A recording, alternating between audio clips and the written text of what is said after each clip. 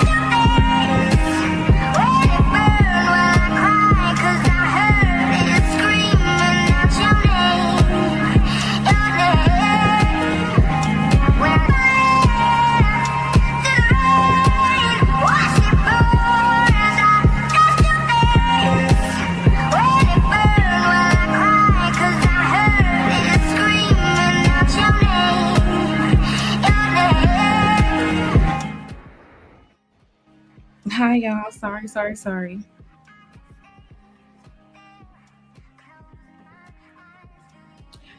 Always something going on.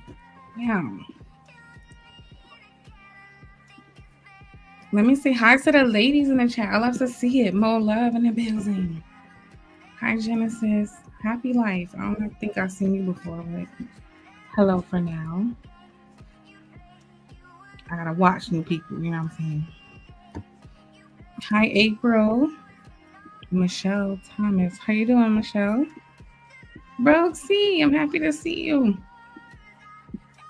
Oh my gosh, so ladies, I'm not gonna be here a long time. I just had some stuff on my mind. I think I'm feeling really inspired to like do a show once a week dedicated to like black women issues or black women's interests, right? Because I'm a black woman. Who better than one of us, you know what I'm saying? And so I don't know, I wanted to talk about the black woman's identity today. Like, is that a thought for you guys? Like, what does that look like? Do you guys feel like you're in tune with yourself? Like as a woman, like you feel like you got it? Like do you feel like I know who I am? I'm at my full potential. I've arrived. I've stepped into my essence as a woman. Like, do y'all feel like that? Is that even a thought? Do black women have time to think like that a lot of times? I wonder. Let me bring my boo Mo up. Hi Mo. Hi, Venus. Can you hear me? Yeah, you sound great. Something was going on with my sound at first. Hey, I think this topic is so fire. Yeah, what are your is the music allowed? Is it loud? Not to Oh, me. okay. Yeah, but so okay. So my inspiration was yeah, thinking about the black woman's identity, what that even looks like. Is that a thing for black women? Like do we feel in tune with like I know who I am? Um personally, Well, I'm gonna let you answer that before I tell you what I think. So, how do you feel about that? I guess it depends on the person. I don't know. You go first. No, I mean, I understand we can't speak for every single black woman. Like, I get that. Like, obviously, there's gonna be black women who feel like absolutely, but I honestly think for the most part, um, I want to say no. Yeah, because I think so much of who we are has been defined for us instead of by us. Would you agree? Yes. Oh my God. Mm-hmm. You're like right on point. Yeah, Another from reason I feel history to culture to relationships, we've been told like what we should be, and which is strong, resilient, unbreakable, but rarely are we given space to just simply be, if I'm honest. yeah, I feel like you said we're being told how to be. Yeah, we've been told what we should be, what being a black woman should look like, but Okay, yeah. rarely I are we think given space to just simply be and figure it out. I agree. I feel like we've been told who we are, and it's like Hmm. at this point everyone else is telling the story for us, right? Like society has its opinion and Hmm. they kind of get to hyper focus on the negative, and paint everybody with the broad brush. But I personally feel like black women have been robbed of the opportunity to even embrace or step into their full potential a lot of times.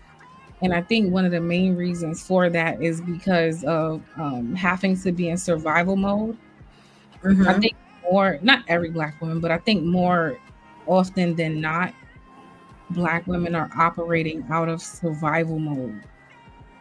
Yeah, I agree with that. And I think that that does speak to like the identity crisis that some of us are living in, because being called strong, I guess, isn't always a compliment, you know? And sometimes it can be a mask that a lot of women have to hide behind just to be heard or seen, and majority of the time just to simply survive. A lot of our women are deeply broken, while appearing strong on the outside. So I think it's funny you mentioned being strong, right? Like the whole term strong black woman, that Mm-hmm. became a terminology, or independent woman, right? Um, Mm-hmm. like we're so known for that. That's like a thing. I'm a strong black woman. I'm an independent black woman, right? Yeah. Yeah. The thing that they don't say is those women didn't get there because they wanted to be. A lot of them got there because they realized they had to be and they couldn't rely on nobody. Yeah, I So I think agree. it's one of those things where people try to take a negative and turn it into a positive. Mm-hmm. I don't think that was ever a flex. I think it was more like a cope. Like if I gotta do it by myself, I'm gonna do it. You know what I mean? I'm gonna take care of these kids. My kids gonna be straight. I don't need no. I'm independent, and I get it because at some point, what can you do? Like if you can't rely on people, what you gonna do? Lay down and cry, or you gonna do what you gotta do? Right. I do think that's a mask a lot of times. Hey, Rise. Hey, Reese. I think I saw Rogue. Hey, Michelle, Lena, everybody. Dr. Steele, Happy Life. I don't know if, 84. Shout out to 84. Thank you so much. Hey, Flo. Yeah. Hi, 84. That's whose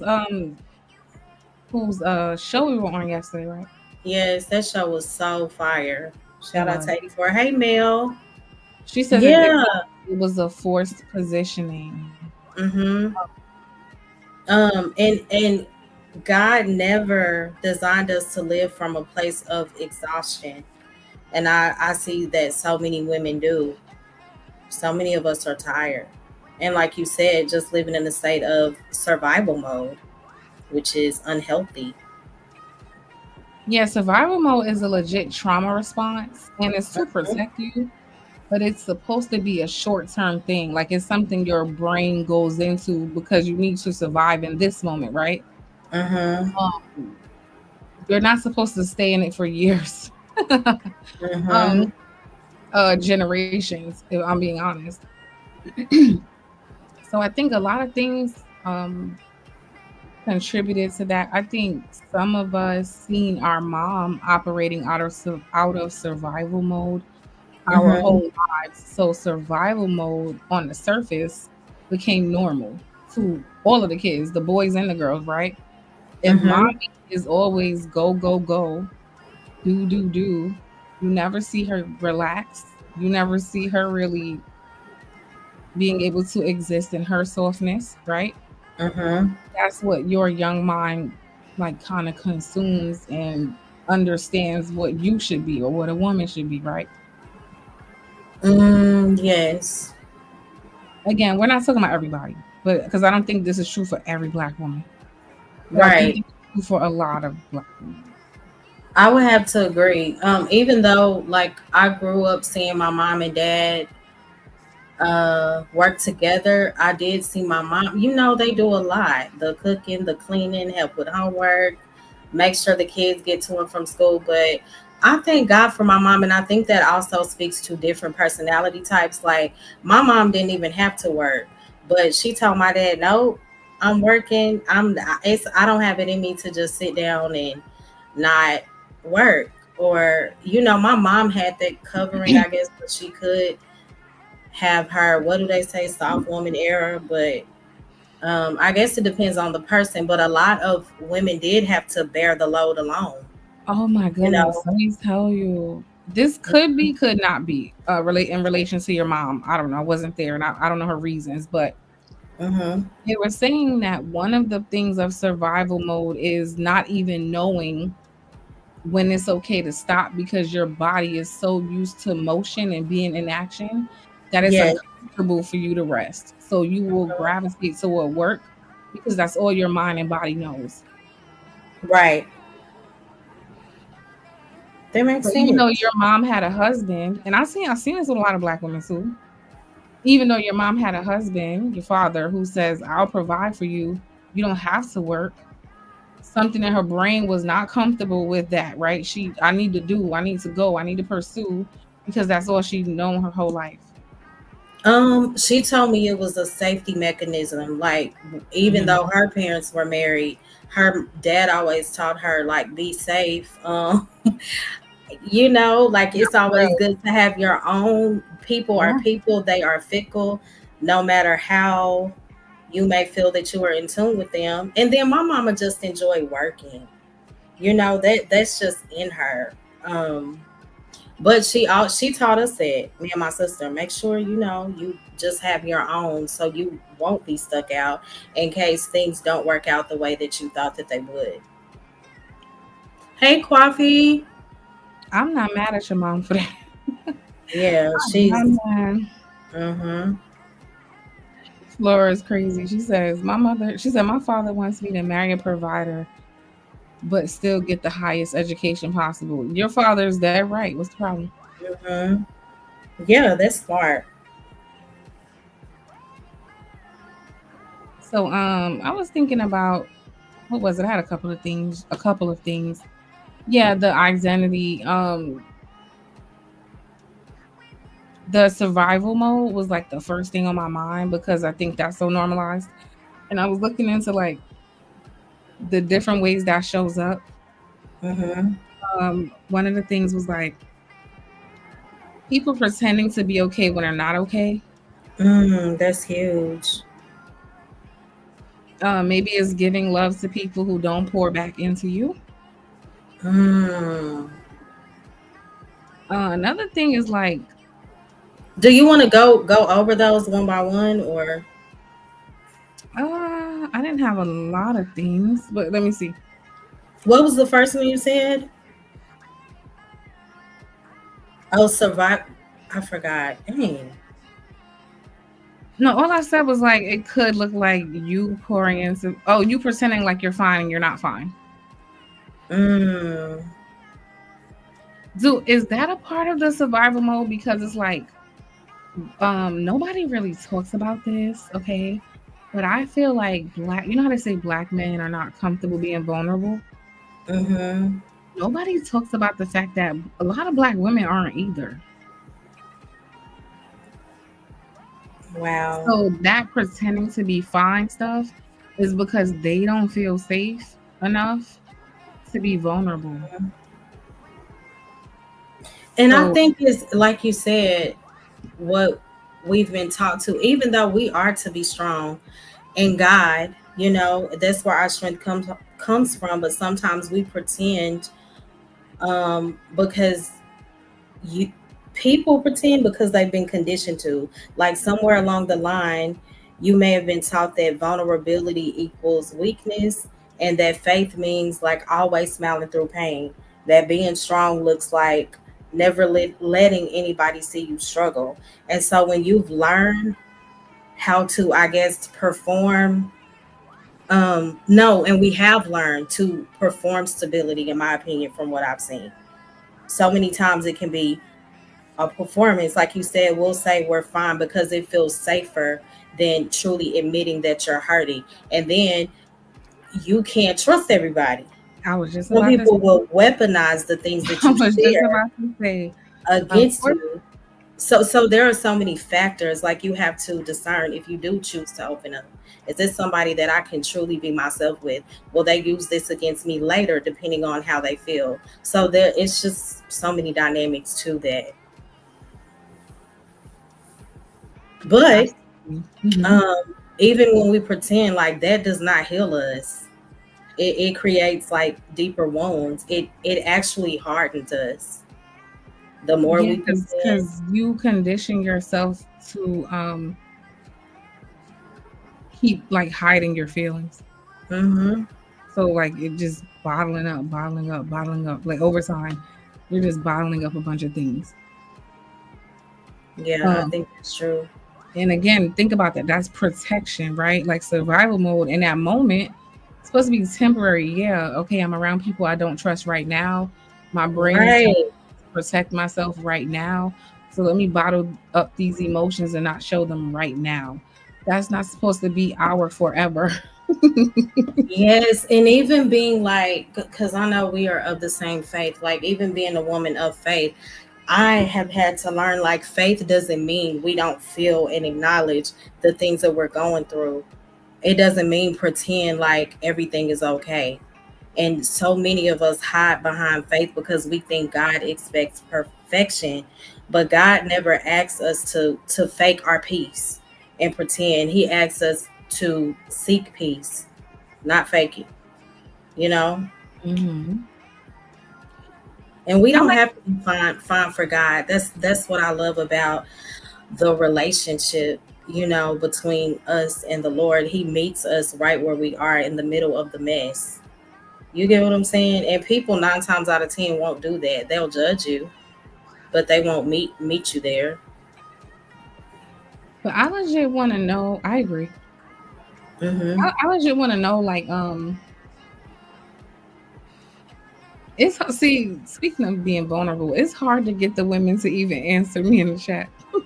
Like when I start It asking, is. yo, YouTube is a crazy place. no, when I start asking questions like that feel too vulnerable, they won't answer me either. I like several times I'll be like, "All right, ladies, let me ask you a question." Right. Very hard for the ladies to answer, but I understand why.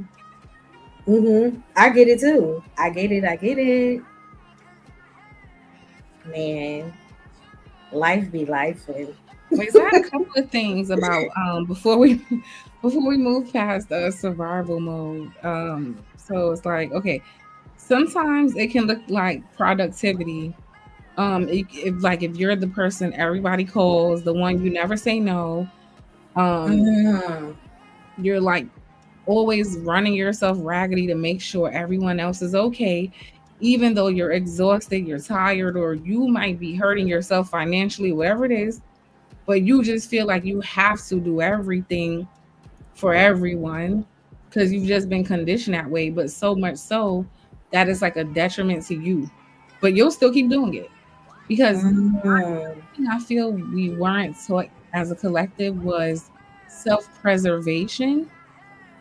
Um, mm-hmm. a lot of times that will be looked at as selfishness when that's not selfishness. It's just that we were never taught self-preservation. So anytime you see someone choose their self, you want to call them selfish. I just think that's not right.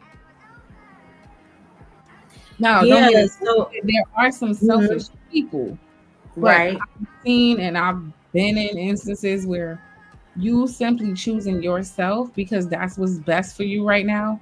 And it could be something small, like maybe um somebody wants you to be somewhere.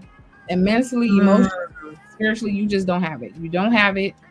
So you decide, you know what, I don't want to go because I don't want my mood or my negative energy I'm in right now.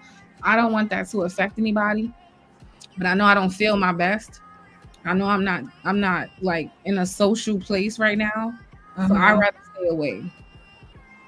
You will get called the selfish one for not coming somewhere you didn't want to be. When like who made this rule that you have to show up to everything every time? Otherwise you're selfish. Who made that? Who made that rule? Mm-hmm. That's true. So you talked about being the person that shows up for everybody. That's what you said first. Hey, Uda, thank you for tuning in. So let that the weight of being the one is so heavy. It's so heavy, like being the one that everyone turns to. And being dependable, it feels good until it becomes your identity, the only thing that people know you by. You know, people Only start call to you when they see, want something, right? Every time yes, yes, you to come do like, something. Take me over here. Can you come do this? Can you come do that? And you get conditioned too. Like you, it's so hard to say no, right? Like you feel obligated. and people always think you're okay because they only see you, as I said, like the weight of being the one. That's cool until it becomes the only thing that people see in you, like your identity.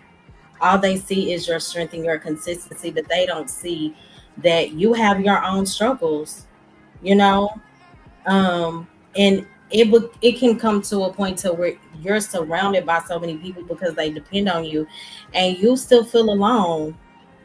The people that pour out so much, they need to be filled too, and sometimes that could be just surrounding yourselves with people that also pour back into you.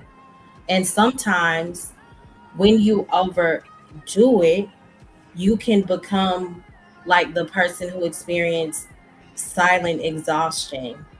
And when you live in that place too long, um, you'll start moving like out of obligation, like, oh, I have to be here for them.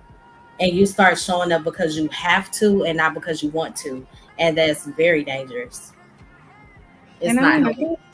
I guess to an extent, that's life, and we all have to be places we don't want to be and do things we don't want to do, right? So I'm not saying like always follow your emotions, but I'm saying Right. like, we will legit everything in our bodies could be saying, I just can't do this, and we will force ourselves like, and it's like, nah, why am I obligated?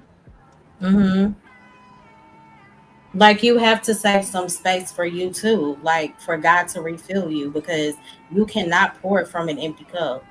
That That's where, part. like, it's just not healthy. Hi, Vaughn. Yeah. Hey, Freezy, what you doing here? Hi, Freezy. Hi, Oh, Freezy. well, Freezy, if you're free, I'm gonna ask you if you want. No pressure, no pressure. But it's okay.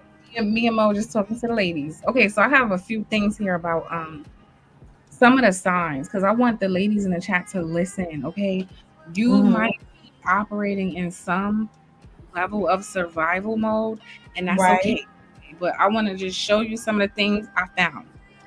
Okay, so it says some of the survival mode is the nervous system constantly bracing for the next hit, whether emotional, financial, or physical. It can show up like this: always feeling on alert, expecting something to go wrong, This one is me real bad. The next one. Overthinking every decision because you never feel safe to fail. Yo, I will think about something until it doesn't even make sense. I'm getting better, but this was a really Mhm. horrible like habit of mine. Like I would literally go through all the thoughts, make a final decision, and then tomorrow I'm doing the whole thing again. It's like it was weird. Like it's like I did not have the trust to just make a decision and see it through. It was like, what if this happened? What if that happened? What if Yeah, like just going crazy? that's stressful too. What? Oh my goodness. Okay. And then, so was that like a spirit of fear? Mm-hmm. Mm-hmm. Overthinking every decision because you never feel safe to fail. Mm-hmm. Struggling to trust, even in safe spaces, because safety feels unfamiliar. Hmm. Right. Does safety feel unfamiliar to any of you ladies? Oh, Does I feel like that's a whole show for you, Mo. Safety feeling unfamiliar, right? Um, that yeah. is. Does safety feel unfamiliar? Does it to you, Venus? No, I like it. It's not. Okay. Um, it used to be, not anymore. You know, when you get around certain type of people, okay, and they make you feel comfortable enough to, let your walls down and be vulnerable. It's not uncomfortable anymore. But yeah, it was. Um, Okay. Confusing peace with boredom or thinking calm means something's wrong. Hmm. I ain't gonna lie, I cannot stand people like that. Confusing peace with boredom or thinking calm means something's wrong. Now, I could be projecting a little bit. I don't like these kind of people because I require very little. Like, if I'm home or at somebody's house or whatever, I can sit in quiet and it doesn't bother me. What I found out is most people cannot just sit with their own thoughts. They have to keep talking to you, turn something on, do something, make noise. Like, why can't you just relax? Mm-hmm. Now you're disrupting my peace. Hold on. But they Um. confuse peace with boredom, right? So they think calm means something's wrong because nothing, they're so used to maybe like constant action, action, action. They don't even know how to exist in just a peaceful setting where not much stimulation is going on. Hmm. Um. I don't know. Some people have disorders, and like you said, some people are not in a state of peace, so they don't want to face their own thoughts. So it's easier to, I guess, appear busy. Hmm. First of all, hold on. Mitch Gilmore, I don't know what I did to hurt you so bad, but this show has nothing to do with FBA. Why At you all. keep going on the FBA rant? Hi, Emil. Right. I'm like, what? Listen, we leave us alone, okay? Thank you, Uda, for subscribing. Are you a Hey, Oda. Okay, so ladies in the chat, I'm telling y'all this. I know y'all don't like to be vulnerable, okay? And I get it. The internet is not safe, even for chat ladies. So I Yeah. understand. But these are things you guys could put in like your mental Rolodex and just maybe pay attention. Okay. Are you confusing peace with boredom? Do you not know how to calm down and sit down somewhere sometimes in the quiet? Hmm? Mm. Are you struggling to trust even in safe spaces because safety feels unfamiliar? Hmm? Are you overthinking every decision because you never feel safe to fail? Are you always expecting something to go wrong? Mm-hmm. Okay, so Mo, I'm getting into the emotional signs. Okay, you ready? Mm.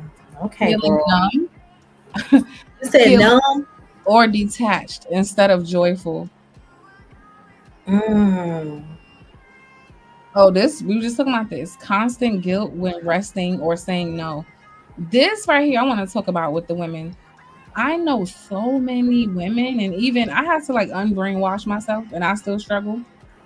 It's Mm-hmm. like you feel guilty for resting. Like you feel like you always have to be doing something. Mm-hmm.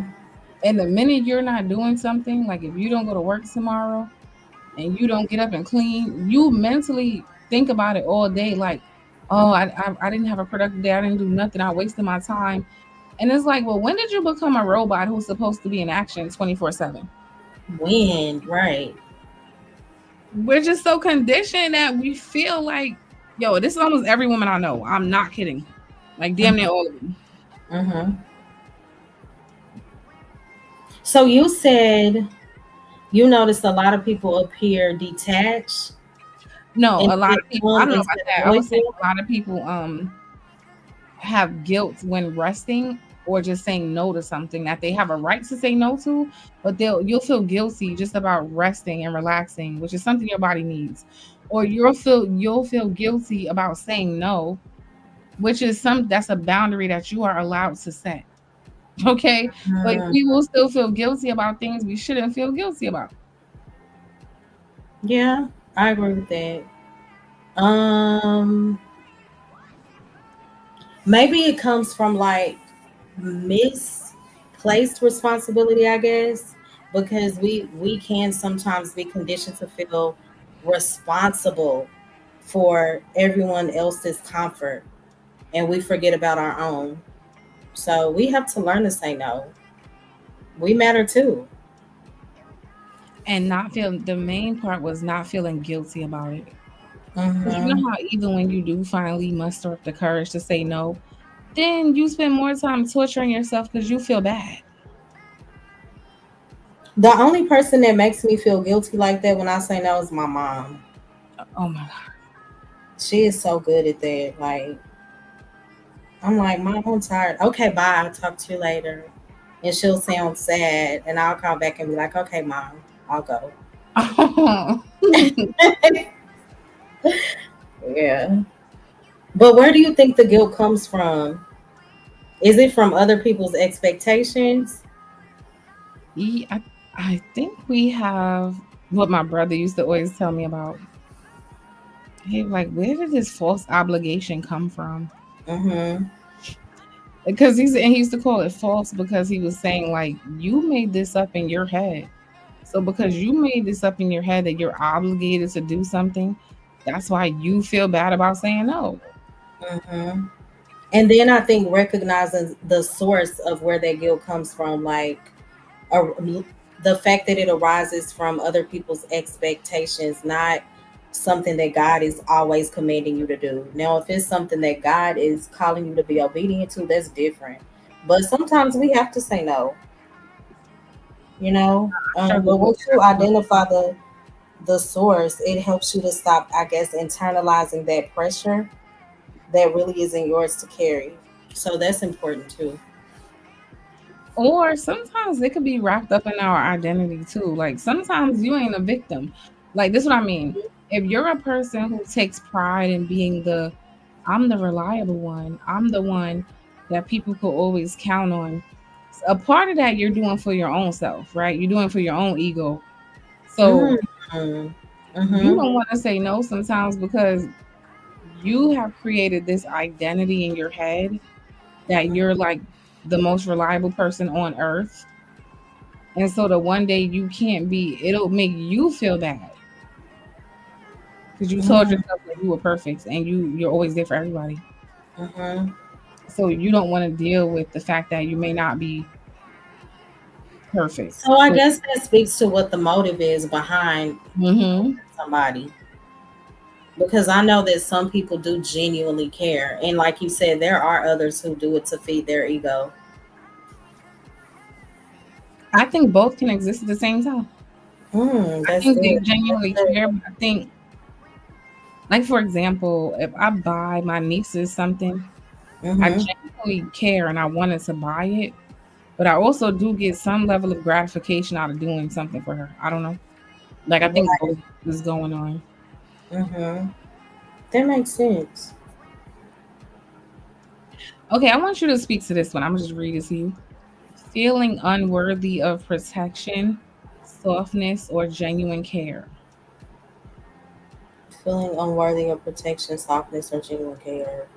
Mhm. Um, that sounds like a person, I don't know, maybe unhealed, or like you said earlier, that doesn't feel safe for Yeah, you so this is to one of the operate. emotional signs of and these aren't the end all be all, but these are some quick like Mhm. emotional signs of survival mode. Mhm. I think if for you to dwell in that space, there has to be a level of safety that you embrace, and some people don't feel safe. Okay, so I wonder if you ask most black women, right?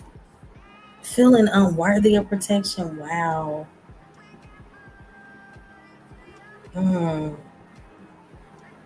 Okay. that's If something. you if you okay, let me ask you this. You do you think if we ask most black women, what would it take for you to feel safe? Would she be able to answer?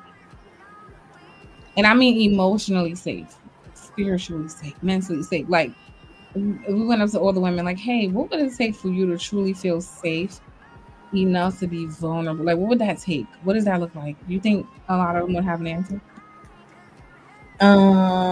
They, I don't know. Maybe some women don't even know. Some women, I don't know. I don't know. That's a good question. Shut up, Mitch. Shut up, man, for 15 I minutes. think some women would.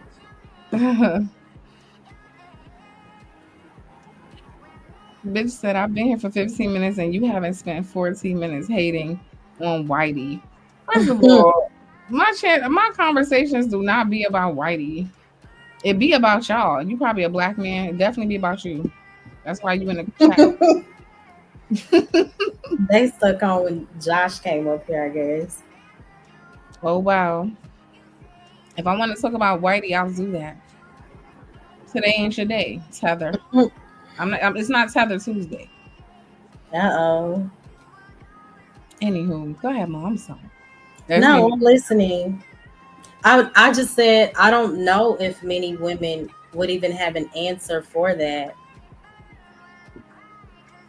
do the women in the chat know do the women in the chat if we asked you guys, if somebody came to you and said, hey, what would it take for you to feel safe, like emotionally safe, would most of you know how to answer that? I'm gonna guess no, and the only reason I'm gonna guess no is because I don't think a lot of them had the time to even think about such a thing. Mm-hmm. At least we're just going based on the quote unquote woman in survival mode. She doesn't typically have time to think about things like that. Okay, cyber dreams. She said, when my concerns are received without backlash, I feel safe. That's important. What she's saying is, when I could tell you I have a concern and I don't get punished for it, you just receive what I'm saying, you make me feel emotionally safe. Mm-hmm. Miss, you a white man? You at the sister circle meeting? See, white men always trying to colonize. I'm saying. That's my problem. It's your problem. And you know, Venus, I always take it back to God. And I know for me, once I started to learn who I was in God, like I think women who understand their identity in Christ are less likely to be shaken by criticism, rejection, or like others' opinions. And that does take time. And depending on who the person is, it can sometimes still affect you. But when our self-worth is anchored in God and not people, or yeah, not people, those emotional attacks will begin to lose their power. So, yeah. But I do think that a lot of women don't feel emotionally safe because they have fear of being judged and a lot of times rejected or manipulated because there are a lot of deceivers out here. And most women go above and beyond to protect their peace. And it's just safer to, I guess, keep things bottled in. Yeah, by no means. I am not trying to encourage any woman to like be vulnerable in a place where she shouldn't, or like, Right. expose yourself too much emotionally. This Mm-hmm. conversation was more about like us being able to at least start to think about the things we do need, and then Yes. knowing how to recognize those environments, like, or that type of man, or even that type of woman, that type of friend, right? Like, but Mm-hmm. first, knowing what we need. Like, I love that Cyber had an answer. I Mm-hmm. think a travel one too. She said the other person has to show a pattern of honor and respect, right? So That is just even so know true. that, like, a lot of us been hurt because sometimes people show us the exact opposite, and we still choose Lie. like, what I'm saying, and then we be shocked at the end. But it's like he was never honorable. You decided to, what I'm saying. And a lot of times we pretend like we don't see the patterns because we may care about the individual so much. And then you can let the person back in only for them to show you the same thing again. So I think after a while, women are like, okay, it's just safer for me to, you know, stay to myself. But that is a very true statement. The other person has to show a pattern of honor and respect. There has to be consistency. Absolutely. Okay, this is my thing. Is being emotional and vulnerable seen as a weakness for Black women specifically? And I'm not talking about from the lens of a man. I'm talking about to a woman. Like, women, do you feel like if I'm too vulnerable or I'm too emotional, that's weakness, and I can't, so I shouldn't? Do you guys feel like that? I think it depends on the woman. It's uncomfortable for with some women to be around other women that may appear too emotional. I've seen women be criticized for that. Okay, so this is where I'm gonna get into the men a little bit, because I had somewhere in my notes. It was like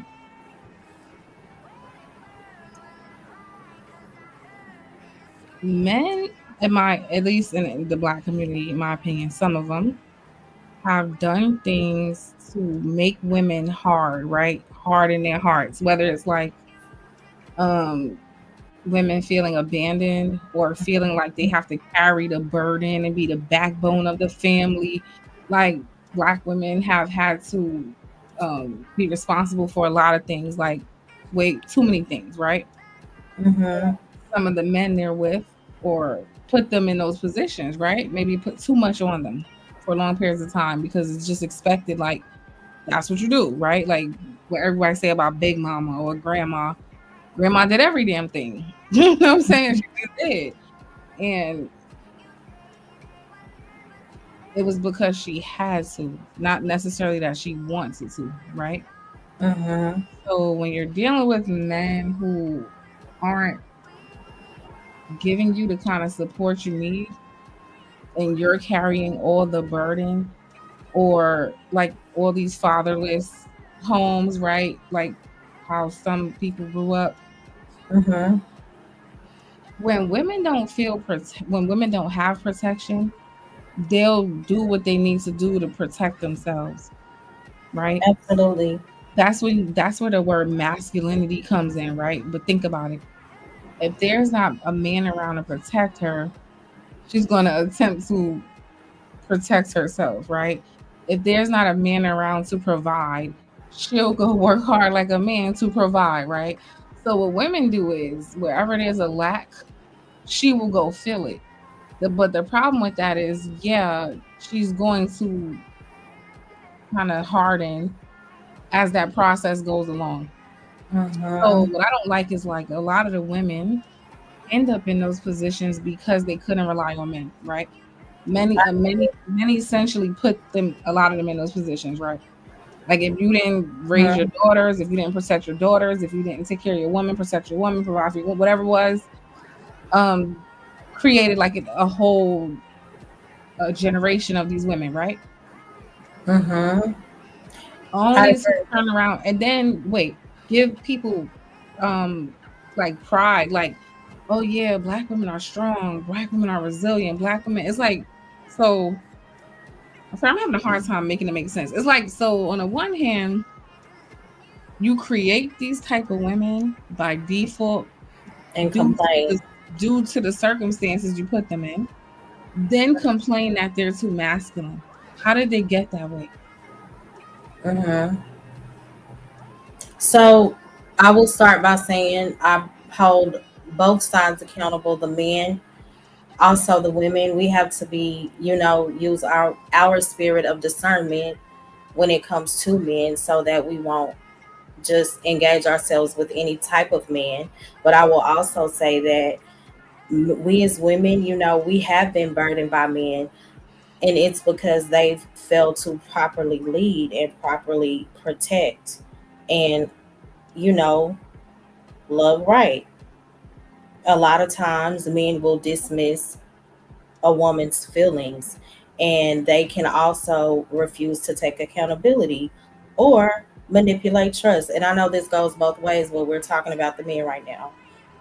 They can manipulate trust, and it's not that the woman is so strong, but the woman has learned to internalize that pain. You know, they've learned to carry that emotional labor alone. Yeah, that's just the truth. Brandon, thank you for your cash app. I really appreciate you supporting Oh. the show. He said, "For this, are you saying this is to make me feel safe? What does this say?" He says this makes women feel safe. Okay, well, thank you. I don't know if you meant the show or the money is to make me feel safe. Well, let me tell you something, sir. The money definitely makes me feel safe. Okay, thank you. I appreciate it. Okay. Hey, hustler. Um, Oh, and Mill said something. She said, and I could not agree with her more. Where's her comment? Yes, every time I have let my guard down and been totally open, people have used my kindness against me. I agree. this is what. Oh yes, that's what I was trying to get to with the men too. It's like, yo, y'all want these soft, docile, emotionally like vulnerable, enthusiastic about you women, right? Mm-hmm. But every woman, including myself, like Emil said, every one of us could tell you a story of when we were exactly that, just genuinely excited about this person, all the way in, all the way invested, didn't have any walls up because we didn't know there was any walls that needed to be had. And they completely mishandled you emotionally, Mm-hmm. mentally, and like so many. Like I said, I don't know a woman who can't tell that story. I'm not. Right. I don't know why. Mm-hmm. So when women are going through life and those are the men they're experiencing, yeah, I could see them not feeling comfortable being vulnerable, being open. It's probably going to be a lot harder. Right.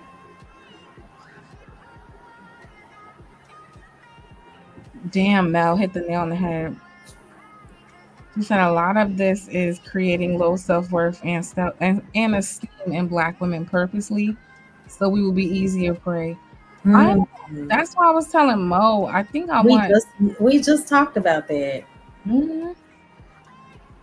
I was telling Mo. I think that's why like it's important that at least once a week I want to try to just do a show talking to women about women and trying to help us figure some of this stuff out mentally, our own stuff, what we're dealing with, what we're feeling like, and not allowing that shit into our psyche. I'm glad you see it, Mel. I see it too. Right. I would advise women, um, just stay away from men like that. Like straight up. Don't even argue. You meet a man like that and you could tell he's on his life's mission to humble women. Bye.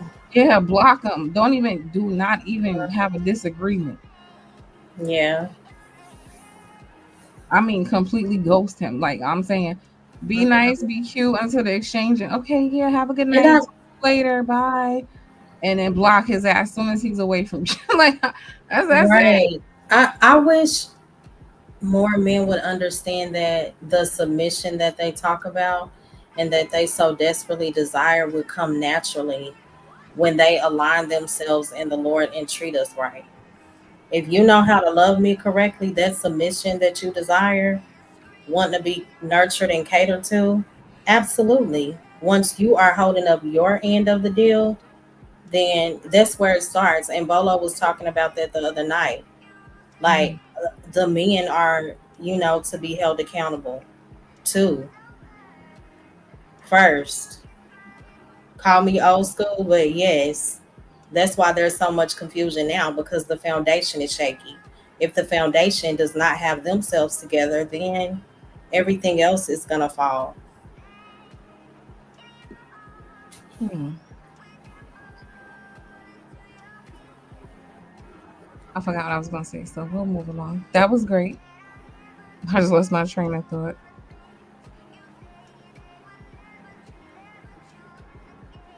Oh, girl, Okay. I Oh, do I got some. all. What happened? You gonna say something? Oh no, I'm listening. Okay, so I have some behavioral signs of survival mode. Overworking to avoid feeling. Mm-hmm. Um, taking on everyone else's problems. Staying in toxic relationships because at least they're here. This is a big one. I know a lot of women. Never asking for help because you were taught no one would come. Mm. A woman, Repeat that. I was distracted. My bad. never asking for help because you were taught no one would come. You know what? I was taught that. A lot of us were taught that. That's what I'm saying. I think it's a common thing with black My women. mom and my dad taught me that though. Like they Mhm. taught me that, and I know that they meant well, and that's true. Majority of the time, like nobody is coming to save you. Yeah, Don't ever ask anybody for anything. You don't yeah. call anybody for nothing. That's what I was taught.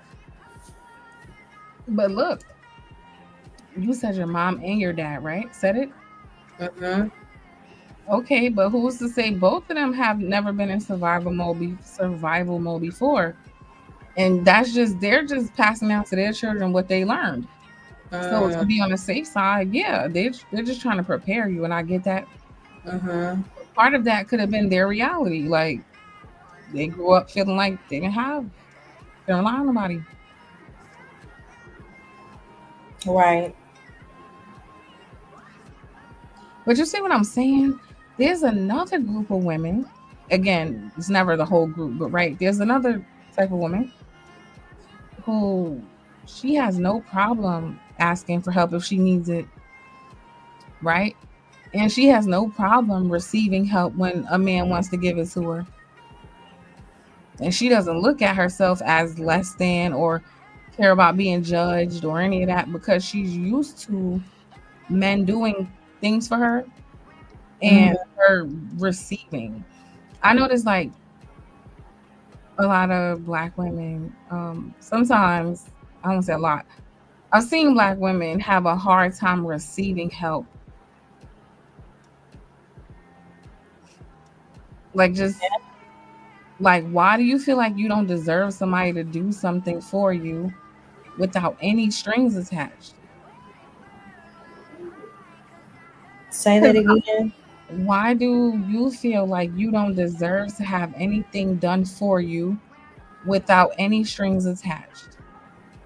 Like, why do you not feel like you existing is enough and you should Does that receive? speak to like low self esteem I don't or think so. I or think it speaks to like in my opinion, the woman who's comfortable receiving and doesn't have a problem asking, maybe that was her upbringing. Maybe she had that kind of dad. Maybe she's just used to like she got princess treatment from her dad, right? So these things aren't unfamiliar to her. She don't have that ego about her. Oh, I'm not asking nobody. No, she'll ask. You know what I'm saying? Because she used to asking daddy and he'll do it. So she I don't have think it that. also depends who you align yourself with. Like any man that I am, with, I expect him to have that level of leadership to want to provide. It shouldn't be like tit for tat or anything transactional. I guess it depends on the intentions of those two people, because I'm not going to align myself with somebody where, oh, I have to give this. Or I don't know if I'm viewing it from like a sexual standpoint, because I know a lot of times these things are transactional. Oh, you do this for me. I'll do this for you if you provide this amount of money. Or I don't know. I just don't have time to entertain and engage in things like that. But I also think that speaks to the maybe low self esteem of that woman or the mindset. If women operate like that, then to each their own, I guess. But Well, I think it's deeper than I don't think it's a self-esteem thing. I think it's a hurt thing. Like we talked about earlier. Like if you come from a place where you can't rely on nobody around you, right? That's when we'll start to cope and I don't even ask somebody for nothing. You ever heard people? That's why I don't even ask somebody for nothing, right? Because you get tired of people letting you down. I thought, did I miss the question? Maybe I thought you said, why do women something without, they feel like the guy can't do for them without Oh, I them didn't make it experiencing about a something. man specifically. I just said, why do women feel like like them just existing is not a good enough reason to let somebody do something for you and receive without any strings attached? Like there are some women because they're used to receiving, they don't have that pride about, oh, I ain't asking for this, so I'm not like Hmm. that don't even cross their mind. You know what crossed their mind? Thank you. They're taking that. Yes, thank you, and give me more. Like, So I guess I thought the way when you said strings attached, I guess that's when I tied it to a man. But okay, I understand the question. well, like what you said your mom and your dad, right? Told you Hmm. don't ask nobody for nothing. Nobody's coming to save you. Don't rely on nobody. So even a person like you, even though it was your mom and your dad, I could just ask you, are you the kind of person who has a hard time? Like if somebody just wants to do something for you, do Right. you always feel like, oh my God, no, you didn't have to do this for me?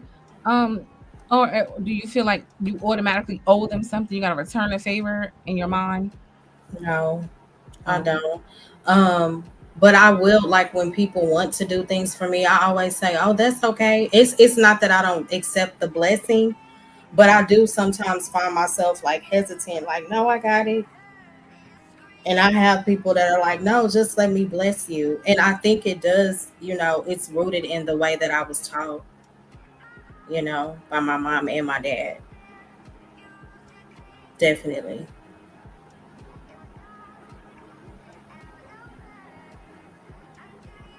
Venus. Oh, I thought you had walked away. mm-mm. I was thinking. I was trying to remember where I was yesterday, and somebody gave this woman a compliment, and I can't remember. It was so hard to watch because she could not just take the compliment. Mm-hmm. Like somebody told her she did a good job on something, and then she immediately started kind of deflecting. And then I think the guy like doubled down on it, like just trying to acknowledge something positive about her. And then she kind of did it again, and I'm looking at her like not in a judgy way, but it was like I'm like, wow, like it's so hard for her to just accept, like, yo, there's something good about you, and that's okay. Like, you don't owe an explanation, you don't Mm-hmm. owe a justification. It's okay to like stand in that. Yeah. Hmm. Hey, why you're so churlish? I think she's talking to Brandon. Oh, okay, but that's true. She said that point is so blanketed. I know men that have fathers and they were horrible. I fell out. Yeah. Oh, that's a super fact. Oh, because she's talking about Brandon because he said, y'all gotta stop dating dudes raised without fathers. I won't let my sisters do that. I scare them off. Listen, some people's fathers needed to be out of the home. Okay. Nothing Listen. welfare took him out. Some of them needed to be out. Gosh, like, okay, let me say this. We always praise the two parent household dynamic, right? Love it, grateful for it. Parents still together, been together 46 years. Every day was not perfect, okay? And just because people have that father and that mother, if it's in, and I'm not saying that about my upbringing, not at all, but I know many stories where the environment was so unhealthy it made more sense for that couple to separate. So, and a lot of times when women do have a father, they still have daddy issues. That's a thing. But I get what you're saying, Brandon. You know, I love you. But yeah, they can have a present father who has created a lot of emotional, mental issues. Yeah. Girl, I seen it before.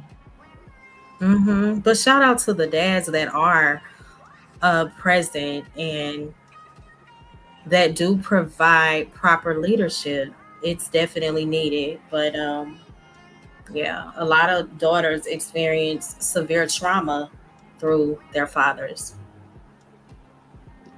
Hmm. Just like some people experience severe trauma because of their mom, right? And I'm only saying because Absolutely. we do glorify the two parent household, which I do think overall, that's ideally that's best. Mm-hmm. I do also understand, like, yeah, there's a lot of two parent households that are very toxic, abusive, neglectful, drugs going on, Oh, I'm all telling type of you. stuff going on. It Mm-hmm. ain't. Yeah, that's true.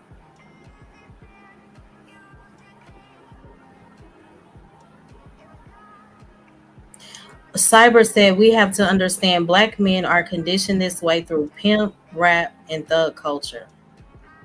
So it depends on, I guess, what's feeding your mind. Vaughn said, I grew up without a father. I thank God for helping me be a good father to my son. That's a blessing. Yeah, everybody, didn't have daddy around.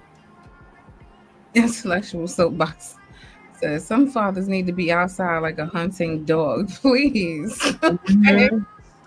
That's true. Yeah.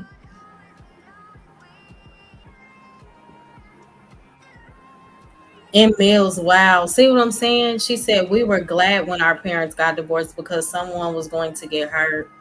Hmm. Yeah. So, okay, you remember when the soft girl era, the soft girl trends had blew up? The soft, yeah, I do. Hmm. Okay, so I'm thinking the survival mode for most black women is why the soft girl era became such a big deal to us. Because I think like the idea didn't come out of anywhere. I think Hmm. there's a group of women, even some black women, I think minority, but there's a group of women and other racial groups that like again they don't come with this like I'm scared to ask for help. They kind of walk around the earth expecting it. Like, listen, I'm a woman. Men are supposed to open my door. Men are supposed to do this. Hmm. They're supposed to. And I'm not saying that's all the way right either, but I'm just saying that that's how far their minds are from that. I'm not asking for help. I'm independent. Like, it's a whole opposite spectrum, right? So Yeah. the reason I think the soft girl era took off the way it did, because I think black women were just eating that up. Like the idea of, I don't Mm-hmm. have to work myself to death. I don't have to do everything for myself. It's okay to just sit back and let a man do things for me without expecting anything. So Like, you know what I mean? yeah, so shout out to the other my love. She said that the soft girl era was a racist push. Do you agree? I don't see her. She said she didn't think her comments were being seen Oh, I earlier. see. I see Mo. Oh, Mo Love. Why are you saying that? Yeah, I'm confused. Can you explain? Mo Love is is my token white girl. Hi Mo. Why are you saying it? She want to come and Yeah, say, I need you to explain. you want to open the panel? Okay. Come up, It's women twin. only today. We are gender banging, we are sexist, and we do not want to talk to men today. Okay. Oh, hey, hey, I'm not sexist, okay? I am. I don't want to Mm. talk to no men today. I don't want to. Oh, you saying you are for a few hours. Yeah, just for today. Okay. Because then we trying to make it a safe space for the women, like Brandon said.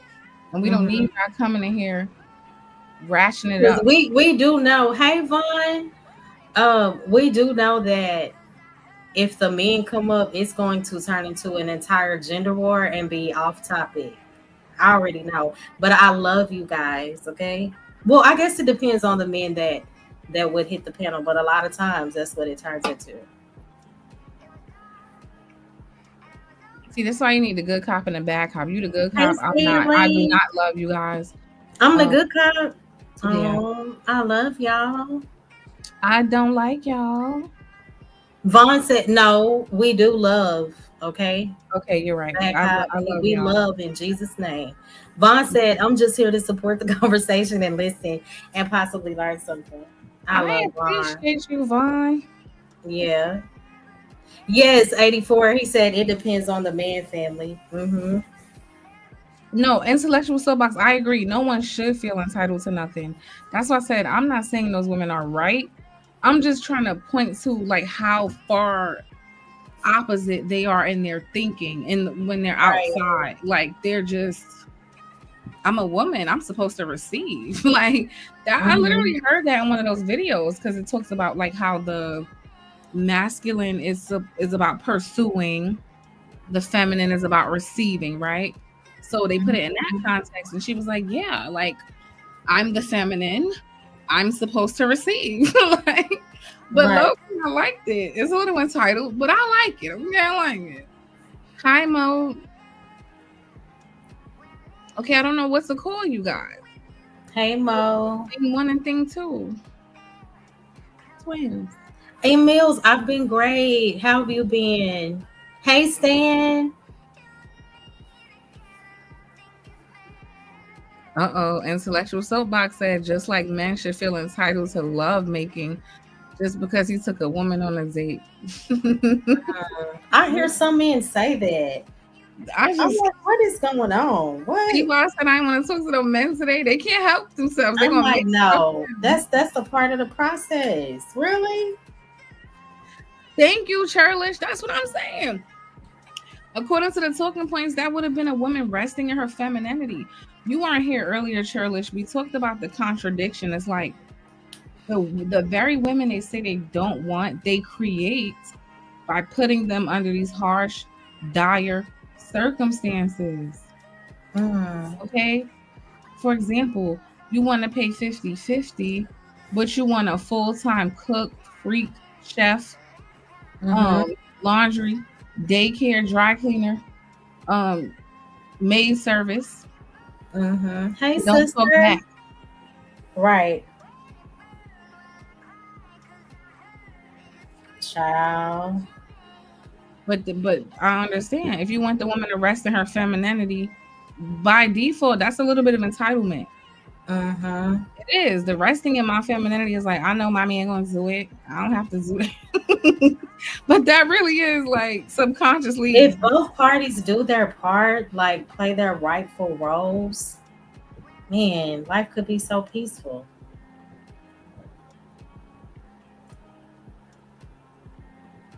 Love you too, sis. Lena said they want her to be a therapist too.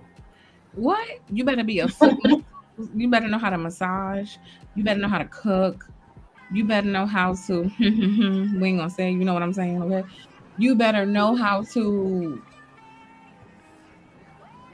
do everything. Thing Do is, all. and that's great, but what are you doing? Like, are you creating a space for me to be that woman that you desire? You know? Wait, scam. Hold up, scam. Did you hear the announcement, scam? Yeah, I just got here, my lady. Yeah. We're coming in the fourth quarter. I'm very anti-man today, okay? Oh Because my gosh. it's okay, scam. You cool. You my brother. That Just please. Ooh, is Shirley funny. said, men show women on the regular how to live without them. Oh, we Oh, got a man here. Let me ask you a question. Scam. You're on the spot. You ready for my question? Who, me? Yes. Yeah, and afterwards, can I answer Eugene's that question he had posted? But go ahead. Okay. What do you do to make a woman feel emotionally safe around you? Um, Great question because this is something I fumbled before. Those of y'all who know some of the stories I done told. To make her feel emotionally safe, one, you got to be consistent. She got to know. She got to know she can count on you. Then she can relax. You got to listen to her. So I listen. I be consistent, and I come from a position of love. Where I fumbled before was not listening good enough, only listening partial. mm, Kind of like, without saying names, a conversation we heard yesterday with a mother and son, where they were partially listening with the yeah, but me. I used to be that. I didn't do it intentionally. I just didn't know how to listen from 1 to 10. I remember you said that yesterday. Didn't know how to do it. And I didn't know I was the problem. It wasn't Yeah. there. And you can't do something with something that's not there. The awareness. Right. And I needed time to develop some of that and be able to see the full picture. But instead, I see 1 and 2 and I start doing stuff. mm. So it throws the person off. So the person I'm dating is like, yeah, you're cool. I think you're good, but I need this. Why do you need this? I gave you this. What's the problem? Wait, wait. Now they're like, they can't come to me because on That is a funny. guy they're dating level, cool. On a boyfriend level, cool. But when it comes lover and potential husband, I wasn't on that level. How Where, honest of you. yeah, Okay, it wait, wasn't there. hold Okay. on. Because I need that was great, scam. I really like your answer. And I didn't want you to get too far from it because I wanted to kind of like Oh, did I get off track from the question? no, you straight. I wanted to like elaborate on that from my like perspective too. I like what you said about like being consistent because I was watching, I forget a conversation I was having. Long story short, and the guy was saying like, why doesn't she just trust me? Why doesn't she just no, he's like, why doesn't she just listen to me? She knows I'm not gonna guide her wrong. And I Mm, said, no, she doesn't know No, she that. doesn't. If it's a exactly. person, I she said, doesn't know. you just started talking to her. What do you mean? And he was getting very upset, like, nah, I told her to do this, I told her to do that. Like, I'm a man, I'm in her life. Okay, you're a new man who just got here, and there's no track record, sir. Mm, So you're upset instead of just being understanding, like, yo, I have to build a rapport with this woman that I don't know. The same way you should require that as a man, too, right? She has to build a rapport with me, and mhm, trust will be developed over time through consistent action of being a man of my word, being a woman of my word, right? Over time, now you done train my brain that I know. Yeah, I know my man gonna take care of it. I ain't gotta worry about it. But mhm. that don't just come out the because I met you 2 weeks ago and you cute. It does. Right. Well, it doesn't. Oh man. No, Dusty. What's up, What's up, Mo Love? Why did you say it was a racial? What'd you say, Mo? Oh, So you know the like clean girl aesthetic. It was pretty much a Republican like quiet little dog whistle. Cause like, have you seen Mar-a-Lago face? Like white Republican women in Trump's like inner circle and even like kind of beyond. They all have this same like weird surprise, I don't know, Oh, lamination I to their think, face. yeah, the Botox. I think you heard clean girl aesthetic, and I said soft girl era. Oh, well, so, oh my God. No, they were both kind of like racist dog whistle thingies because remember, like, what are the things that like people will say, like white racist people will say about black people if they're enjoying themselves? They'll be like, oh, they're dancing, like they're so loud, da da da. Meanwhile, white women are always portrayed as like soft and like, feminine and like, you know what I mean? And it was this like so you had these soft girls being like, I don't twerk anymore, and it's like, bitch, you never should have, because you don't even know the origins behind, like those dances and like where they came from, and like there's so much cool stuff to learn about it. So Can I yeah. ask something? I'm sorry to interrupt you. Are you I'm saying sorry. white women would be like, I don't twerk anymore, or black women? White women. Okay. Wait, Yeah. but Mo, uh, I think you're mixing things up. So Maybe Yeah. I am. look, soft girl era was like an actual like a trend with like a list of specific things Yeah. black women were supposed to do to like lighten their own load and soften themselves Oh. up. Yeah, it was like, Yeah, like it was more so it did is it rooted in like the whole gender war thing where black Yeah. women just appeared so hardcore and they were, walking more in their femininity. I don't know if it has anything to do with Well, it racist it probably would, because posture. if like I've heard of it before, that means that white women probably stole the whole aesthetic and went their direction with it and took all of it. Because I've only heard soft girl like aesthetic from white women who are like talking I've down on never black people. That's crazy. Like, so it really had nothing to do with it. yeah. no, you Yeah. gotta Wow. understand when Mo, my Yeah. sweet little white girl, you gotta understand when white people say something and black people say the same exact thing, they have two complete different meanings. Just always know that, okay? It really is Absolutely. sometimes like that. Like that. Mhm. Like, oh, also, Venus, heads up. So, you know how like you have the Adele song playing in the background and stuff? Hmm. Um, so it's gonna make it so that like whoever she signed with is gonna start just claiming all your videos, because I know that your channel's about to have a big boom and they'll use it as a way to make it so that you can't get paid or whatever. So go find some of that free music that you can play whenever on your channel, and like put that on it, because I think your channel is about to be really big.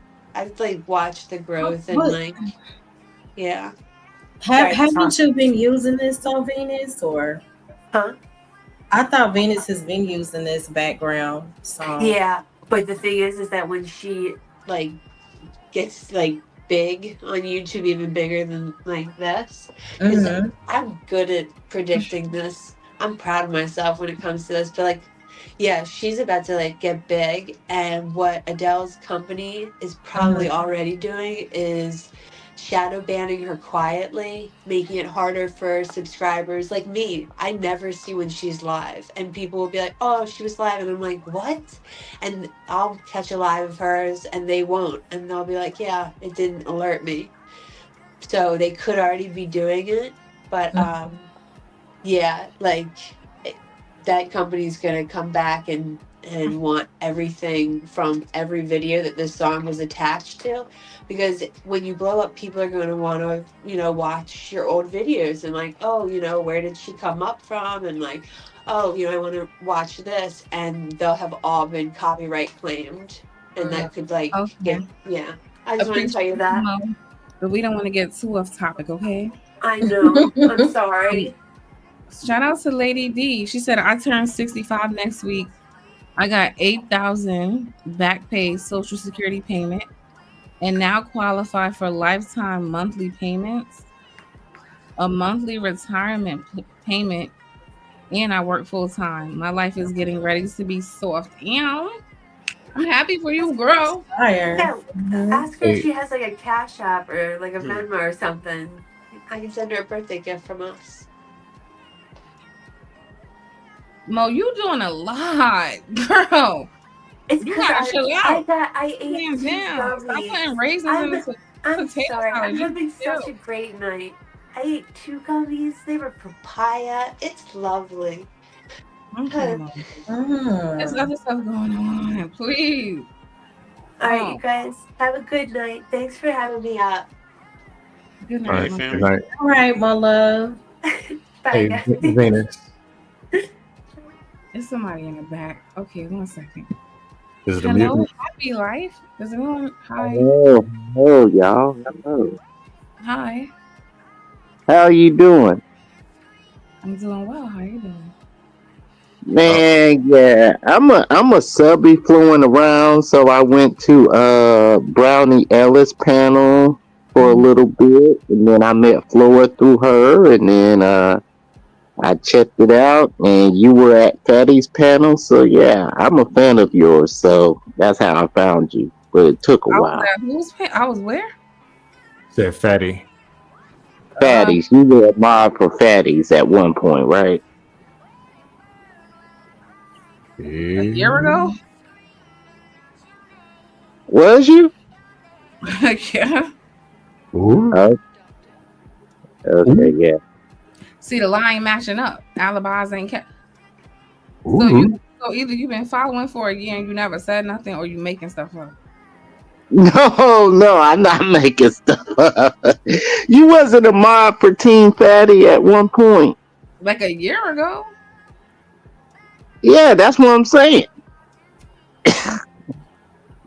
How can we help you, sir? What's going on? Anyway, not much. What y'all think about Donald Trump sending troops to Chicago for y'all? We are having a conversation about a specific topic today. Oh, about the community and stuff. Yeah, I think I think black people need to No, wake up. not about the Yeah. community Do either. you, Venus, do you trust him? Has he been up here before? I don't know who No, the no, it's my first time over here. It's first time. You might want to put that wall, the Venus wall back up, Else, right. or do that. Yeah, Yeah. because people will try to bomb your channel. Okay, we about to get rid of all the men. What's up, intellectual soapbox? What do you have to say real quick? What's going on, family? Salute to you. Hey, We're all out of here because Hold up. we What's was going on, Mo? What's going on? what's up? What's going on? Scam. Good to see you again, brother. It's good. I'm gonna just say this real quick. As far as the YouTube thing and the music in the background, you can always just erase the song in the background and just keep your content. I do it all the time. So you can keep your content up, just erase the song in the background. And then that way, you still good. Um, so that's that. As far as the topic at hand, expectations between men and women have to be set from the beginning. You know what I Mm-hmm. mean? So once you set your expectations from the beginning, then you go from there. Nobody's entitled to nothing. So for men, just because you take a woman out on a date, it don't mean that she owe you her body or anything like that. You know what I Right. mean? You know, it's just a date. Y'all, get to know each other. And if she wants to entertain that, then that's a conversation that y'all can have when it needs to be had. You know, or you can have that conversation beforehand, and y'all kind of already know what it is. You know what I Mm-hmm. mean? It all depends on y'all, but nobody owes you anything. So I don't care if you take her to Roof Chris or whatever. She don't owe you nothing. You know what I mean? That was you taking her there, and if you couldn't afford to go there, you should have took her to a more reasonable steakhouse that you can afford, or maybe not a steakhouse at all, because steakhouses are expensive. You know what I mean? So Mhm. maybe you want to do the Applebee's or whatever lane that you want to be in, right? Maybe that's better for you. Maybe a picnic, maybe something free, maybe go to a museum, right? There's so many different ways you can go and do what you got to do. So that's one. Um, as far as women in the soft girl era stuff, they shouldn't expect anything from a man either. You know what I mean? It shouldn't What? be I where expect you a lot from expect it. men. What's the problem? No, but I'm dead serious. What's the I, problem? I know you. I know you do. But you can expect something from a man, but it Yes, I has to be a can. man that wants to do that. One, and two, you have to let him know what you expect.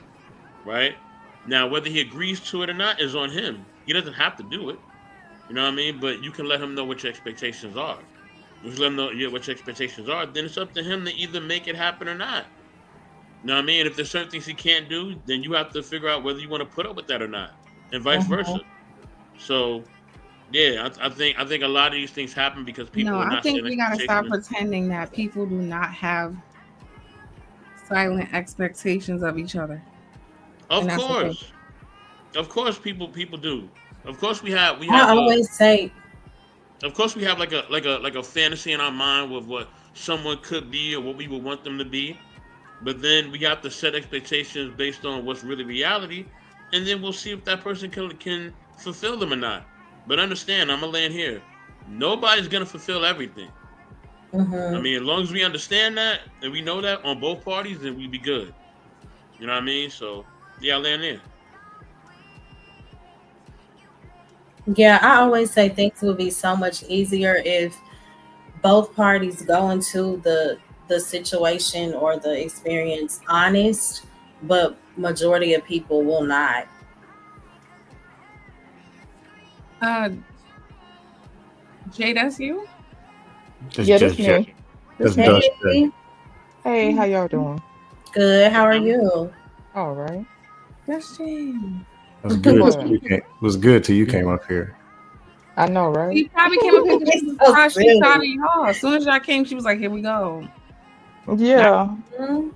Um, trying to give. We was trying to make a safe space for the ladies. We was giving them a big virtual hug. I love women. So I don't know what you're talking about. I well, that do was too. something I I wanted. do as I'm well. sorry, go ahead. Okay, Jay. Oh, okay, can I go? Mhm. Oh, okay. I just wanted to give a couple of thoughts, I guess. It's interesting that you're talking about this because it's something that I actually was in thought about in general. And I find it interesting, right? It never fails. When a space is created for people to have a genuine conversation about something that is truly pertinent to them, I find, and I really hate to generalize, right? But I find Mhm. that you like, okay, say for instance, how you had conversations, I think it was last week or something like that, whenever it was, right? You was talking to single mothers and stuff, right? It never fails, right? And to me, it just shows that a lot of times men in general, right? And this isn't an attack against anybody, can be very self-absorbed, right? Because Mhm. it'll be about meeting whatever need or trying or attempting to create a space for women to be supportive of one another or to possibly pour into each other, right? And Mhm. and there's this understanding that a lot of women are depleted, right? But Yeah. then the conversation will still end up being like it's annoying. It ain't gonna hold you. It's frustrating because the conversation was about women not feeling heard, women feeling dismissed, women compensating, women overperforming. Like that's what the Yeah. conversation was about. Like the conversation was about Black women many times who struggle and I'm not speaking to nobody specific, just collectively, right? There's this Mhm. issue with self-worth, not Yeah. feeling worthy. That like that's what the conversation was about. So I'm kind of confused how some of this little stuff went topsy-turvy. Shout out to Scam, right? He said some things I agree with, Mhm. and it's not and it's not because I'm cool with Scam, right? But he said some things that make sense in regards to things he had to learn. Mhm. It's about listening. I don't care what nobody says, right? People know when what they have to say is not valued. People Mhm. can feel it. And as much as we try to say, oh, that's not the case, whatever, whatever, people know when what they have to say is not being valued. So listening and having a level of empathy matters, having consideration matters. And I think that a lot of times people are not willing to put forth that effort in different dynamics nowadays. I think in general, a lot of people are burnt out. And I think that a lot of people simply do not want to put forth that effort because so let me say this and then I'm gonna stop. Are women feeling Putting burnout? forth, Judge Jay, this was talking about earlier. Like, you go through it once, okay, cool. You go through it twice, okay, cool. At a certain point, women are not built for fucking what it was. How commercial go about build strong to last long? I don't know the car Built commercial. for tough. Built for tough. Women are not built to be emotionally beat up every 3 to 6 business days. Like, we're just that's a not built. fact. That's a fact, right? And I think that people underestimate the effects that it has on people. You know what I'm saying? Like it Mhm. it can wear at somebody. It could chip away at somebody. And if you're not careful, you will find yourself in a very low place. You know what I'm saying? And Mhm. so I think to the conversation, right? I think personally in my life, I have had to bounce back and forth between, okay, how much of myself am I going to yield? Okay, I have to pull back. You know what I'm saying? Because now I find myself putting myself in a position where I can't guarantee that somebody's going to pour into me. So then it becomes this whole state of self preservation. And I'm not speaking for other people, I'm just speaking for myself right now, right? Like I know what you was talking about earlier with that whole like just in survival mode. You know what I'm saying? Scarcity, just like it have your nervous system shot. And I think a lot of Mhm. people um minimize and negate that, but it will put you in a position where your nervous system is on go all the time. Like Scam said, if you have consistency and you listen and you empathize and whatever other stuff he said, right? He said if you do that, she could relax, right? A lot of times people will equate a woman who just seemed kind of rattled and stuff like that. A lot of times she'll just be dismissed as crazy or just doing too much. And that could be the case as well, No, right? But in my opinion, a lot of times it's because her nervous system is shot. That that that is a that's that is because wow. her nervous system is I agree with effing that. fried. You Mhm. know what I'm saying? And so the last one I was gonna make by effort. Effort is the quality of action. You know what I'm saying? Mhm. So yeah, you could take action, but a lot of people don't want to put forth effort. Effort is the quality, the energy, the oomph behind action. And if people are to really be supportive of one another, whether it's community, whether it's intimate, whether it's familiar, whatever level, right? It takes effort. And I do think that a lot of people are burnt out nowadays, and some people just don't give a damn. So yeah, That's I'll so stop there. good. The quality of action. Wait, Judge Jay, real quick. I did some research, I think, on this before, and it really does affect cortisol levels, like being It Mhm. does. it. So you Mhm. actually have like a physical, mental, hormone, like a lot of changes really happen. Like to your point, like you Wow. might seem frantic. Remember I told you earlier how sometimes I would get like so obsessed with a decision that I Hmm. would like go through all the pros and cons a million times, make a decision today. I'm done. I explored everything. I'm going to do this. Tomorrow, get up and have the same shit happen all over again. The next That's a day, fact. get up and have the same shit. Like my mind is just not stopping. Like what the Story hell? of my life, honey. Trust me, I get it. But yeah, to the point in the chat, cortisol is real, and I know me. Like I've struggled with weight my whole life, right? And for me, it's bigger than just, oh, you need to put the food down. You know what I'm saying? And Right. so people could think whatever they want to think about whatever, right? Um, Food and intake does matter. But what you have a lot of times is coping mechanisms at play. You know what I'm saying? People be bloated and swollen and all that stuff. Like, listen, that be cortisol and that be people nervous system shot like a mother effer is what it is. So I'm Right. really glad you're having this conversation because I do think it's important, and for the people that hear it and get something from it, cool. And if not, that's cool too. But yeah, I think this is definitely a good conversation. Mm-hmm. I appreciate you, boo. Thank you. I'm just trying to do my little part for the women. I'm like, I'm a black woman. I want to talk to us like once a week about things that we might care about. And I think it's important for us because nobody seems to care about what we care about. So we Right. gotta care about each other and talk about it. Okay. When we try to talk to other people about these things, you get dismissed, right? You get um oh, we don't gotta go there, but we all seen and heard enough. So I'm just not interested in like I feel like we could talk to each other, we understand each other, we could help each other, and that's way more effective than trying to beg people to acknowledge something they don't want to acknowledge or Mm-hmm. beg people to understand some shit they do not care to understand. Girl, that's the story No of my point life. You trying to whoop people over the head to get that. Listen to me. to get that. Listen, understand where I'm coming from. Listen to me. Listen, girl, that be the story of my life. That's why I get I think that's why sometimes as well. So like since we having a conversation, right? This is why sometimes I feel like I will find myself over explaining Mm-hmm. in general, like to people. Like I'll get in this state where I'm over explaining and I'm just reiterating over and over and over and over. You know what I'm saying? Like I think it's an ingrained thing that takes time to uproot, and it requires you to have an awareness that you have to refine your awareness because your response, your nervous system's response is way faster than logic, regardless of what people say, right? Like Yes. the like so that like girl, don't get me started. Like I just get so annoyed when just that the whole logic conversation. Logic has its place and it is very important, but our nervous system and our body, our emotions move faster than logic. And so in my personal development, and I'm telling y'all, like I fail a lot, but I stay working at it. My goal is Girl, to me work too. It's on not easy. having that awareness.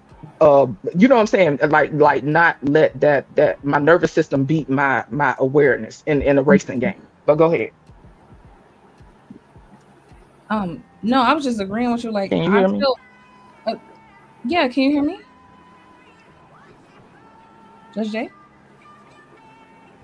Sin 7 said, Judge J, we can't hear you. She says, because you're looking for some sort of recognition that they are following the conversation. Right. Mm-hmm. And you wanted to say something? No, see, Eugene still asked the question a couple times What's the about question? does feminism have. I did miss the first part of y'all's whole conversation. I came late, but he's asking, does feminism have something to do with Black women's identity? The thing people dismiss with feminism, a lot of manosphere want to use it as a reference point to blame women for leaving and say that they broke up the Black family. Right. Here's the deal. This is just common sense. Because they say back in 1922, everybody was traditional, everything was perfect. And then all of That's a sudden, my grandma's somebody, birthday. They damn but sure was traditional, though. let's be real. My These grandma. families were perfect and these men were strong and the women's were submissive and things are right. Somebody came and offered them a box of donuts and some curtains and they left and they never came back. What does that really tell you about that relationship? Mom. So I got brothers, sisters, I got parents, you know. If somebody can knock on the door and say, hey man, you got change for a 20? Nah. I'll give you the whole 20 if you leave your kids. Just drop Yo, them off somewhere and never talk to this man again. Kim is crazy. Maybe something was wrong with those relationships. I What? don't know. Maybe some of them dudes were knocking melons in, especially when there was no child abuse laws, adult abuse. You know, they was beating the hell out the kids. We know that. So maybe they were starting with the wife as practice. Oh my gosh. I know in the 80s when I was growing up, we went to church. Those married older women, some of them were nice. They pinch your cheek, give you some candy. Oh, you're so cute. Then there was the sour mouth, miserable, bitter witches that we were scared of. Mm. They were married. What was going on in that household? Something was wrong with these relationships of why feminism happened. Patriarchy created feminism. It's Mm-hmm. actually a woman's version or the flip-flop of patriarchy. These Mm. people never liked each other. That's what happened. Mm-hmm. But My opinion on identity I'm is still this. tripping on a box of donuts. So Yeah, Right. you're talking about breaking up a family. for People curry, married. box of donuts. I'll die for you. And somebody knocks on the door and says, "Hey, you want to move over there in the projects?" And Crackpot Tommy and Heroin Sam are in the front. Ooh, yeah, government benefits over a man. Really? Right. Exactly. Okay, so yes, pumps in the bump is going right where I'm going. She says, I don't know any woman that even brings up talk about feminism. That's not that word does not even exist in a black woman's trajectory, like Mhm. vocabulary. Like in real life, we don't discuss that. The Exactly. manosphere has strategically chosen things that they anything that they think they could weaponize against women, they will use. They will literally create a problem out of thin air. They will lie. They will all repeat the same message over and over across different channels to Mhm. create, and they're successfully creating narratives about black women. They could have said curtains did it. Mhm. If enough of Mhm. them say curtains did it, then we'll see. Now, everybody, yeah, curtains broke up. Like they lie all the time, and I'm not kidding. I mean all the time. Like I go look up random things I hear them say, and they be lies a lot of times. Like I Mm. really be 90% of the time. These black men didn't even know what the word feminism was until Kevin Samuels probably said it. Mhm. That shit has nothing to do with them. Never did. So Well, no, black women don't discuss feminism. We don't give a damn about feminism. And to be honest, I never in my life seen a black man say feminism until I got on the internet, and it's a talking point. It's not a reality. They're painting us with that brush and trying to make it a reality. And it's unfortunate that Mr. Eugene Steele, he's an old Mhm. no, um he's cool. I don't think he came in bad faith. It's no, just, I know, you I know, love Mr. Steele. He's a sweet I just man. had to beat up the talking point. I'm just saying it's unfortunate that I know he's asking that question. He's not trolling when he's asking. It's because that's Yeah. the message, right? Like that's what, see what I'm saying? Like that's what's being put out there. So he's like, oh, do you think now we gotta like kind of always be defending lies against us because this group of men um get paid off of lying and slandering black women. Shout out to Angry Man. Okay. Mhm. Now I told Angry Man about himself today because he gonna say We're at. he was on Israel's show. Talking about I ain't never gonna stop talking about. He said same lie. He said feminism. This Angry Man was on Izzy today talking about feminism ruined my life. He's just such a fucking storyteller, which makes him a great content creator because he's so dramatic. He's like, Hey, hey, he's like, feminism ruined. He was arguing with some woman in the chat. I was in the clouds, but I jumped out the clouds for this shit. He goes, feminism was ruining my life. All that shit I had to hear. So guess what? I done figured out a way to make the thing that I hate make money for me. man. He said I ain't gonna never stop talking about y'all. Mm. And I jumped out the clouds. I said, "Oh, Angry Man, look at you still depending on black women to make money. Pathetic." Wow. Oh, well, damn. He was like, "Oh, I ain't dependent on I forgot what he said. He was just being petty because that's just what it is when I see him. But yeah, Hey, Venus. yeah. I was on a show. There was Angry Man and a couple of grown man content creators. And they were whining about how the black women tore the black man's image down. And I asked them, so I think we need to make the black man's image better, right? Yeah, but we can't because of women's. Mm. Like, really? You have a platform. Why don't you use your platform and make the black man's image better? Mhm. They kicked me off. And another buster, free homo, clicked the link while I was gone to start hollering about what's wrong with me.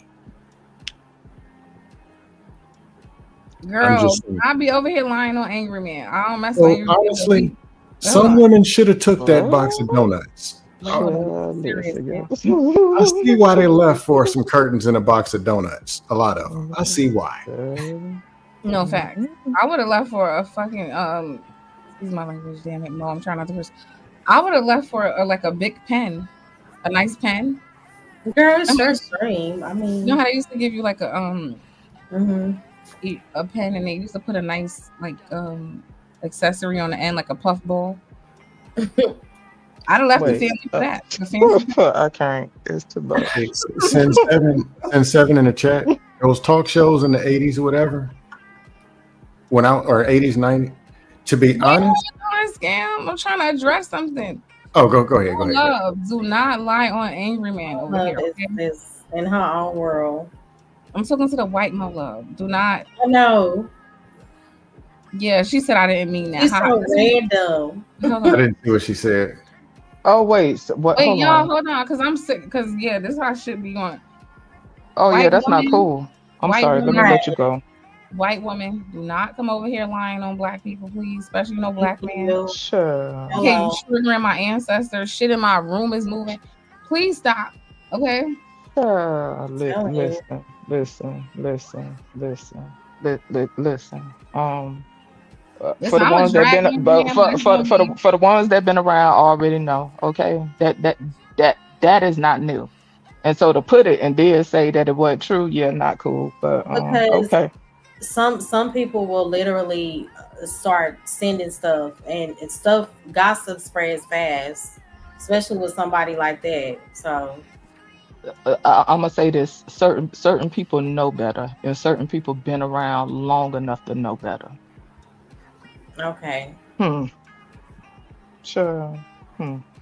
If I'm dusting off black men, black women, white men, white Yugoslavians, whoever, And your name Mo Love, so I'm talking please to be a careful. specific.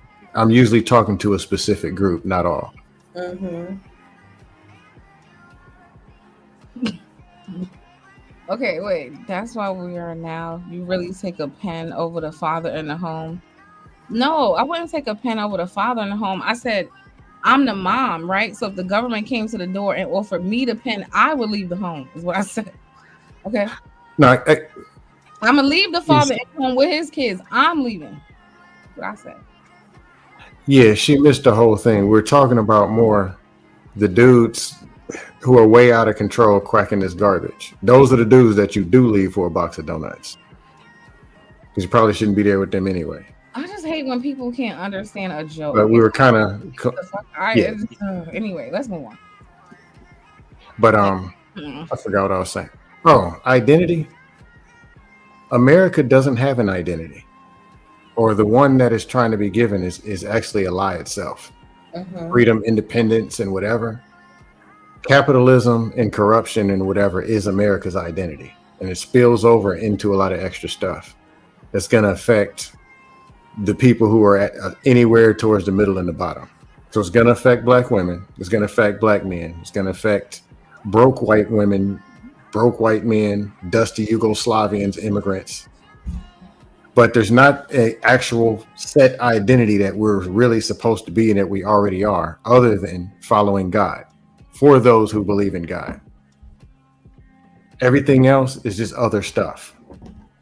So kind of what do we expect people to be, given how we live and what's been going on since the beginning of time and what's going on now?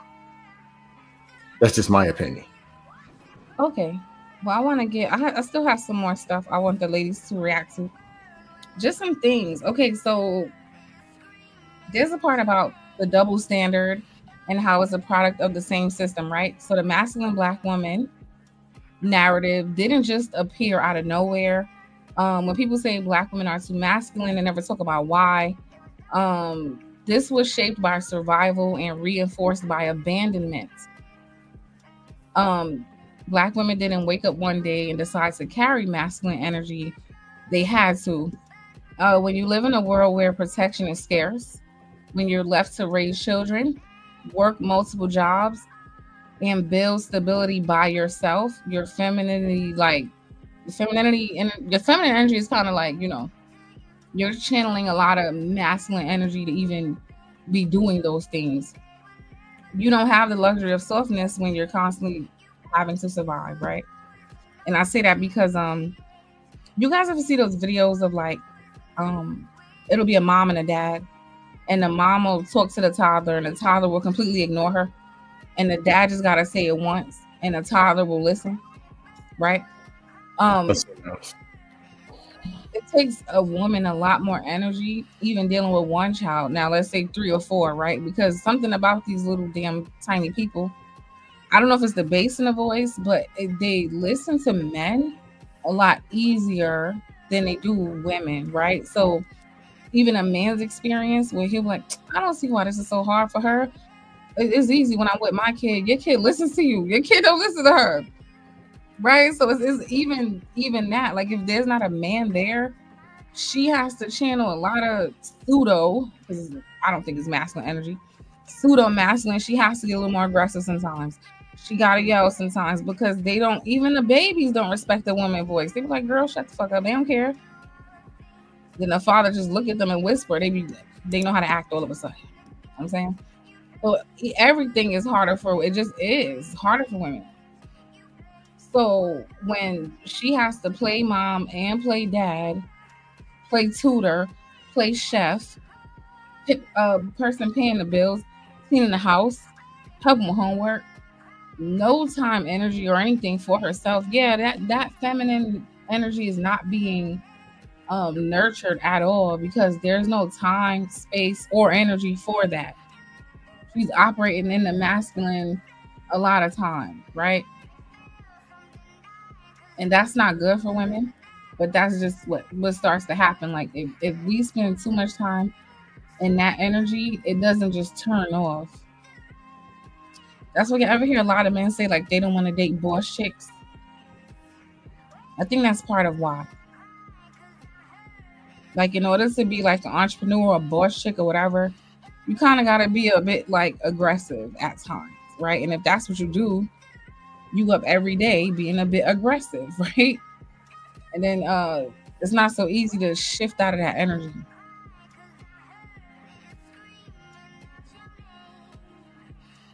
Ladies, did you have anything? I was just going and going. Um, if I'm not, here. I was just no. I agree. I think that it is a constant. It's a constant back and forth, right? Like I don't like people will try. Can you hear that noise in the background? is it the Because my music or it's like something else? no, something else in my house. Okay, if you don't No, notice it, it's cool. I hear But it. I think that if you look at these quote unquote traditional type ideals that people have, um it was still different. You know what I'm saying? Like you have to present a different energy when you are in a state of ambition and all this stuff. Like to your point, like the whole boss chick or however you termed it, right? Like someone like a woman who is career driven, right? She's gonna be more ambitious, and to me, by default, may possibly be seen more quote unquote masculine. To Mm-hmm. me, it's just someone who in more is in a state of more doing, like they're just in an active state of doing, you know what I'm saying? There's more action, like the people who have conversation by feminine energy, masculine energy. Like feminine is more passive, more reserved or whatever, and to me I don't equate that with weak, right? But I think that some people don't talk about the feminine energy in regards to let me see how I'm gonna word it. Um, they have this perception that it's just always soft and dainty and whatever these little movie ideas that they have of what they claim to be feminine. And I'm not saying that that isn't an aspect, but I think that people really don't understand the magnitude of feminine energy, right? Like it is creative energy, and with that can come a level of chaos, right? That doesn't mean bad. That means that that energy has to be harnessed in a certain way. But I don't want to necessarily get too far off into that. But to your point, right? When people are in a constant state of doing, it does present more quote unquote masculine, but I think that is just part of society's conditioning, right? Because then she will be viewed as competition, you know what I'm saying? Versus her being in a more passive state that is less quote unquote threatening. Do that make sense? Absolutely, because I feel like these men are haters now. Hell yeah, I can see that. They don't want you in nowhere near a competitive state. The crazy thing is I don't want women competing with men, but I do understand like in a capitalist society you kind of are. You know what I mean? Like if You're you just going to be put in that arena by default, right? If you're an ambitious person, like me necessarily, like professionally, or whatever, I can't say I have been like extremely ambitious, career driven. Like I'm one of them people that is more just in my creative state, Mm-hmm. and I'm just, I don't know how to word it. I could be competitive in some aspects, but like you got some people that's just really wired where they just ambitious as ever. And I don't knock women like that Right. because everything has its place. You know what I'm saying? Like I'm not the type of person that's going to look down on a woman for being ambitious. I'm not going to even look down on a woman who want to stay home. Right. Anything in that regard is an exchange. You know what I'm Mhm. saying? So it is what it is, and it just come with the territory. Hmm. Okay. Cyber says, I think it's time we stop accepting these brands. I pay all my bills, hair done, nails done, smell good, and clean house. Where's the masculinity? Listen, I'm not even saying I agree with it, right? I'm just speaking to the things that are said about black women. Mm-hmm. That's all. I don't really know you to say that you are. But I agree, Mel. She said feminine is many things. It's not just being quiet and dutiful. It takes strength in many ways. Yep. Agreed. Did you mention like the, I guess, or did you use the term like hyper independent? Because I think that some people into the conversation, right? I think that many black women can be hyper independent, but I don't think it's because we just decided, oh, I feel like being hyper independent. You know what I'm saying? I don't, to your point earlier, right? Um, They were put in positions where they just had right, to. right. It's So, not like Judge J, real people, quick, this is what I was talking about yeah, with the double standard. Again, it's like it's almost like these people are evil and they want women to suffer and die, right? Because again, you put women in situations where they don't have a choice. And then when they do what they have to do to survive, then you blame them for it. So in my mind, well, what was the alternative? Would you have preferred to see her just completely fail and wither that away? to me, people who operate with that that type of mindset, or at least that have that type of dynamic, right, where you damned if you do, damned if you don't. To me, people like that can't see themselves. Like they lack awareness of themselves, right? If I put a person in that position, right? If I said, like, let's use a stereotype, right? Like if it's a man and a woman at home, he work all the time. She start complaining that he worked too much, right? So then he cut out a day or two of work, right? You Nas, you don't listen to me, right? So then he started listening. Then it's another complaint. At the end of the day, it ain't really got nothing to do with him in that aspect. It's about her lacking awareness and how she contributes. So people who think along them lines, right? Oh, now it's a problem that she actually doing what you put her in a position to do. I say shut the hell up and just be aware that you contributed to that dynamic. I like it makes no sense to me, right? And I bounce back and forth between this because I myself, right, do not like to be in a state of victimhood, right? So even whenever I get beside myself, I'll be like, okay, Jay, how can you um take charge of this circumstance, this experience, or whatever, right? And put yourself in a position where you are being in charge of yourself and what's going on, right? Oh, I gotta With ask you something. Yeah, Oh, do your thing, cause let yeah, me do see your if I thing. see if Reel who me back this in is. the It looked like chat. a troll. Hold on. Hello, who's this? Hustler and muscular, also known as H&M, dropping gems, stomping hard in a pair of Timbs. Shut up, bro. Huh? Shut up. Is that But hustler or I mean, muscular? yeah, Yeah. That don't but sound yeah, like it. I don't know. It Can just be you say it one more confusing. time for the people in the back? Hustler and muscular. That ain't hustler or muscular's voice. Oh, yes, it is. Salute scam likely.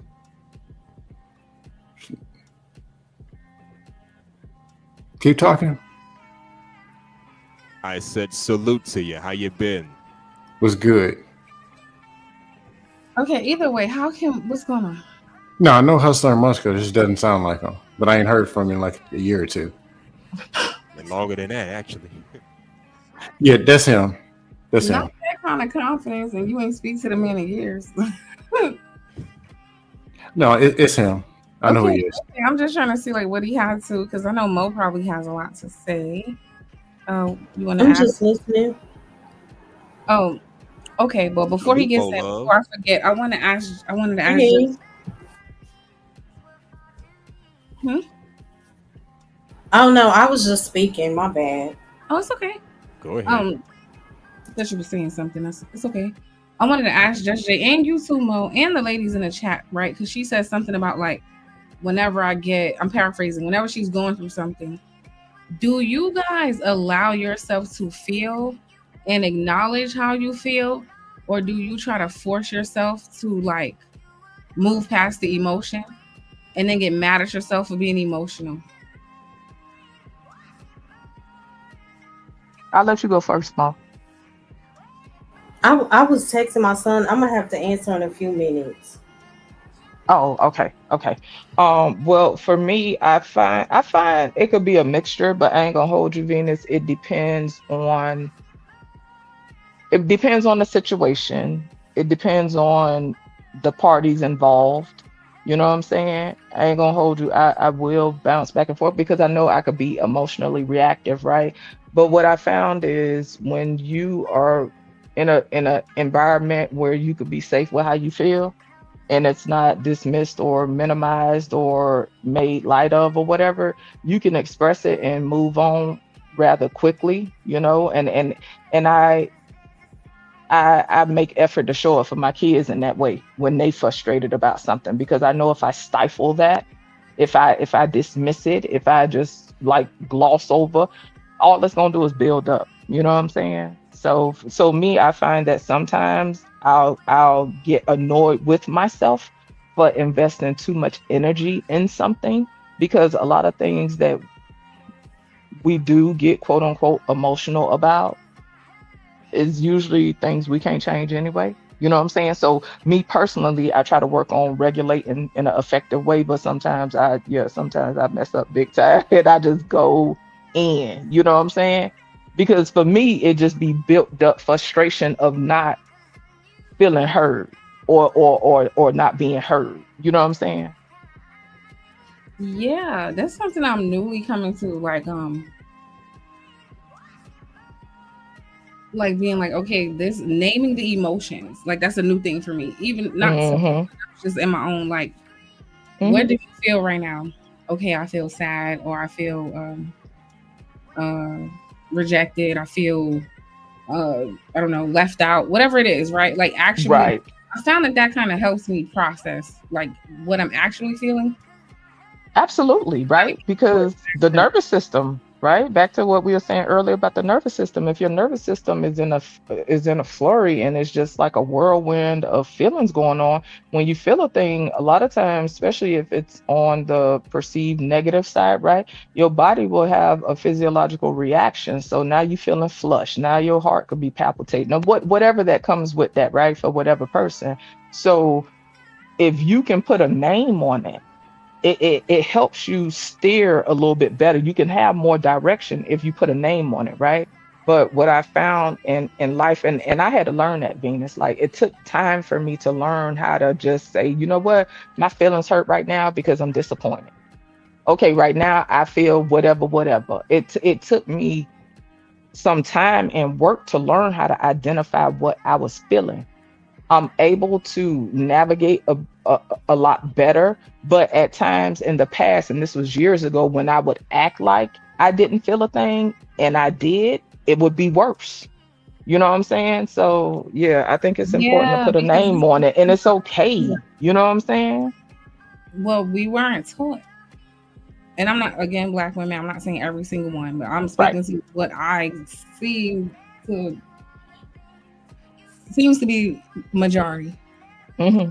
Right. That's where I think a lot of that angry beating up the boyfriend, or like not really, but like attacking him and shit comes from. It's like either A, she's frustrated because she's not being seen, heard, or understood, not being made to feel like she's seen, heard, or understood. Or in some cases, she can't even really identify. She just knows she's upset. Right. Right? She's not even used to saying, "Hey, when you did this, it really hurt me."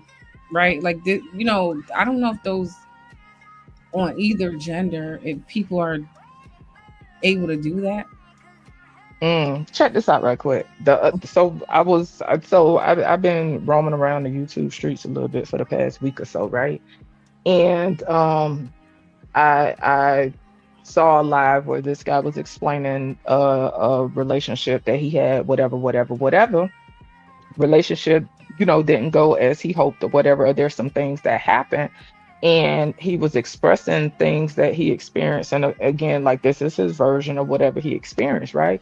And people was trying to explain to him that what he was experiencing was abusive, and they was trying to empathize with him, like basically saying, like, I can understand why you felt the way, or why you was hurt, because you was vulnerable. And then the person kept saying, I wasn't vulnerable, but like the way he was like bucking was insane. I'm Like, sorry. he was fighting it.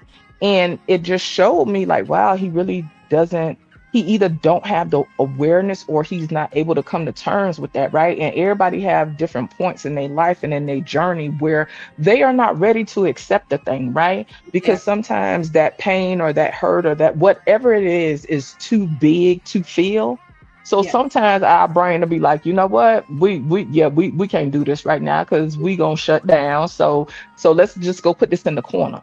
See, but a lot of times we don't get back to it when we put it in the corner. You know what I'm saying? To me, it's nothing wrong with a person saying, hey, this is my experience and this is how I feel. Now, me personally, I have to learn when to pull back and say, okay, Jay, you already said it. You know what I'm saying? Now what they do with it is they business. You know what I'm saying? You done said it 15, 20 times. So are you in Right. delusion, right? Are you delusional right now? You know what I'm saying? Mm, You done said it 15, 20 times. Are mhm. you delusional? So then I gotta check myself. Oh, okay, Jay, hold on. Let's bring it back, girl, because you done said the same thing over and over. Let's have a come to Jesus moment. So now, yeah, it was about that person when you didn't feel heard, but now let's bring it to you. What's in your control? Because right now you acting delusional. But what happens, to your point, Venus, a lot of times, We us don't as women, know. we can become what people will perceive as unhinged, right? And then, like you say, it'll become a cycle, because then you'll be slapped with the crazy lady label. You know what I'm saying? With the actuality, you just want to feel hurt. And I ain't gonna hold you, Venus. It's been times where I just done straight up told somebody, you know what? I just need a hug. You I know just what's need a motherfucking crazy? hug. Can I please Like, say that? Yo, my ex used to say that, I and it did fucked it. my head up, Judge Jay. My ex used to say that in the middle of an argument, and I got mad yeah, because I felt like you're trying to manipulate me. yes, it make you see red, because it's like it's gaslighting. I know people use that a lot, but it's gaslighting. Like, sir, I'm going. No, if you're talking about can I have a hug? What the fuck? Like, what? I That was that is so happy. dismissive. It's dismissive, right? Like, oh, let's get over it. Let me Yeah, hug you. Just like you got some dudes that feel like if they blow your back out, you'll be all right. Nah, nah. Some think if they give you a couple dollars, you'll be all right, right? And you got some people that might be built like that. So let me speak for myself, right? I'm oh, I'm I'm the type of person. Money is fun, but you can't throw money at me. You can't throw dick at me and expect that I'm gonna be fulfilled, right? Because I am a person that appreciates depth. You know what I'm saying? Like you got some people that's good like that. You know, they know how to. They just know how to be in that space. Like a child, I ain't finna worry about trying to express myself to this motherfucker. I'm gonna just let him go and give me some money, and I'm finna go about my business. But if it's since we talking about that, right? If you found situations like that, Venus, you already know she is getting that need met somewhere else. So that's why in situations like that, whether it's relationship, family, whatever, I don't lie to myself about what I need to operate on a healthy level. When you try to convince yourself otherwise, you will always be left feeling frustrated. And so shout out to Next Level MF with the $5 super chat. Can I ask the question that he posed, Venus? No, I'm laughing because I love how you just transition right to go ahead. Because I saw it and I'll be wanting to get it for the money. My bad. No, like, nah, you just go Hey, ahead. Just Jay, can I give Yes. a quick response before you get into the question? Well, shit, ask Venus. This her pedal. What? Venus, can I give a quick response before you get to the question? Please don't interrupt the super chat. No, it's not no. Go ahead. Yeah. Some of those meltdowns or women being emotional or conflicts, men were not taught how to handle those. That's true. I mean, it could be a decent, that could be a Dusty who don't want to hear it, but it could be a good dude. You're arguing, or you could just be quacking. Yeah. But we weren't taught at 19, 23, 28, this is how you handle that situation. We weren't. I agree. Just being honest. No, I agree. And I know it's not an excuse. I definitely agree. So Next Level is asking, do the lack of black male presence makes black women step into a more masculine role, especially when it comes to kids? Absolutely. And I ain't even got kids, but I know that's a fact. Yes. Listen, I think the lack of black male presence makes black women step into a more masculine role when it comes to a lot of things. They don't have a man to help them, so yeah. Listen, I'm gonna be honest with you. I'm gonna be all the way honest with you. You could have a man and still be the one like running the show because load. Yeah. I mean, in general, women typically carry the load with children anyway, whether they are married, whether it's a man in the house, whatever. Generally speaking, women carry the load when it comes to the dealing and the ins and outs of children. Like I know a few married single mothers. Exactly. So yeah. Define married single mother. I've been hearing that. Explanatory. Wait, hold on. Marvelous Opinion, thank you for the $5. He said, grab a coffee on me. He's not here anymore, I'm sure. Oh, he stepped out. Shout out to him. I didn't see it, and it was like probably the first thing in the show. I'm not good with that. But yeah, to Scam's point, I think that it's definitely a valid point, right? You have some I don't know, this is just my experience, right? Like you can have a lot of times, in my opinion, and I could be wrong and the fellas can speak for themselves, I find that a guy who hasn't learned that certain skill set, I don't know what that comment is about. For me, because I said sometimes you can have a man in the house. He said, then you don't have a man. You know the funny thing? Sure, that's a damn lie. But anyway, sure, everybody finna play with these dumbass games. Now, I want to say this. A lot of the men who make these kind of comments, you probably are that type of man. Like, you think y'all be as masculine and manly and fixer-upper and fix around the house as you think you are. I don't know, but that's just... but anyway. I think she's saying that. I think she's saying that if you have a man and you feel like a single mom, then that man that you have isn't a man. Absolutely. We get that, but okay. No, that's not a woman. If he's not doing his job as a man, like taking care of the manly responsibilities, this is a man talking like a single mother. Yeah. What is the manly responsibility? What is? Wait, Mo Love, is this a man? I don't know. It's a couple, but it's your people, right? This is a man. Oh yeah, that's Stan. that's a man. Okay. That's why I knew. That's why I said I could tell by the things he's writing is a man. That's all I Shout said. out to the manly duties. Y'all got it. But this Mo, is a very good conversation. What I mean by manly It is. duties, I didn't ask. you used to ask hold Yeah, us. on, I'm Mo, sorry. Mo Love was talking. I didn't ask. Mo, Thank let's let you. Mo be and I she's just Thank you, said it's a Diane, really first. good conversation. Like I'm enjoying, the dialogue between y'all. I'm just listening, but it's great. you have any thoughts, my love? Because I'm gonna I'm get just listening. okay. I'm just nodding my head like, yeah, that's true. I All love right, I it. gotta go to the second bullet point. Not a presentation. Okay, so this too. It says conditioning through neglect and dysfunction.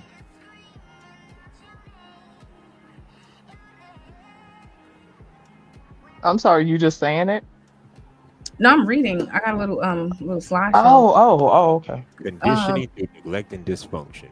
yeah, conditioning like the men helped create the masculine women they complain about by conditioning through neglect and dysfunction.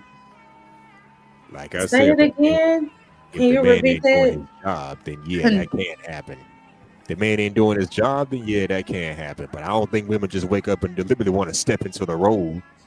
I don't think every man is just deliberately saying all women should be masculine, this should be hard working, this, that, and the third. No, that's practically our jobs. I don't think every man's doing that, just saying. yeah. Okay. So okay, Mo, you asked me to repeat it, right? Mm-hmm. He just threw me off. Like maybe this ain't Mo. You see, because Mo wanted to be nice. I Hold on. can't.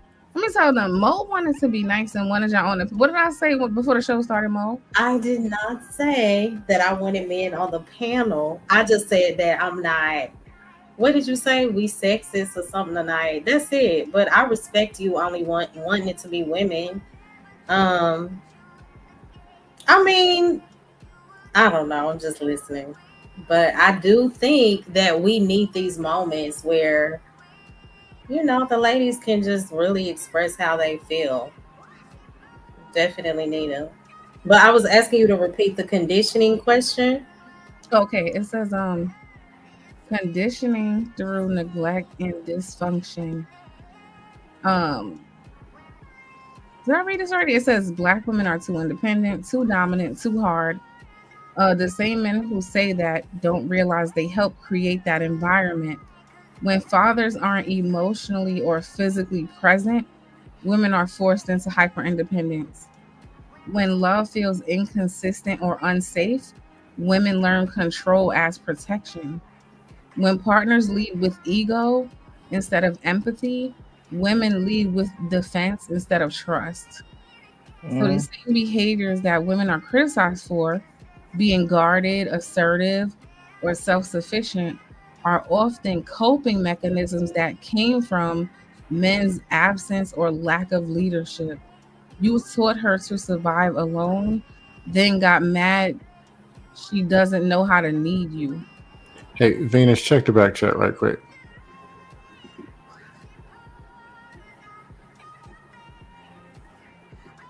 Mhm.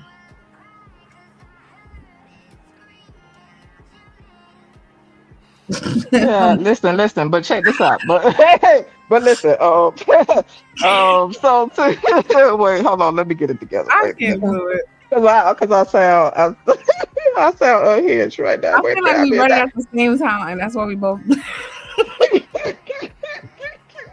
Hold on, let me get it together. Let me see what's going on I've back been here. trying. I've been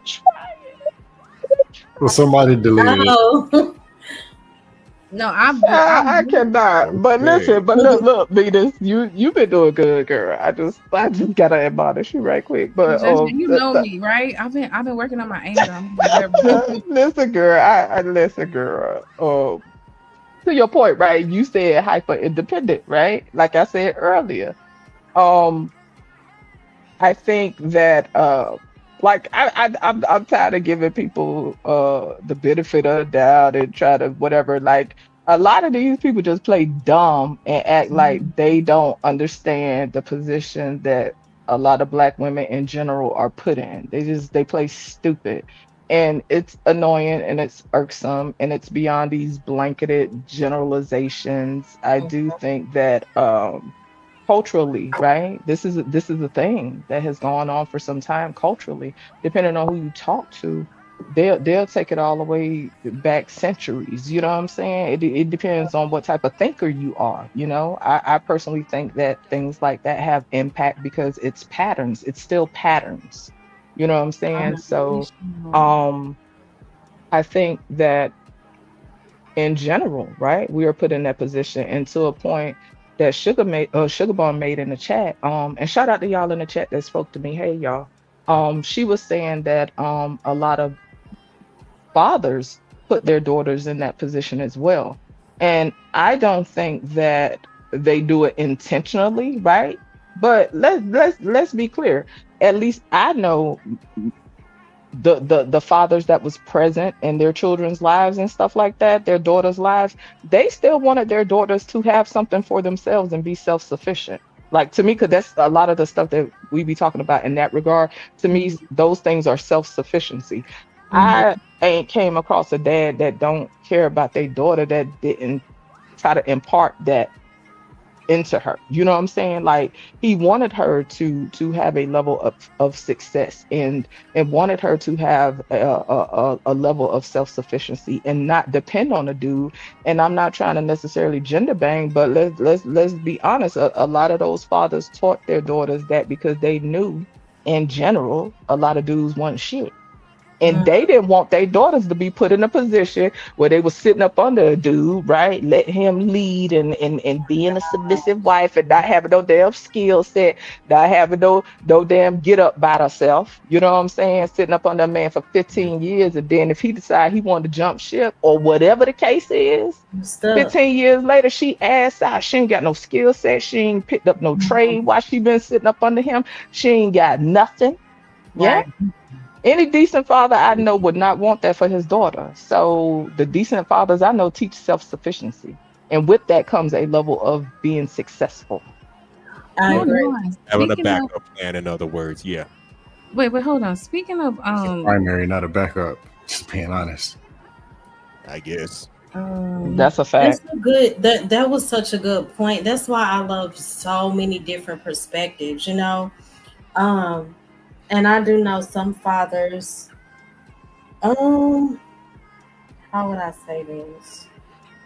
They can be dismissive, I guess, when it comes to the emotional side of their daughters, and it can teach a woman when she reaches adulthood to feel like, my emotions don't matter or I have to fend for myself.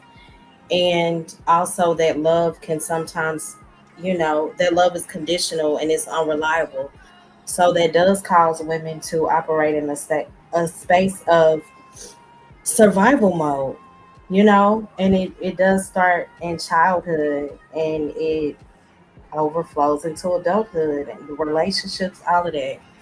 I also think that sometimes fathers can have good intentions when it comes to loving their kids. For example, my dad, I feel like he was over supportive of me. Like he wanted me to depend on him 24/7 for every little thing. And I would have to tell my dad, I gotta figure it out. What's gonna happen when you're not here? you know and I noticed, like, as I got older, like I'm basically still at my age, like I have to tell my dad no. But I thank God for the balance of my mom. She was like, no, he's not, don't depend on him for everything. You have to be independent. So I needed that balance, because if it was just my dad, I think I would have been messed up. I would have depended on men more, like I could have been that person in that space that you're talking about, Judge Day. I thank God that I Hmm. did have my mama to say, girl, get out here and get it, because you are not promised, Do you think a man. your dad did that from a place of fear or just like where you think it came from? Honestly, I think because I've went through so much health wise. So he Okay. always saw me suffering in my Say body. less. Say Yeah, less. That was his way of showing up, and sometimes it it could was be like I have to take overcompensating her. or Protect. Yeah, enabling. But yeah, you right. I get you. I but I get you. was like, Daddy, like, no, and he's finally learning with me being almost 40. Wait, I I got a gotta Hmm. question. Wait, be why did you independent, say Grow up at no? some point, right? Daddy. Wait, why did you say no, Mo? Now, what do you mean? Like you said, like a lot of things he will offer you. You don't have to get specific, but you said a As lot of I things. got older, like it would be little stuff like I hear your brakes squeaking, Daddy. I got an appointment with my mechanic in the morning. No, let me do it. You need this now. Or he Sound always, like she was trying to do stuff on her own, is what I'm yeah. getting. And Yeah. it caused me to be like, it kind of got frustrating for me. Like I'm grown, I have children. Okay. They need to see their mom being independent. Yeah. So he finally understands that. I appreciate you, Daddy, but I gotta figure it out. Yeah. Yeah. Cause as you get older, to your point, Mo, as you get older, you know, well, it varies from person to person, right? You Hmm. start understanding, okay, they ain't gonna be around forever. You know what I'm saying? Like they not gonna be present forever. And there's also a satisfaction that human beings in general get when they attain things on their own. Of course, support is needed, right? I think that a lot of challenges we face in life are extra difficult when we don't have support. And I think that's why a lot of people in the world just breaking down because of lack of community, Support. No, not even when it comes to black folks, but just Yep. supportive environments. You know what I'm saying? A Yeah. supportive environment will help you traverse in ways that is just undeniable in comparison to people feeling alone in the world. We will always have challenges, right? But just that support Yes. system. But to your point, there's a certain satisfaction people get when they attain things on their own. As long as my daddy was alive, I could always go to my daddy when I wanted something. Mm-hmm. If I Oh, needed something, I used to be like, Daddy, the car making noise. It's making yeah. Jay, I told you to check the oil. He'll fuss at me, and then he'd be like, bring it by the house and come get the truck. You know what I'm saying? Like, you like gotta you get know that what I'm little saying? stress out first. It's like Listen, you gotta get that little I stress could out go to my daddy. first. As Mhm. long as my daddy was alive and able-bodied, I could Absolutely. always go to my daddy. You know what I'm saying? Mm-hmm. And as I got older, I had decided, you know what? I'm gonna call my daddy and I'm gonna just, because I didn't grow up in a house where we said I love you a lot and stuff like that. We didn't hug and whatever. I didn't grow up in that type of household, right? Yeah. But I didn't grow up in a household that went without, like, we had stability. I didn't have to deal with lights being off and stuff like that, right? But there was an emotional aspect that was a bit stagnant, right? I knew my parents loved me, they just wasn't very demonstrative, and I think that that's a generation thing, right? But Right. I had decided, boom, I'm gonna start calling my daddy and just telling him I love him. Even Mm-hmm. though I need money, I ain't gonna ask him for no money. So I call, hey, what's going on with you, Jay? My daddy, he was country. What's going on? Nothing, daddy. I just call you to say hi. I just wanted to holler at you right quick. Mm-hmm. And at first he would be surprised, y'all. He'd be like, oh, okay, you don't need no money. So sweet. No, daddy, I'm good. And then I remember the first time I told him, I said, I love you, daddy. He was like, okay, me too. Click. He hung You up the phone, y'all. Yo, hot damn. Listen, we used to. he wasn't used to it, but I did that. And I felt a little rejected, but I knew it wasn't about me. You feel me? And I just kept doing it. I just kept doing it. And I'm grateful that I did, right? Because if I would have lost my dad and not took the time to tell him I appreciate him without asking for money or whatever, I ain't gonna hold you. I probably would have took him passing and getting sick a lot harder. You know what Mhm. I'm saying? Like, and I think it just would have been a mind thing. But anyway, I don't want to ramble too much with that. But That's yeah, there's a certain satisfaction as humans that we get when mhm. we achieve things for ourselves. It builds our self-esteem, it builds our confidence and stuff like that. So even with to the point like we was talking earlier about the women who may want to stay home, right? Or women who because I want to just put it to relationships with men and women, right? Mhm. But if you're in a home where you depend on somebody else, right?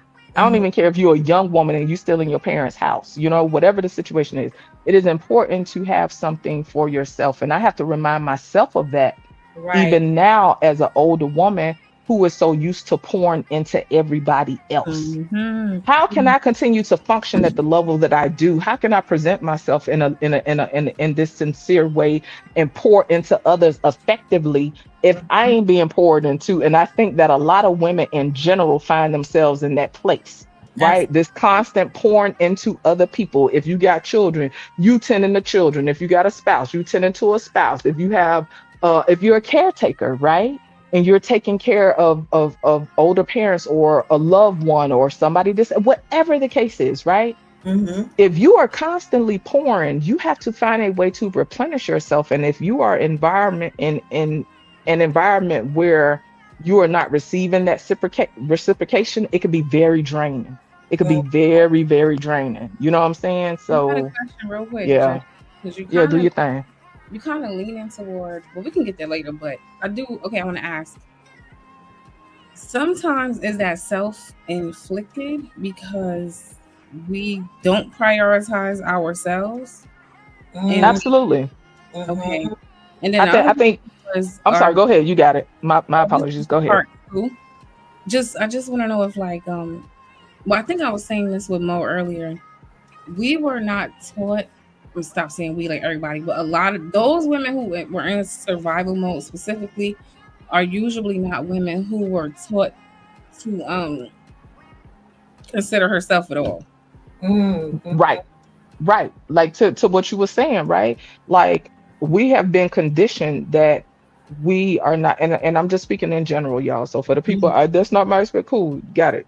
Cool point for you. Certificate, boom. And when Right. But in you general, right? bring that, We have been conditioned, right, to have this idea that we don't deserve you gentleness, come last right? and everything else first. Right, Everybody right. first. You ain't no real woman if you ain't this that and whatever. But yeah, motherfuckers will have you. I'm sorry, but people will have you to the point where you run yourself ragged. You'll have bags under your eyes. You'll have patches in your head. Listen, my hair already thin on one side. I ain't got time to be having a head full of patches dealing with people getting stressed the hell out. Like we was talking about that cortisol and stuff earlier. You will make yourself ill. And to your point, Venus, also, right? Because, like I said, like despite me venting and having my hangups about certain things, by the time I finish, I always bring it back to self. Okay, Jay, how you contributing to this? How I contribute, right? If I find myself constantly, or there's a pattern of me just being depleted of energy and giving of myself. If we're gonna keep it real, Venus, that's a boundary issue. That's an issue with boundaries, and a lot of times people don't necessarily want to sit down and look at that, right? Especially if we put ourselves in a position to always be a victim or to victimize ourselves. And I think sometimes it just happens on a subconscious level, right? But that's the issue with boundaries, just like parents, right, who take care of their kids until they extra grown, and then the adult child is still manipulating the parents and not, whatever. That's still a boundary issue. At some point, they gonna have to decide, okay, do I withdraw my support? But then they're guilt tripped. You know what I'm saying? So boom, let me give you another $50. Whatever. But that's an issue of boundaries, and that's something that we all can benefit from in regards to just regardless of people's confidence level of self-worth, whatever. It varies from person to person, right? But we all can benefit from having healthier boundaries. I don't care if it's at work, if it's with your family, if it's in an intimate connection, if it's whatever. We can all benefit from having firmer, healthier boundaries. Hold on, because you just mentioned about bald patches. Yeah, like people. Yeah, you ain't never seen them women. Listen, I ain't trying to be funny. You ain't never seen the people get run ragged. Listen, I've known women that have. Girl, listen, that's what I'm saying. That's what I'm saying. Okay, I just wanted to. You better swipe that bad boy to the side, child. Listen. I just want to give y'all know y'all done seen women losing hair and be having bags on her eyes. She probably already anemic and stuff like that, stressed the hell out. Hair all frizzy and lacking moisture. Listen, people will run you ragged, man. You got to be careful out here. And that includes me. Like I ain't acting like I got all the answers. But that's why I say it's a boundary issue. Because I It know at is. times in my life I have had issues with boundaries. Like, okay, Jay, you overcompensate, and what? Okay, you got to make room for balance and overcompensating, right? If we want to get deep with it, that comes from a place of low self worth. When Mhm. okay, us showing up right in connections, whether it's our friends or intimate or whatever, any connection that we have, right, aside from work, because you're expected to perform, right? Mhm. These other connections that we have when we show up, right? Ideally, we want to show up and just be, because us showing up and someone valuing the connection should show solely be based upon us being, right? But that's not typically how it works, especially with people that have issues with self-worth or low self-esteem or whatever you want to call it, right? What Mhm. will happen is they will feel unworthy, and then they will tie their showing up to doing. And so it's times in my life where I've had to remind myself, Jay, your worth isn't tied to you doing, your worth is tied to you being. That's so And good. you will have some people that will try to Period. psych you out and make you feel like your worth is tied to you doing. Mm. It is not, simply because we exist. Judge Jay. Oh my god. That's so true. I'm so brainwashed. I'm like, No, listen. no, I'm Look, trying to listen. Anything I be talking about, y'all already know. I be getting that work firsthand, baby. Listen, no, I I'm ain't exempt telling around you. this thing. Cause I be going through the same shit. Like in my head, like, yo, you do not have to do so damn much. But I'm just used to doing Just so. be doing too much, girl. I be fussing at myself, girl. Sit your ass down. You be doing too much. It's very hard to sit your ass down when you never used to sitting your ass That's a fact. But let's down. be clear, right? Remember now, me and you have mentioned this before. You're a lot more ambitious. So I think people who have ambition and women who are ambitious and career driven and stuff like that, I think that hit a little bit different. But I also think that that can be um I think if anybody isn't careful, right, they can get in this cycle of overperforming and overdoing. You know what I'm saying? Like, Yeah, of I'm course, tired if of you got goals, like, you want to make it happen. But I think that we all have to be mindful. You know? yeah, priorities change too, you know. Next Yeah. level mother effort, is that what the MF is for? Girl, that's moving forward. But that's what I say in my Whoa. mind every time, girl. It's moving forward. He I'm be trying to get people attention with that MF. But go ahead. he trying to be a positive black man and look at us. He said mother effort. Thank you, next level $35. He says spiritually, no woman is 100% feminine. I agree. Both men and women embodies both feminine and masculine energy. Need a balance of both to lead to wholeness. Amen. Agreed. I don't think women are supposed to have more masculine than feminine, and I don't think Don't think men I are supposed to have more feminine. Yeah, we both have both, but typically the genders, you know, women are supposed to have more estrogen, men are Yeah. supposed to have more testosterone. Yep. That's why when women start getting testosterone, all type of shit get messed up. Same for men. When they get like too much estrogen, they start getting boobs and all type of weird shit. I don't know. Their sex drive don't work right. Child, Um, child, look, women get child. too much testosterone, they Man, be oh in man. weird places and shit. We're not supposed to do all that. We're not supposed to do all that. You know what I'm I saying? can't speak to others, right? But I can speak for myself. I prefer not to be in that constant state of doing, but I can't hold you. It's a constant it's a constant work for me personally, and it's simply because uh my life experience and just how I've been conditioned, right? And regardless to the different talking points and stuff like that, men have been conditioned a certain way, women have been conditioned a certain way. You know what I'm saying? And so we're also in times, and these are just my opinions, right? We're in times where things are like there's an upheaval. You know what I'm saying? And things are changing. Um, and a lot of things are changing fast, right? And I think these conversations, these challenges that are coming up in society in regards to dating and men and women and all this different kind of stuff, it's because we are dealing with so much change, right? So we trying to accept change, and we also uh deal with the conflict, the internal conflict, right? Because like, just based on my meditations and different things, like, I subscribe to the belief, when I can relax, I subscribe to the belief that all conflict ultimately is internal conflict, right? Like, whatever conflict I have in life, it starts with me. Like, and it starts with my perception, how I hold it based on my values, my experiences, et cetera, et cetera, et cetera. You know what I'm saying? But yeah, it's just a lot going on. And I think that in different ways, we, just meaning men and women in general, like, we're trying to catch up. Some are yielding uh and not having as hard of a time as others. Things are generational. It's so many different variables, but we definitely dealing with some different times. And I think that people in their own ways are trying to catch up and are also coping the best way they know how. And I think that's why a lot of people are lashing out in general, men and women.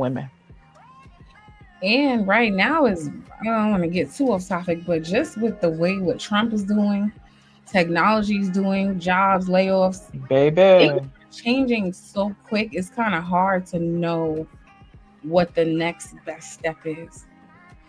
listen, it's scary. And I think that is leaving people a lot more, quote unquote, unhinged, even more so. You know what I'm saying? So you already got these different dynamics amongst men and women, on top of Mhm. dealing with this unstable environment, at least the most unstable I've seen in my life, you know what I'm saying, in regards to the administration. There was a time where people, communities, families, or at least even if it wasn't families within that one household, we still had extended families. You know what I'm saying? We still hung out with cousins, et cetera, et cetera.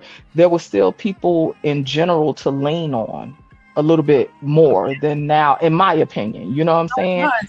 It was. And I think that hit different. So now we're dealing with all these changes, all these fluctuations, and it's less people to lean on, right? Because everybody is overwhelmed with whatever they are immediately dealing with. And I remind myself of that at times as well, when I'm feeling the way about different stuff. Most people are consumed with their own stuff as it is, right? And so Right. we want people to show up for these connections that we have, right? Which require effort. And that's what I meant by burnout earlier. People so consumed with what is going on in their immediate, like, what like in their small circle, that it's hard to show up in meaningful ways for other people. But to me, the problem is we lack showing up for others. And so to me, it's like a cycle. You feel me? We burnt out, and it take effort to show up for people, but we ain't got the energy to give to show. You know what I'm saying? Gosh, That right. is cool. I just feel like it's a cycle. It's a very yeah, it's just a weird cycle. And shout out to Brand Still with the 149 super sticker. Shout out to you. And yes, Brand, I saw you earlier. You said need a hug, I went and claimed you. See, so that let me know that you possibly don't have the type of depth that I appreciate in connections. Because for people, certain You said people I wouldn't claim understand. you needing a Yeah, hug. yeah, yeah. Because remember when I said sometimes I just need a hug, right? He was like, I Uh, wouldn't claim you. Child, listen, that that's let some me deep know. voice. But check this out. There are some people that understand the power in a hug. There is Man. healing in hugs. Now, Mhm. like I said, like I shared with y'all earlier, I didn't grow up in a house that really hugged a lot and stuff like that. But Uh-huh. I have come to be a person that loves to hug and embrace, because there's actually healing. Y'all ever see people that be trying to keep it together, as soon as you hug them, they just, child, listen, listen, listen, them shoulders be popping, honey. They be popping because people need a hug. There's healing in hugs. You know what I'm Uh-huh. You saying? remind me of But my that brother. requires vulnerability. And let's be Oh, real, a lot of people don't want to be vulnerable nowadays. A lot of and people have different reasons for that, and that's cool. You feel me? But Yeah, there's power in a hug for sure. You remind me of my brother. I used to keep telling him like, I don't want you touching me, okay? And yeah, because you ain't want to feel it. Yeah, Right. he don't care, and that pissed me off more. Like, Now he stop. just grab you. Now he just grab you, No, and I then would try to get you be him. crying and punching. Let me go. No, I try to give him a Let little me church hug. go. Oh my God, hi, I love you, happy to see Girl, you. don't get me started when I first started Then going to he church, gonna come. girl. I try to give my brother Mm-mm. the church hug. He want to come, knowing I don't even like doing this. Why would you put your lips on my face like you're doing? Don't kiss me on Now my he cheek. finna love on you. Now he finna love on you. I can't But stand girl, when I first started that. going to church, every time they said turn around and hug your neighbor, girl, I used to get freaked out. Like, what is wrong with these people? Funny. Every time, girl, that joint used to aggravate the My crap out of cousin is me. like that. Yes, and it was because I didn't grow up in a house that hug, girl. I thought that people Mhm. was crazy. I was like, these people is freaks. Every time I turn around, they just want to keep touching people. Why is you touching people? You is So, weird. Just But Jay, I've come to learn you're that the there's healing in hugs, though. I Mhm. was gonna say you're the opposite of me because I grew up like you too, right? It wasn't a lot of affection, Mhm. Uh-huh. so I don't. I'm very. I mean, even I don't like people touching me. Like Yeah. unless somebody I'm dealing with is very hard. Like don't touch me.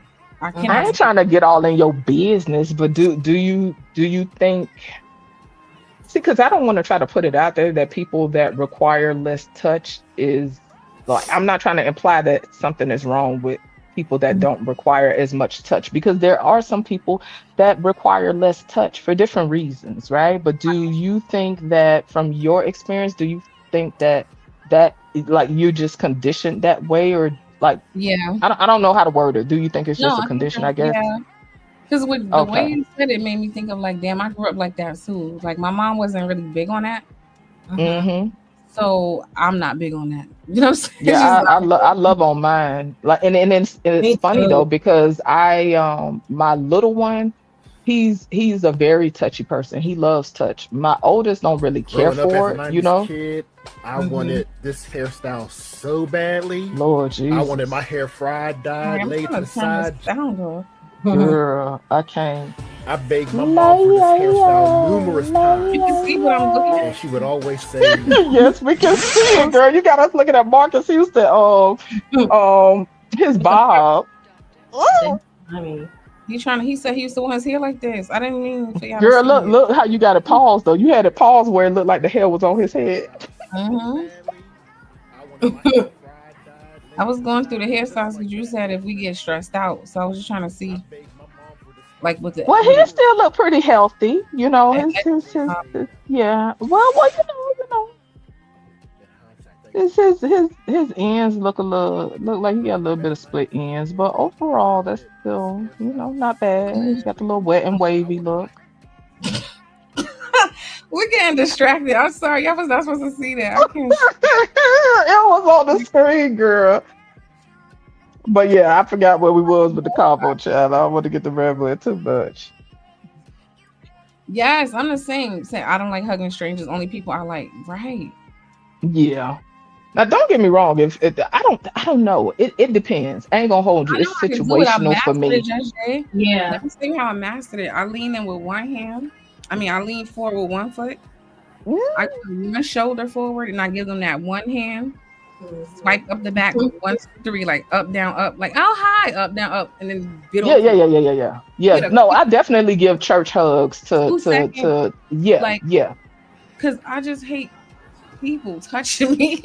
I get it. Shout out to that awkward feeling I would get, at church. They'll be hugging a little too long and I'd be ready to let go. I'd be like, oh my God, oh my God, oh my God, get off me. But Right. yeah, and in general, dudes in general get a side hug from me. They get church hugs from me. Like, it ain't no front to front hugging with dudes for me. Like Yeah. unless I rock with you like that. Like, yeah, that's too close. Mhm. I agree.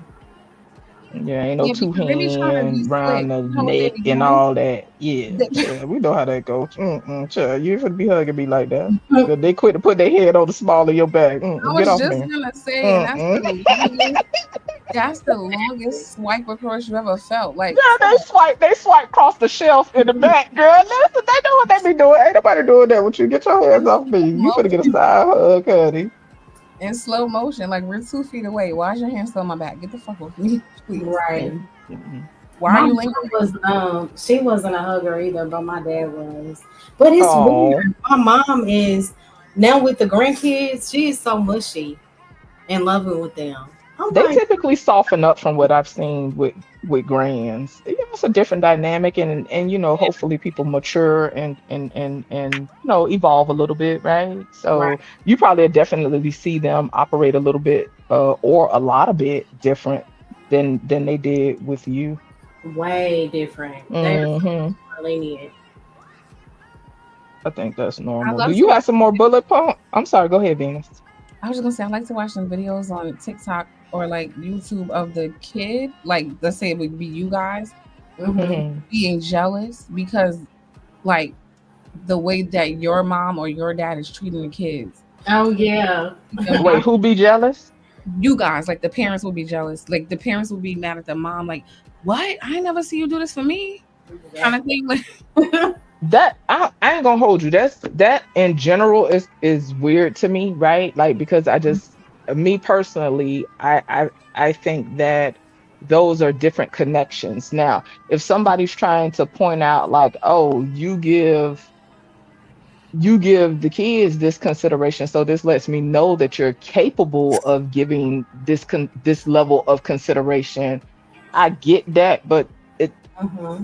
I don't know. I try that's to not tread really fair carefully with stuff either. like that because it's still two That's not different fair type. either because you're 30 now. Okay, Maybe I learned something in 30 years. Damn. that's Right? Like true. That's maybe true. I That's didn't know true. how to do it when you were 4, but now that he's 4, I do know how to do it. You know, Right, right, right, right, right. I Well, get it. you mean like the As the grandma, grandparents. yeah, like damn, Oh, maybe. oh, that's different. I thought you meant like people in a relationship, like Um, like the man and the woman being at each other about that. Okay, my bad. I misunderstood. Okay, well that is different. Yeah, to your point. Yeah, times change. So and people change. Hopefully, for the better. like why did I have to be the starter kid? Why did I have to be the one that you had to make all your Listen, mistakes, bumps, bruises, left me on the bus, threw me out the window? I fell in. listen. I fell off That the. part. I rolled down the street and down a hill in the snow. The 5 people had to come get me out the tree. Like, why'd you do all this stuff with me? And shout out to the firstborns. They Oh, unfortunately are guinea pigs. And I told my oldest that like yeah, unfortunately like you the guinea pig. And firstborns they take a hit. They really do. I gotta And ask it my. affects it I'm, affects them in different ways. But yeah, a lot of firstborns take a hit, boy, for sure. I do. I'm gonna I ask my do. big brother. I'm a middle child for real. So, Me too. My sister always talk about the oldest. I'm like, but girl, the middle is a struggle too. for real, I heard the middle child is the weirdo. Is this true? I heard the middle child get ignored a lot. Yes. Y'all could look in like marriage and family Yeah. textbooks. Anyway, but yeah, y'all could look in like marriage and family textbooks and stuff or whatever.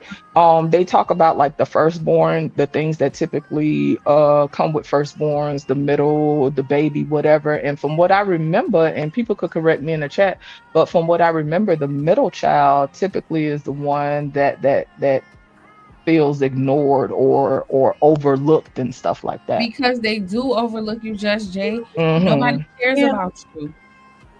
You're Yeah, little because they too busy tending to the baby, right? And there's a baby, stereotype that the baby gets quote unquote spoiled more.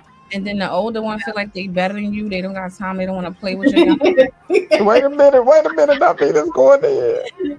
I'm sure. Right. That is so So the funny. little ones getting all the attention because nobody cares about you. We got a new person in town, so you like, all right, fuck it then. Let me go over here and find the older And you brother. just off to your own devices, right?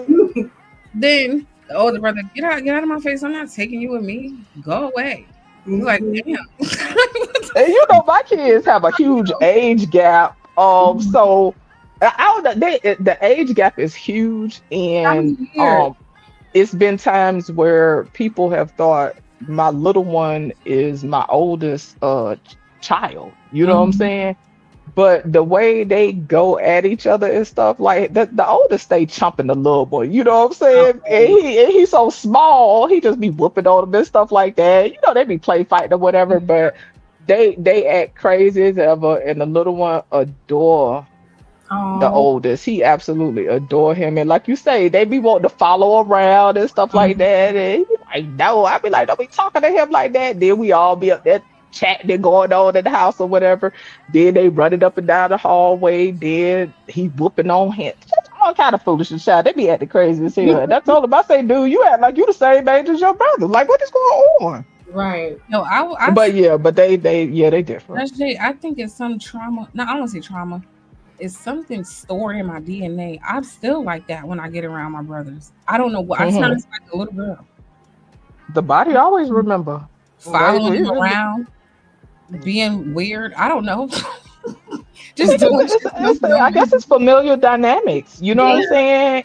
And regardless of how much we try to you know, uh I don't know how to word it. At the end of the day, we all, right, depending on how you think about it, right? We all have that child self, right? Right.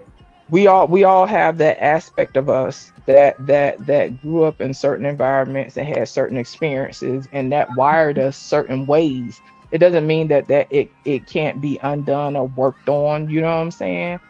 Uh, Throughout my journey, I don't know, like throughout my journey of working on myself and trying to develop myself and just be the best person I could be, like my best version. I found that I went through this phase of, therapy, right? Like talk mhm. therapy. And talk therapy is very important. I think it has its Yes. place, right?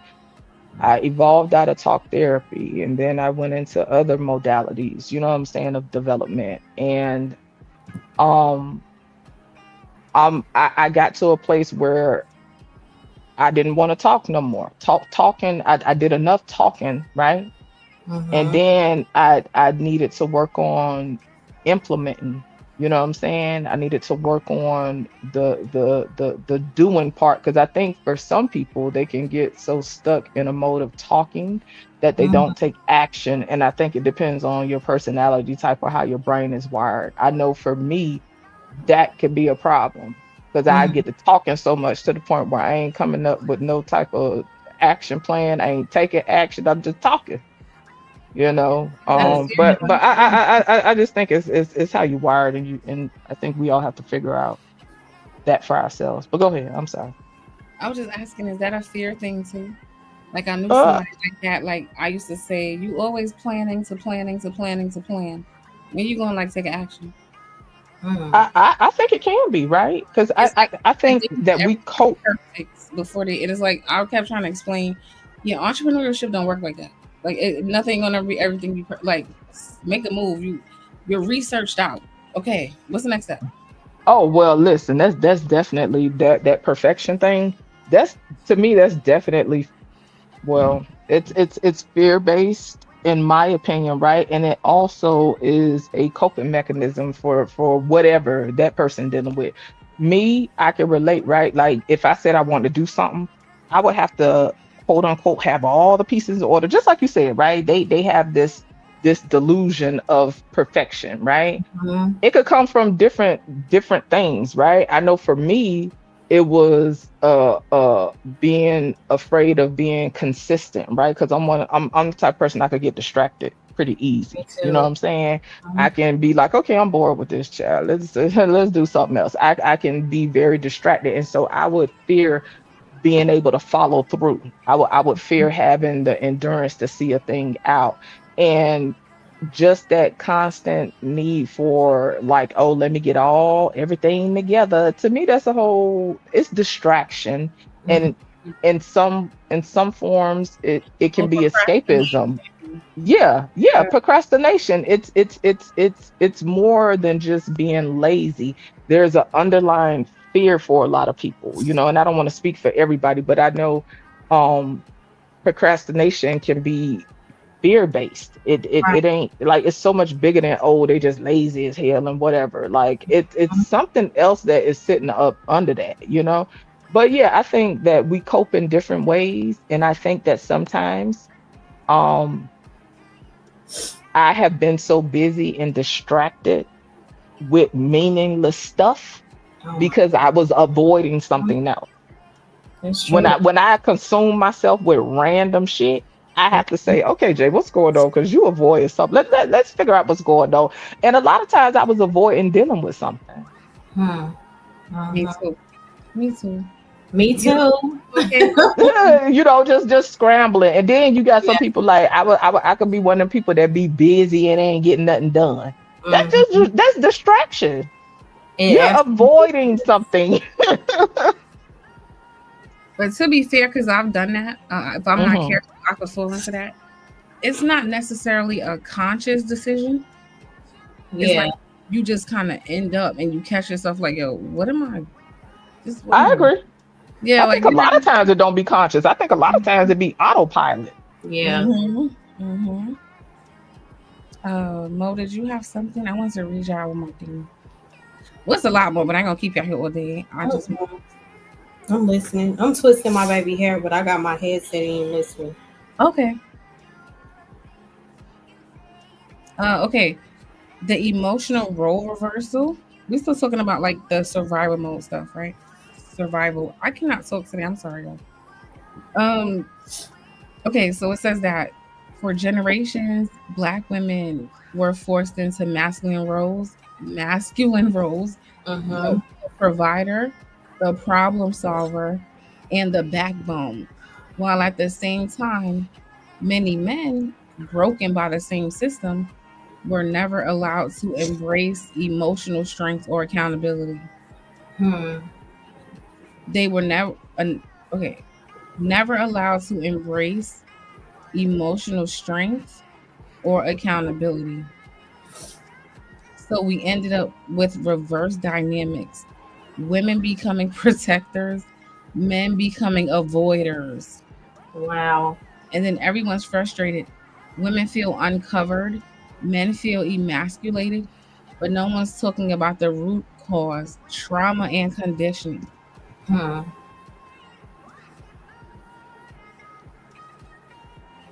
That's good. The cycle of misunderstanding.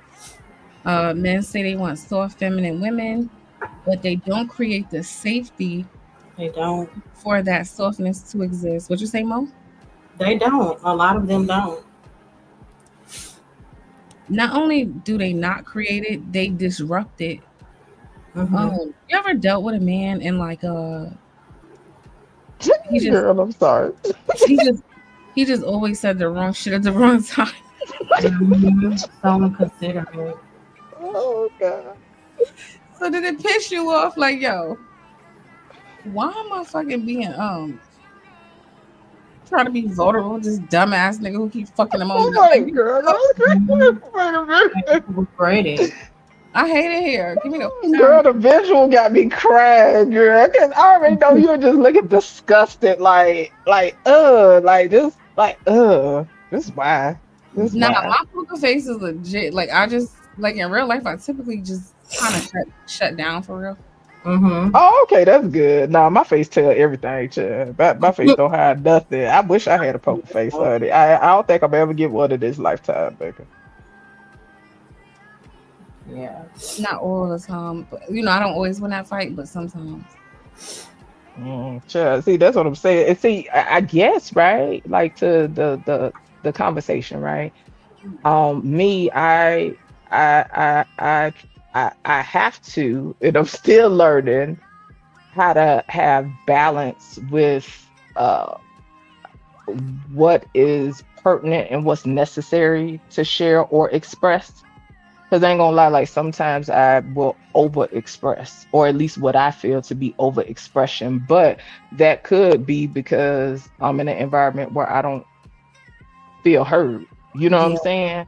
But Mm-hmm. I do think that it's important to work on having a balance, or at least being aware of what balance may look like. And maybe Scam could chime in, right? Like from what I found, right? And we ain't just talking about the average dumb man, right? I found that men can, what's the word? Like, I feel like men compartmentalize a lot more efficiently. And I don't know. I don't know if I'm fully convinced on that, but I do think that men can compartmentalize. I guess what I should say is probably like expressing emotion. Nah, I don't even know if I want to say that. Do you know what I'm trying to say, Venus? Like with just how men can compartmentalize, like they can be like, okay, that's different from this and da da da da da. But Mhm. sometimes a woman may possibly, because I know me, right? How I feel and everything will bleed together. It'll I'm the bleed together all in one. same And way. then a man will be able to separate it a little bit, I guess a little differently than me. I'm legit the same. I don't know if that's all women, but I ain't gonna put that on them. But I'm starting to think it is. Right. So I'm trying not to Like, generalize, but I know me, how I feel like, say for instance, if me and you get into it, Venus, and we button heads or whatever, and I done talked to you about this before, et cetera, et cetera, et cetera. We done had this conversation before, whatever, whatever. All that will, not that I'm trying to hold anything against you, but all of that will bleed together and it will come out of how I express whatever I'm saying to you. And sometimes what I found with men is they will shut down, to your point, right? They'll shut down because it's a it's a flurry of information coming at once. And because since we want to generalize, right? They problem solvers. And again, we ain't talking about the average dumb man, right? We talking about a man who actually got a skill set, right? Like they problem solvers. So then they trying to figure out, okay, which part of the problem do I address first? But I can't really address nothing because you she done gotta do that. throw about 50 things at me. You know what I'm saying? And so sometimes I think they do just shut down. I don't know, maybe Scale can tell us. He just sit down there showing all them teeth. Yeah, I gotta step away for a minute, but I do want to before I go. I agree, Judge Jay. I actually, if there's one thing I could take from men, I really wish I my brain worked that way. I'm Hmm. like you. I don't know how to like separate this and no, I can't. Hmm. Literally, my brain does not work that way. I don't know how to do that shit. It's not always about the brain working a certain way. Um, it's just increasing empathy and trying to and increasing understanding. I'll never know what it's like to be a woman or be pregnant or be 5'3", worried if a man's going to take me in the back alley when I go to the liquor store. I'll never know what that's like, but I can still somewhat understand that it's a problem. Like I will never be as emotional, as sensitive, or certain ways of a woman, but I can acknowledge that they are important and that they matter to that person. That's the best that I can do. Right. But Mhm. how do you show up though in that way when, like, say for instance, for example, if you are dealing with a woman and she is emotionally unloading, right? Because Mhm. she's reached whatever level of tolerance. Mhm. Um, how do you, well, I get what you're saying as far as empathy, right? But say, for instance, if she's thrown several different complaints at you or issues, right, that you want to be present for and solve, how do you separate all that and meet whatever that immediate need is? Because to me, you have to be able to, like you said, empathize, and I think a lot of Mhm. guys don't necessarily have. I won't say don't have that, but they not used to just okay, her feelings hurt and let me tend to that. You know what I'm saying? Did it because it's power struggle. Oh, you all of your feelings, et cetera, et cetera. Like how do you meet that need? I guess I don't know. How do you put that fire out? I'm not saying that you're responsible for how she feels, but how do you show up in a meaningful way? Well, here's the thing: when you say responsible and how she feels, something that I do accept, where a lot of people don't, because you talk about this woman is acting like this woman's doing. Once you claim that as your woman, you claim everything. So if she dusts on Tuesday and Thursdays or hangs her drawers on the ceiling, that's your woman, and those drawers are going to be on your ceiling. You got to deal with it. So I don't accept everything, just like I'm going to want to accept everything and every flaw that I have, because we together. This is what it is. Now, how we gonna work together? So first is accepting it. So it's Tuesday at 5 o'clock. Now it's dust time. She's mad. She's whatever. Not I feel attacked. Child, please. Let me go Huh? Now back on it's mute. dust time. Wait a minute. No, I well, don't appreciate it. Hold on. Go ahead. it's just there's a conflict at 5 No, o'clock. but you be an artist though. Like I don't know. It hit, and I'm hollering. That's all. Yeah, if I did something, okay, let's talk about it. The thing I know in 2025 is let her talk from 5 to 5:12, not 5 to 5:01. Not Thank but you. listen from 5 all the way to 5:12. Uh-huh. Then try to understand where she's coming from. Clarify what it is. So you're saying you're upset at me because I did this, and then I wasn't listening when you did that, and then there was this. Then just have the conversation in good faith. Right. Now there is a truth. Then just pull out She your might credit not get what she wants all the time. I might have dusted, and it might be something that I'm just gonna do. Just being honest. It's about 10 to 15% of that. I'm just being honest. He said I might have dusted. It's just There's I'm hollering, girl. I person who can't. dates me to stuff that I'm going to do. Right. Then that's a small percent because usually, I mean, I ain't foul. Or it could be a misunderstanding. Let's talk about the misunderstanding. Mm-mm. What did you get when I said this or didn't do that? So they can tell me what they got. They're telling me their world. Let me tell you. What I got is you don't care about me, you never loved me, and you want me to die. Mm. Okay, why would you believe, baby? Honey, sweet sugar. Why would you think that I want you to die? Why do you feel that way? Because when I came in, you didn't immediately get up and hug me. Okay. So at this point, you want to kill me, you hate me, and you never loved me. Baby, come here. Come sit right here, please. It's too late. I feel like you're gonna poison me. Now she went to I don't feel safe. All If the she way. doesn't feel safe, okay, tell me what feeling safe looks like. What You is put feeling out your safe? credit card and giving it to me. Huh? Huh? Say it again. I said you pulling out your credit card and giving it to me because that is the ultimate level of trust. So I would know that you really trusted me I if can't you with gave me girl your right now. Amex. I can't Okay. with her right now. Tell you what, let's make a deal. I trust you with this credit card. I'm going to give it to you. Now, if you go spend anything on it, I'm going to kill you. There you go. Ladies, do y'all know that's when somebody really mess with you when you get the credit and the debit card? Yeah. Oh, so you saying they don't really rock with you Mark like my that phone. until you have a credit card or a debit card. That's what you're saying, Venus? Yeah, like once they just hand you the card, like here you go. No, we ain't married. You ain't getting no card. Uh-oh. Yeah, I'm kind of cheap. But, if Ew. you're feeling- Hate people. Now she Stop. said, yeah. oh, I'm But cheap. check this out though, Scam, with what you Oh, just yeah. said, right? But check this out with what you just said, right? You said, okay, well, what safe look like? And so what if she expressed, okay, well, safe for me look like I feel like you're not listening to me, Scam. Okay. I tell you what, I was gonna do this, but let me sit down right now and listen and hear you out. Because maybe I didn't listen to you, maybe I didn't know or didn't notice, but I thought that I was listening to you. Okay, but every Right time I now? say something, you just keep blowing your breath and rolling your eyes.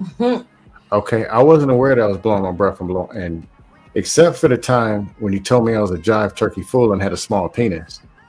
And yes, I rolled my eyes because you kind of pissed me off. Okay, well, I trying to rub it understand how I was pissed trying you to off. fit the whole thing in, and you told me all I could do was rub it around the edges. So I was upset. Okay, I get that. I can understand why you was upset. Okay, but if there were other times I was rolling my eyes and whatever, that's not, I don't have a problem with you. But if you think that I need to listen to you more, right now, let's just sit down and talk. Tell me what's going on with you. I just been frustrated and I just want to feel like I could be able to talk to you freely without feeling like you just gonna dismiss me and not listen. Okay, right now I'm not dismissing you, and I'm hearing everything that you're saying. What else is Oh, frustrating you? Well, the other day at work, don't get me started with that. This is see, but yeah, but I don't really want to go there, babe. But I'm just saying, like, it was annoying at work, but it wasn't like real bad. But I mean, I ain't really got nothing to say right now. I just, I just want to feel like I could come to you if I want to talk. Okay. If you want to come and talk, you can come and talk. Okay, well, I'm gonna go Tell me I ahead and got a finish the small. chicken. Did you want some chicken? If you tell me I got a small penis again, I'm gonna cut your vagina off and sell it on eBay. You got a Okay, deal? well, that's yeah, that's a deal. I never say that again because that was disrespectful, and I apologize. That was totally out of line. So I apologize for that. So yeah, so I got some chicken in the oven, and it's almost done. You want some chicken? Yeah. Okay, See, but all right, men all are right. Well, really I'm good. Is that really What you something? said, Mo? men are not gonna really be that patient like that. And Girl, you know they're gonna be huffing and puffing and you rolling. know, like the majority of men, that was so cute, scam. That was Ah. so Girl, I'm hollering because you already know they be huffing and puffing like, oh my God. Every time I turn around, this girl just keep running her mouth. What Judge Jay, is it now? wait, Judge Jay, I'm bringing you another contestant, okay? The contestant. Do what now? Uh For the oh. exercise. what? Girl, I ain't I'm not dealing with that just one time when I saw that screen. I'm not dealing That with was cute, that. scam. But most men are not gonna be as considerate. I think Tommy Sotomayor want to demonstrate And how you you. know that's something, child, Is that's that Tommy wild. for real? Yeah, it's Tommy for real. Oh, I know. Tommy I've likes seen Tommy, but to I've never been troll on. black women from time to time. Started with some But before you bring him up though, but that's something I have to work on personally. They say that like rolling your eyes, huffing and puffing, stuff like that. Those are cues that people receive when communicating. And Yeah, I have to be mindful of that, whether I'm talking to my children or whether I'm talking to somebody and I'm becoming intolerant, you know what I'm saying? I have to be mindful of that. So that's why I was saying, like, I try to reflect on how I contribute as well. Like, okay, Jay, was you sitting there huffing and puffing when they were saying what they got to say? Okay, well, can you see how they might have got defensive when you did that? XYZ, whatever. So I think that's important. But to the point I was gonna make, the whole roll in the eyes and stuff like that, I forgot where it was, but it was a study I found somewhere that was saying that if you grew up like that, like with somebody rolling their eyes or huffing and puffing and stuff like that, when you're trying to communicate or whatever it is, like if you have a emotional need that's not being met, they hmm say that your brain becomes kind of hardwired to that. So that's mm, why I think, and in my opinion, as adults, we all have different triggers when people do stuff, you know what I'm saying, that'll set us yeah. off. And I think that that's part of that. I think because our brains get wired a certain way depending on how we grew up. But yeah, Which scholar, that's you? Sorry, y'all. One second. Yeah, it no, you is good. me. Okay. How is everybody tonight? Hello, good day. Hey, Is that just Jay? Who is this? Who's, Do The what now? foolish Who scholar. that? is this somebody I know? Oh, Hey, that's how you cool as doing, stuff. nephew? What you Hey, doing? Auntie, how you? I'm Long doing good. time. No complaints. Good to hear you. What y'all talking about? I'll let Venus tell the story. I don't know at this point. It's just, Right? we was trying to have a women's day, and I apologize to the ladies. It's my fault. And the men came and Oh, threw us off track. Long story short.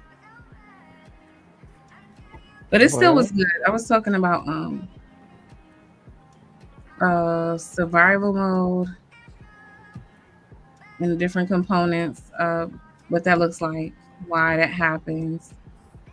Um, supposed to get through a lot more, but we'll get to that like the next time. And for the record, I'm innocent. MLB is guilty. Tommy, I dropped the link for you against my better judgment, but I did. Oh, I think he's talking to somebody else in the chat, but I thought he asked for the link. Okay. well, he did. But I'm saying that that comment you just put up was in response to somebody else. Oh, I see. Okay. Yeah. Well, Scam, you did good, but like when we first yeah. started the conversation, some of the fellas got to going in the chat, but like to me, it just like it just kind of went back to what I see a lot, and I think that I wasn't looking at the chat. I know you wasn't. That was before I got up here, because I was already getting annoyed because they were talking about stuff that they had nothing to do with what we was talking about. But I mean, for the most part, that kind of happens because even myself, right, we kind of trailed off a bit. But I noticed when conversations are presented in such a way where it's really to it's like it's meant to nourish and to really be edifying. I think that detractors just come with the territory for the most part, I don't want But to it is irksome, but I do think it Judge comes with the Jay. territory. I Well, don't want to assume Judge Jay, but are you saying like, okay, that it's like low key an intentional thing to throw us off from being able to do that for each other? yeah, and I ain't gonna hold you. I'm just talking shit right now, but I just feel like a lot of men could just be self-absorbed. Like I think, and don't get me wrong, I think that humans, let me say, I think that Mhm. humans can just be self-absorbed, right? And so when you started speaking and you was talking about women and us wanting to feel heard and us having a safe space to speak without being judged and whatever else you said, right? Like, yeah, people start making it about them, and I ain't talking about the panel. I'm talking about just from me looking at the conversation in the chat, and that's not new. You know what I'm saying? People will begin to make it about them when it ain't even about that. I just think by default some people could just be self-absorbed, and I think we all have to check that. You know. I think Just, it's normal. Wait, Like, hold on, y'all. But Tommy, I said I dropped the link for you, like when you asked the first time. So I don't know. Anyway, go ahead. He I'm sorry, talking to Mo. somebody else. No, you good. Do your Okay. thing. Go ahead, Mo. I just think it's natural. Like, even if so, this is a conversation of how women feel, how we may feel disregarded when it comes to whatever in life. Majority of the topic was based on how men treat us, and it's natural for the men to become defensive. Like, even when I hear men on the panel going in on women, I'm like, what are y'all talking about? So I think on both sides, we automatically just get defensive. I know I do when I hear a bunch of men just, I'm like, this is not true. What are y'all talking about? But yeah. Yeah, I agree yeah, I agree for the most part. I think for me personally, it's how I ain't gonna hold you. It's how people come at me. I ain't even gonna hold you. I'm one of them people you could say whatever you need to say, Mm-hmm. but it ain't what you say, it's how you say it when it come to me. So Exactly. and I know that it ain't necessarily logical, but if people come at me sideways or I feel like it's sideways or how I interpret it to be like if I feel like it's sideways, yeah, I'm automatically gonna have a resistance. And I think that's where it's important for us to make room for our experiences, right? Yeah. Because what might trigger me and put me on defense in the conversation might be light work to the next person. And some people are just unbothered in general. It all depends Yeah. on personality types and just our experiences. So that's why when people get to arguing about, oh well, no, I said such and such and I said that, and I'm like, okay, well, how can we not see that this is how I interpreted it? I didn't say that that is what you meant. I'm just telling you this is how I interpreted it. Like Yeah. that's all. It don't mean that I'm trying to demonize you. It don't mean that you're a bad person, whatever. This is how I took in the information. So if I'm having a conversation, then that's the opportunity for the person to say, well, that isn't how I meant it. This is what I meant. And I could either accept it or not. But I notice even with these conversations, it just be a lot of back and forth without people taking time to understand, boom, this is how you perceive it. And Mm-hmm. so sometimes I'm in a better position where I can just challenge that person thinking in a more productive way, or I guess a less emotionally charged way. And then there's some days where I just don't have tolerance. And I Yeah. think that if we all take time to acknowledge that, it to me that make a difference when you're able to just see yourself in the situation. Mm-hmm. And I So think personality types are Yeah. wait, like you but said. Mo hey, Love, Uh-oh. wait, hey, Uh-oh. sorry, real quick, Mo Love, because I gotta Mhm. walk away. Tommy, look, I gotta walk away from the computer. If you're coming up, like, come now, okay? But I want to ask. I want to say, I want to listen back and see because I want to say, yeah, I think it's natural that we all get defensive. Mm-hmm. Hmm. I think there's a big difference. Like when we're just talking to each other and not bashing them, it's not nothing to do with them, not even anything to be defensive about. They'll Mm-hmm. still make it about themselves. I just don't know if that's the same thing as you hearing people talk bad about black women and then you getting defensive. You know what I mean? Like I could be wrong, but I don't think that's what was going on. Mm-hmm. Either I one of get this what you mean. show Yeah, or the last time. that Hey, makes. Venus, what zone? There's Men are self-absorbed. They think the world revolves around them. Okay. well, how can I explain it? Black That's been Hawk, the I'm history not. of the world, in my opinion. Hold on, Black Hawk, And that's I'm not part of mad. conditioning. The reason I Just make want to say to the Black Hawk, last I'm part not of mad at the you about anything. It's okay. You don't have to keep apologizing. It's okay. I'm She not mad. already dropped the link. You good? Yeah, it's If I okay. recall, she ain't said nothing. I'm sorry. What you said, Skin? I forgot what Hello. I was gonna say. Oh, Oh, I was. Oh, what she go said. ahead. She think that men are self-absorbed, and something else she said. And you was Um, gonna say something. Selfish. They think the world revolves around them, and a little bit racist because I feel like if we were a circle of white women in a corner talking about our little problems, there would be Girl, consideration I for can't. us. now there's how can I explain it? There's a But couple zone. in the corner, it's like it's that strong black woman stuff, scam. Mm-hmm. We expect it to be. We can't even get looked at as victims or like as yeah. I mean, that's the right word. Like as somebody that something actually happened to. Never. Well, if it's the bullshit, the truth is you don't want those dudes no way. It's not about. Preach. You know what I'm saying, man? But if it's misunderstanding zone, okay. To be fair, I'll go into misunderstanding zone. I remember being a kid. My little cousin. I'm the youngest, so I don't know nothing about no kids younger than me. He's a baby. He's 2 or 3. He's spoiled, but he's crying. And then we go give him something, me and my sister. I'm like, oh, he's crying. I'm supposed to do something. So I give him his toy and he throws it. In my mind, he's bad and he's horrible because he threw the toy that I gave him. That's all I see. Versus maybe it wasn't the toy. And he's 2. That's what they do. So sometimes a man can think that a woman, they believe that them taking her to get a steak dinner is the thing to do and they are right. And then she says, you don't listen to me. That's like a shot. And it throws everything that he did off. You don't appreciate my steak. And to you, might like, oh, this selfish fool. I don't even want the damn steak now. All this is miscommunication. But both parties don't know how to articulate what's really going on. And in your eyes, it's going to be, this man just wanted to give me a steak and get some butt. In his mind, she don't appreciate nothing. Because the conversation can't really go because they don't he's not equipped and she's not equipped to have a conversation, understand what the other person's needs are. Does that make sense? I'll be back, y'all.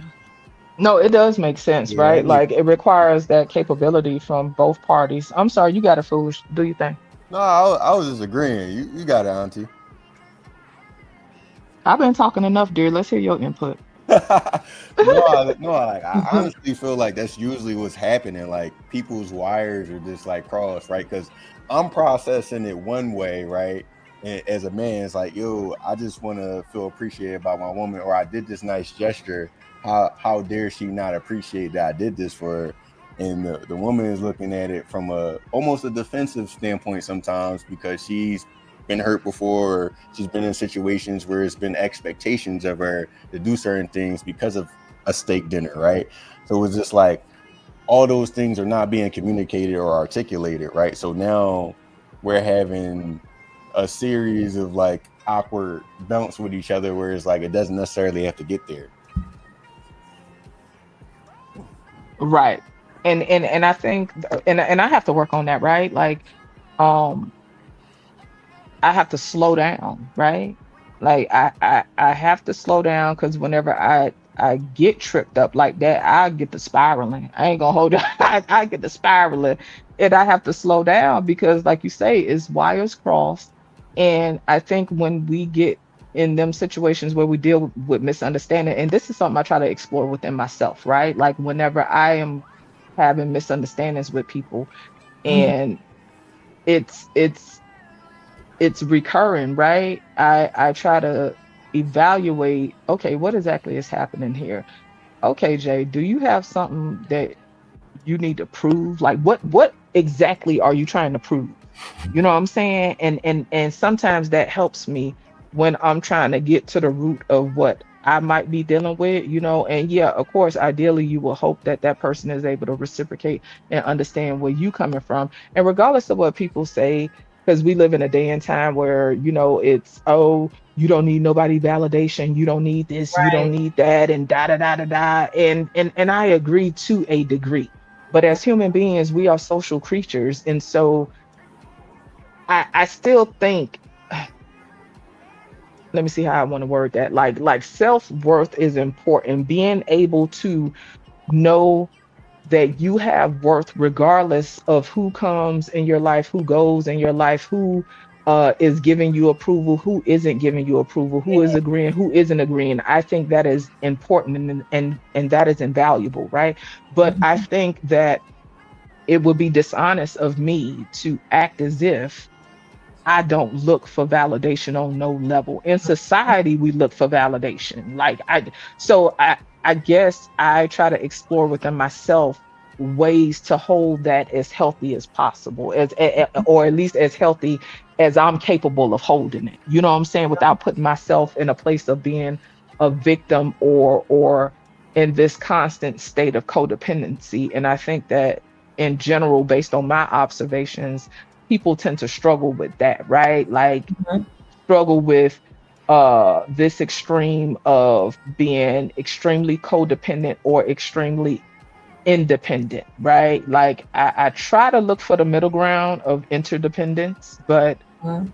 we all have different life experiences that, you know, respectfully leave us dysfunctional in different ways. And it doesn't make us bad people. It's just Right. ways of coping. And these ways of coping served at one point, because I know certain ways that I have dealt with things in life was coping mechanisms, Mhm. and they served me in those seasons of my life.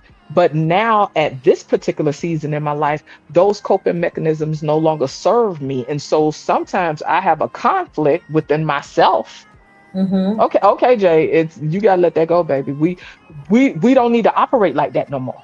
Yeah. We not in that space no more. Mhm. So that pattern, Mhm. you know, it takes conscious effort, concerted effort to work on dismantling that pattern. Yes, it Mhm. served me at some point, and I think for me, and I think it's important for people to also know that even if you do have certain ways of coping, right, it doesn't make you a shitty person. To me, it's how you choose to hold it, because sometimes people get caught in this cycle of shaming themselves, right, Mhm. for being a certain way, when in actuality you being the way you are served you at some point. At some point, it was protection, Facts. but it may not serve you now. And I know for me, some of my maladaptive behaviors do not serve who I am now. And I think that we have to learn how to catch up, and there's a acclimating of sorts, right? So when we in that turmoil, it's because we're trying to acclimate to who we are now, who we say we are now, what our needs are now versus what was. You know what I'm saying? If that Right. makes sense. Mhm. Yeah, that Yeah. made perfect sense. I feel like part of the reason why it's so hard for us to unlearn and let go of some of these maladaptive behaviors, you said it, is like it served me. It served a function in my life, right? So the fact that it served a function in my life, I still feel like I have to carry it with me as part of my person, right? Even though Facts. moving into an environment, I'm transitioning into a space where it's not serving me as well, or it's hindering me. And like you said, it's maladaptive. But I think it's also like having like community around you and having a specific direction that you're moving in that kind of serves as like motivation and kind of undergird you as you're transitioning. And I think Mm, that sometimes we don't necessarily have that community piece, right? So it's like we mm, might want to go in a different direction, but the folks that we around want to keep us in the same holding place and the same holding pattern because it's comfortable for them, right? And they don't want us to supersede them or go to a space Mhm. they're unfamiliar because then they can't reach us or connect with us, right? Mhm. Right, right, and they're right. It's intimidated by unfamiliar. the change that they see in us, right? And that's not Hmm. even to say that is like is completely bad or they just looking at you like they're like one of your haters or something like that. It's just like they don't want to feel left behind, right? Right. Mm, And then sometimes as you continue to transition, you feel like you got like survivor's guilt, the fact that you made it so far, you got to this space, right? So maybe you'll struggle with that as well. I feel like it's a lot of reasons why we have these maladaptive patterns of behavior and it's hard to break. hmm. Absolutely. To your point, right? Like after well, what you said, survivor's guilt, right? That's how you worded it. And it's like, I know that in my life, right? Like my way of thinking, not that my way of thinking is exclusive or, unheard of, right?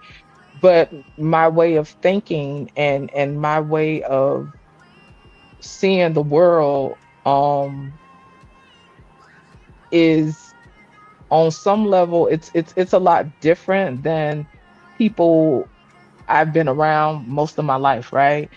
And so I ain't gonna hold you. Sometimes, right, it can feel it could feel lonely because I could be explaining a thing and it's like not that they're willfully just trying to misunderstand me, but sometimes it don't resonate for them. And so sometimes for me it could be frustrating, but I have to remind myself, okay, that's where they at. Mhm. Like sometimes when we have certain transitions in our life, like we sit with the delusion that everybody need to be on the same page when in actuality everybody evolve at different phases in their life, at different times in Absolutely. their life, like and it's all good, what I'm saying? It's just a matter of, okay, we just not on the same page. But go And to back to the me, isolation part, Auntie. I feel like that's the part though. Like you're it, having a it yeah, conversation with a person. It's like, yo, they really not understanding what I'm saying. And yeah, it's you like, don't feel tapped in. yeah, you try to go back and reframe it as many times as you can. It's like, Right. And so I think that's part of me sometimes over explaining. I think sometimes it's just a coping mechanism as well. But I was talking about earlier how sometimes I can over explain things over and over and over. And it's because sometimes I can be around people that I talk to and it's like it don't register for them. You know what I'm saying? And so as I grew, in life. And as I continue to grow, I ain't gonna hold you, to your point. Like it does feel isolating at times because I think as humans, right? You got, like I said, you got people nowadays. Oh, it don't matter what nobody think, and oh, if Right. they don't understand, then da da da. And I mean, if we want to get all up in inflated ego and shit, we could be in that bag. But the truth is, basic human needs is wanting people to understand, Mhm. wanting people to relate to what you're saying, or at least give some type of cues or some type of signals that, hey, I get you. Hey, I relate. Hey, what you're saying makes sense. Like, regardless of how much we humans in general try to act as if we are so flexible and malleable, a Mhm. lot of us, like humans in general, are very what's the word? Like, we're not as open to change as we like to say we are. Mhm. I do think that we adapt, right? As situations and circumstances change, we adapt as needed, right? Because we could look at the history of man. We adapt, Right. but for the most part, we like things predictable. Like, and to me, that's part of a biological aspect. Our Mhm. brain likes things to be predictable. Our Yeah. exactly, brain is exactly. is going off of experiences, is going off of past information. And so I done talked about this before. Our brain is efficient. It wants to be efficient because it has too many things to do. It has to circulate blood from your feet to your head. It got to make sure your digestive system is moving. It got to make sure that it is telling you when it's too hot, when it's too cold. It's signaling all different types of things. A lot of stuff is going on. So when we have experiences in our life, right? Our brain be like, boom, I got enough shit to deal with. So let me go and throw this in the file cabinet over here. Right. And guess what? That file cabinet over there is that motherfucker tried be enough for to go off. you, Right. you know what I'm saying? Because it's about efficiency. And then the brain doesn't hold on. Let me slow down.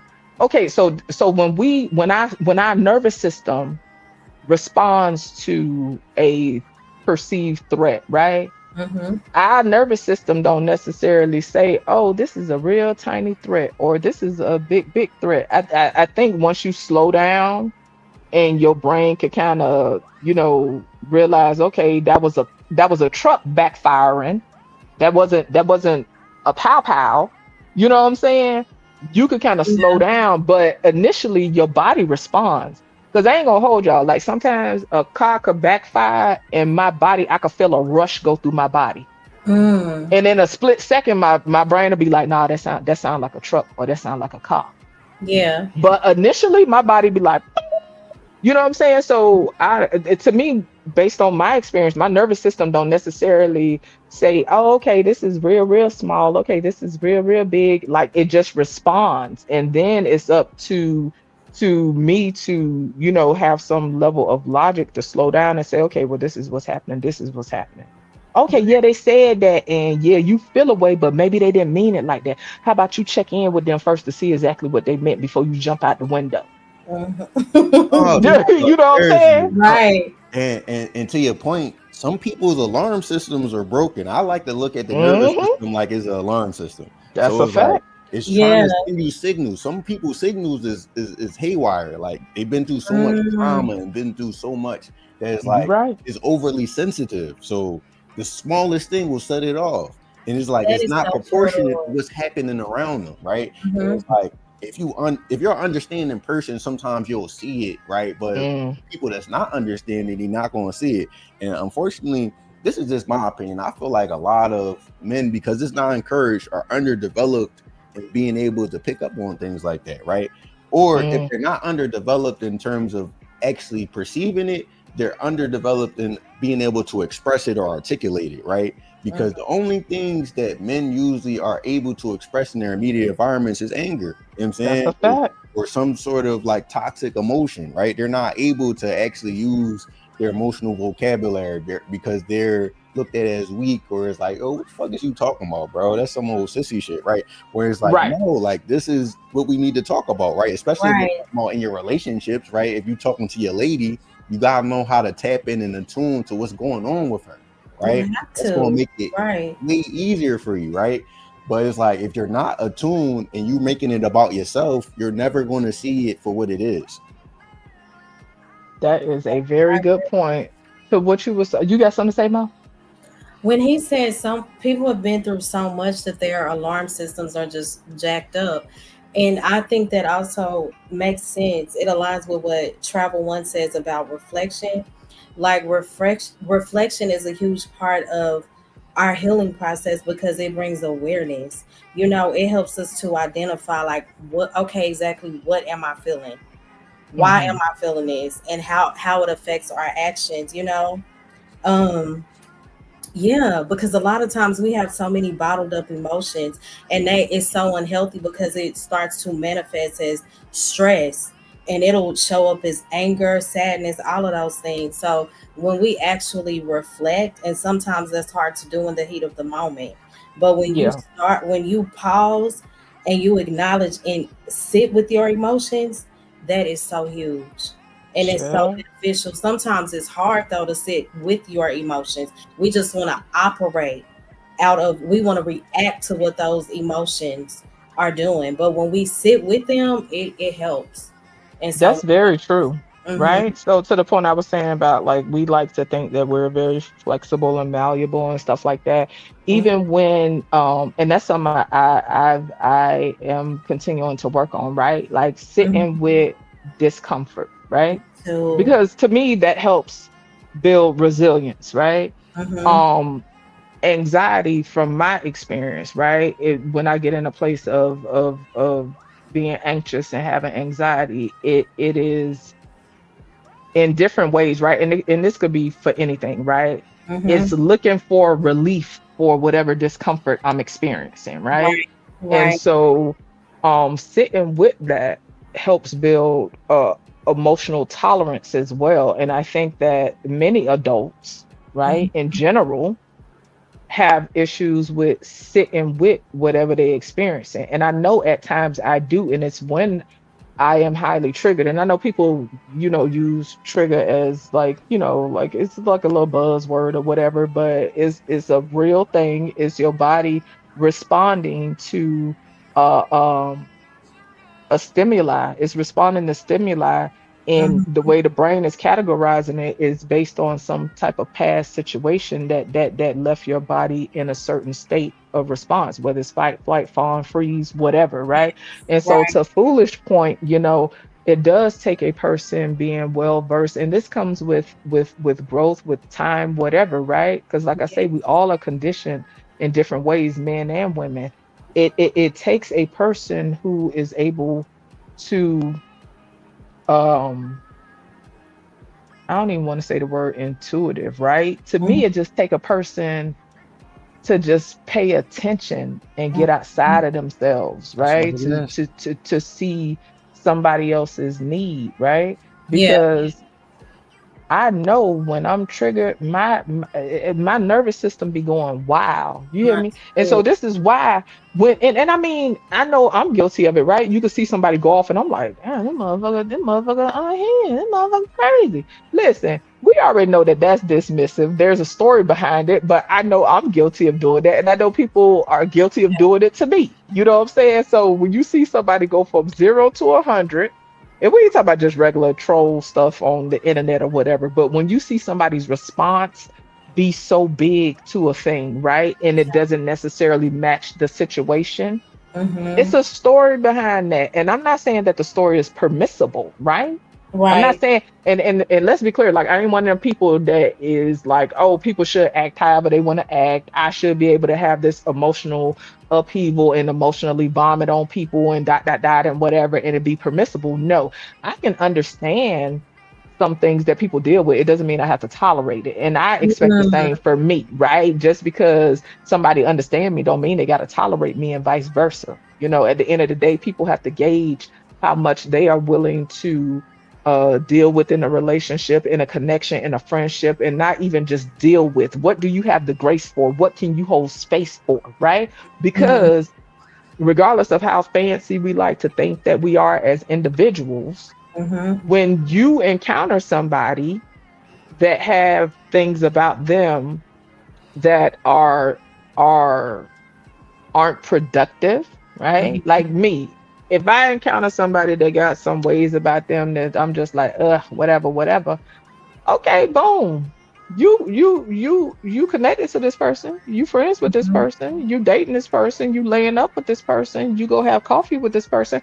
Okay, so on some level you align with this person, right? Exactly. But when Mhm. things come up and they're problematic or they're getting in the way of building rapport, right? Rapport is simply just the rapport you have with somebody means that you all, depending on how the quality of rapport, just means that you have eliminated as much misunderstanding as possible, right? So if I Mhm. have a good rapport with somebody, that means that we have just eliminated as much misunderstanding as possible. So this is why when you have a good rapport with people, you could say something and they get you, or you could say something they get. So when you start having these roadblocks and stuff, it Mhm. boiled down back to what I was saying about the nervous system, how you perceive and receive information.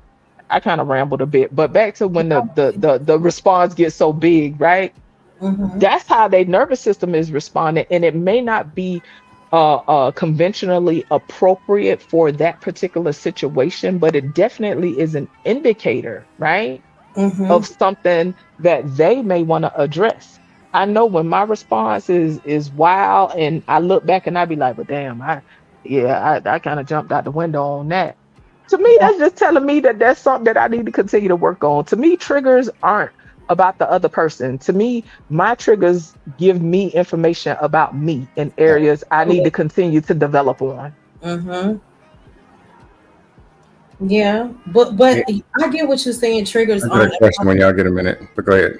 Okay. they're not right, but we do have people who do have a provoking spirit about them. They will say and do things to try to trigger you.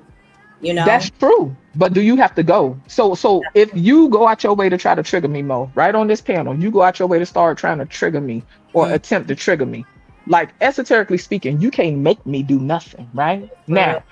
Now I'm not saying that this is not to dismiss what you're doing, right? Because that is still, in my opinion, some level of dysfunction. If you have to go out your way to try to provoke me or get a response, a negative response out of me, to me, that's dysfunctional and is It is. toxic, right? And we Mm-hmm. all have toxic ways. But Mm-hmm. if I decide to go down that road with you, if I want to continue to grow as a person and work on myself as a person, I'm gonna have to hold the L and I'm gonna have to look at how I contributed. Okay, yeah, it's Yeah. obvious that Mo was trying to trigger me. It's obvious she was doing that shit on purpose. But Mm-hmm. Jay, you still went. Okay, so how did you contribute? Okay, well, I responded to her. Okay, but what else you did? Okay, well, I started, breathing hard and saying child and whatever and start doing little whatever. Well, okay, Jay, how you contribute? Okay, you exacerbated it.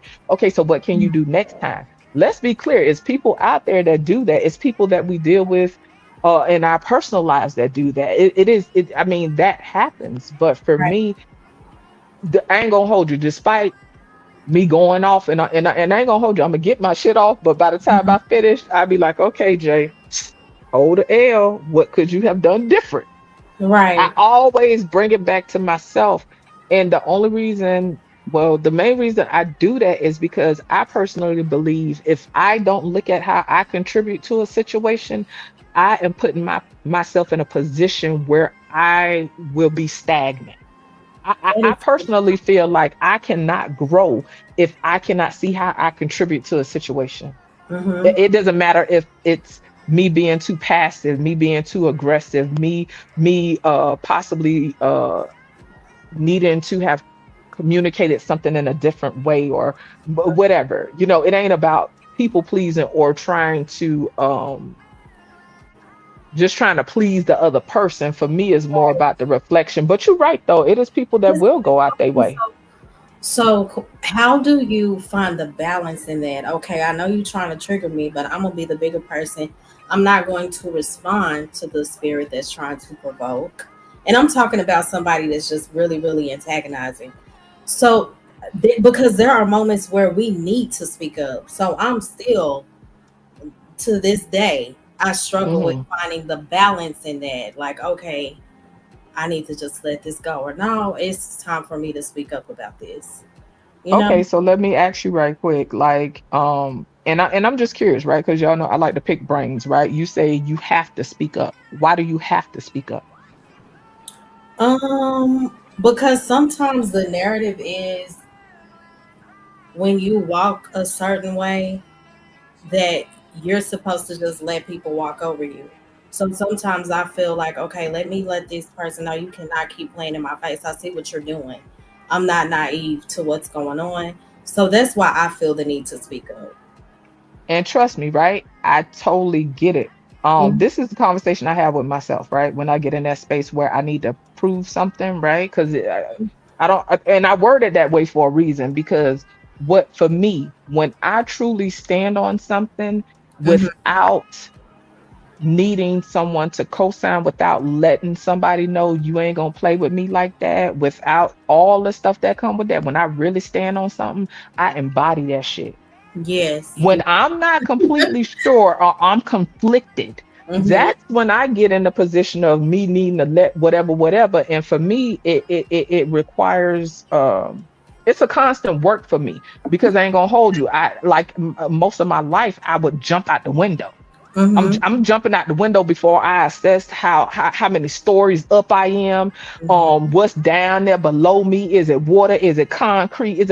I'm jumping out the window. And so as I've gotten older and I've been constantly working on trying to dismantle this shit, I have Mm-hmm. to tell myself, okay, Jay, what you trying to prove? Okay, well, why you trying to prove it to them? Who the fuck is they? That's Okay, good. though, wait, hold on, but hold on, do they help you eat? Hold on. Is they putting food in your churn mouth? Okay, how do they add to your life? Okay, are these quality people That is that so that you want in your life? How are they pouring back into you? Because good. what will happen, and I'm guilty of it, we will get trapped into situations where people will just drain you of your energy. Because Mm-hmm. let's be clear, it's still an exchange, but typically those type of exchanges will leave you depleted. A Mm-hmm. person who get off on intentionally provoking, baby, trust me, Hmm. they eating, Yes.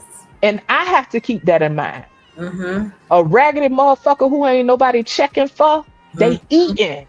And you and I'm not, well, I ain't trying to get all in their bed, but listen, I have to have that conversation with myself.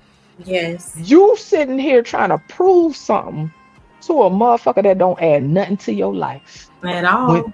and if you talking about social media or whatever, say for instance social media, right? Mm-hmm. When you log off this MFA, That's it. how they add into your life?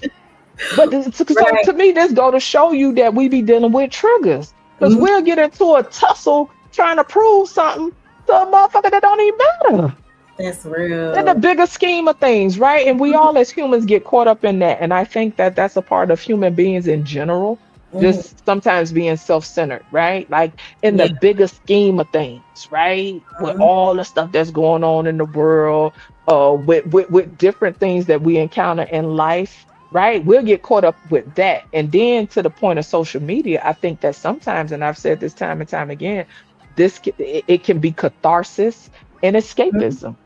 You Mm-hmm. feel me? Like in real life offline, I can't go to work and get my shit off and just go ham on people and that. You got some people that be like they feel helpless in life offline. So let me log on and let me feel a sense of power, you Yeah. Be know. who I cannot be in real life. Right. Yeah, because some people feel helpless as fuck in real life. Some people feel silenced in real life. Some people feel muted in real life. You know what It's I'm saying? so true. Offline. And so they will come to pop their rocks. And some people just want to whoop on some people. You feel me? Like Mhm. you know what I'm saying? So anyway, to your point, for me, that's when I have to make a conscious decision. And don't get me wrong, like I said, I could get wrapped up in that. But that's Mhm. why I have to make a conscious decision to tap out. Like, okay, Jay, how much you finna give, I didn't say especially you per online. month. Listen, girl, the people that know I get missing.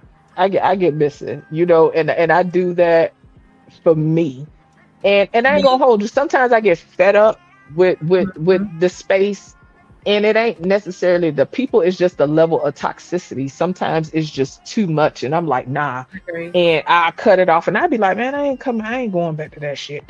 Whatever. Mm-hmm. Regardless of me having that back and forth amongst myself, I know that on some level it still has its place. I'm not saying that it serves a great purpose for me in the bigger scheme of things. It simply has its place. Right. And that varies from person to person. You feel me?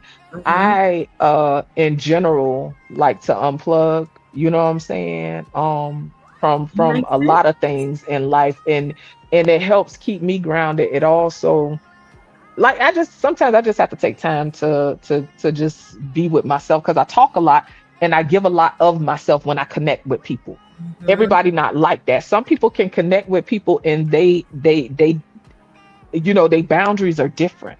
You They know what are. I'm saying? And Yeah. that's something that I am continuing to learn how to keep up certain boundaries energetically speaking and not give so much of myself, but because I'm built a certain way, I expend energy. Like I'm not gonna give you no half-ass connection. You feel me? That's just my Exactly. personality. If I Mm-hmm. show up, I'm gonna show the fuck up. You know what I'm saying? Like Right. that's just me. If I show Right. up, I show up. You know, I Mhm. and that's something that I know that different people can relate to depending on their personality, right? Some people are introverted, some people are extroverted, right? And Right. what I personally run into is because I'm more introverted, but I'm a person that needs moments of solitude because um I'm not sure if I say introverted, but I'm more extroverted, right? But I just need moments of solitude. When I show up, and what I find is sometimes I have internal conflict, right? Because I'll try to dim myself, right? I try to dim. You know how you have a dimmer on a light switch? I What you try to mean, like turn. when you're around people? Sometimes I try to get small, Mm-hmm. and my personality. I'm not saying that it's right or wrong, but I just have a bright personality. Right. Even when I'm outside, I try to hide. It's just sometimes when I don't want to be bothered, I try to hide. Even in real life offline, I can't fucking hide. Right. And so sometimes because I don't always know how to hold it, and sometimes I just don't completely own it, I'll turn the switch down. You know what I'm saying? And then you have some motherfuckers that will try to damn you. Mm-hmm. They You do. got some people that will try to damn you on purpose, like, oh, this bitch thinks she all. Let me bring this hoe down a notch. They'll put you down to lift themselves up. It's weird. Like I say, they eat. You know, so in that case, that's why sometimes when like certain people, I just check out. I don't care if it's online, offline, Mm-hmm. offline. As soon as I see certain people coming, child, I'm going the other way, and I don't really encounter that much. But like, say for instance, in an environment I can't control, you know what I'm saying? Mm-hmm. I Yeah. see certain people coming. Oh, okay, yeah, all right. I'll holler at y'all later. Y'all have a good day. Just bye. Bye. Yeah, yeah, Bye. yeah. I did. Yeah, no, I'm Okay. finna get up out of here because I already know Yeah. because I see that's what I'm saying. Like we have to be honest about our own triggers because That's I so know. real. And Uh-huh. and, and and and it ain't a flex because I need to work on myself because I be like, girl, you grown as hell. You need to get it together. Like some stuff, girl, you don't even need to be responding to at this point. But I know you gonna step on a landmine, and you gonna get that work. I'm And telling then you. I'm gonna be out here looking unhinged and crazy as Yeah. hell. And then I'm gonna feel bad because then I'm gonna be trying to prove, listen, I ain't crazy, but hold on, listen to me. No, but see, you trying to make like I'm crazy, and I'm not Exactly. like, no. And then I'm gonna be fucking spiraling. So guess what, Yeah. girl? Tap out, tap out. No, game over. I'm good. Bye. I ain't gonna do this with you. So, Don't Auntie, play with me. real quick. So, when y'all Yes. got a second, I got a question for the panel. Yeah. Wait, is Scam still there? Yeah, he probably still there. Yeah, I'm still here. I don't know.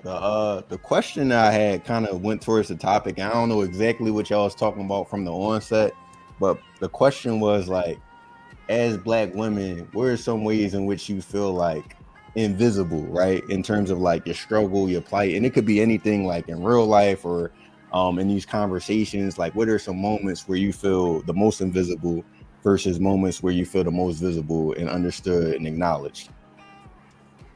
Mm, You go first, Mo. uh-uh. Okay, you don't want to go? I gotta think about that one. Okay, no worries, no worries. For me, you said when do I feel acknowledged and when do I feel invisible? Is that was that the end part? I just want Yeah, to make yeah. sure I Well, got the yeah, the wording right. visible part was the first part, kind of like invisible, neglected, misunderstood, maligned type of, and then the second part is like, yeah, when do you feel the most visible, acknowledged, champions, empowered, seen, encouraged, all those good things. Okay, so when I feel the most seen is when I have the when people extend a level of grace and understanding that could be felt.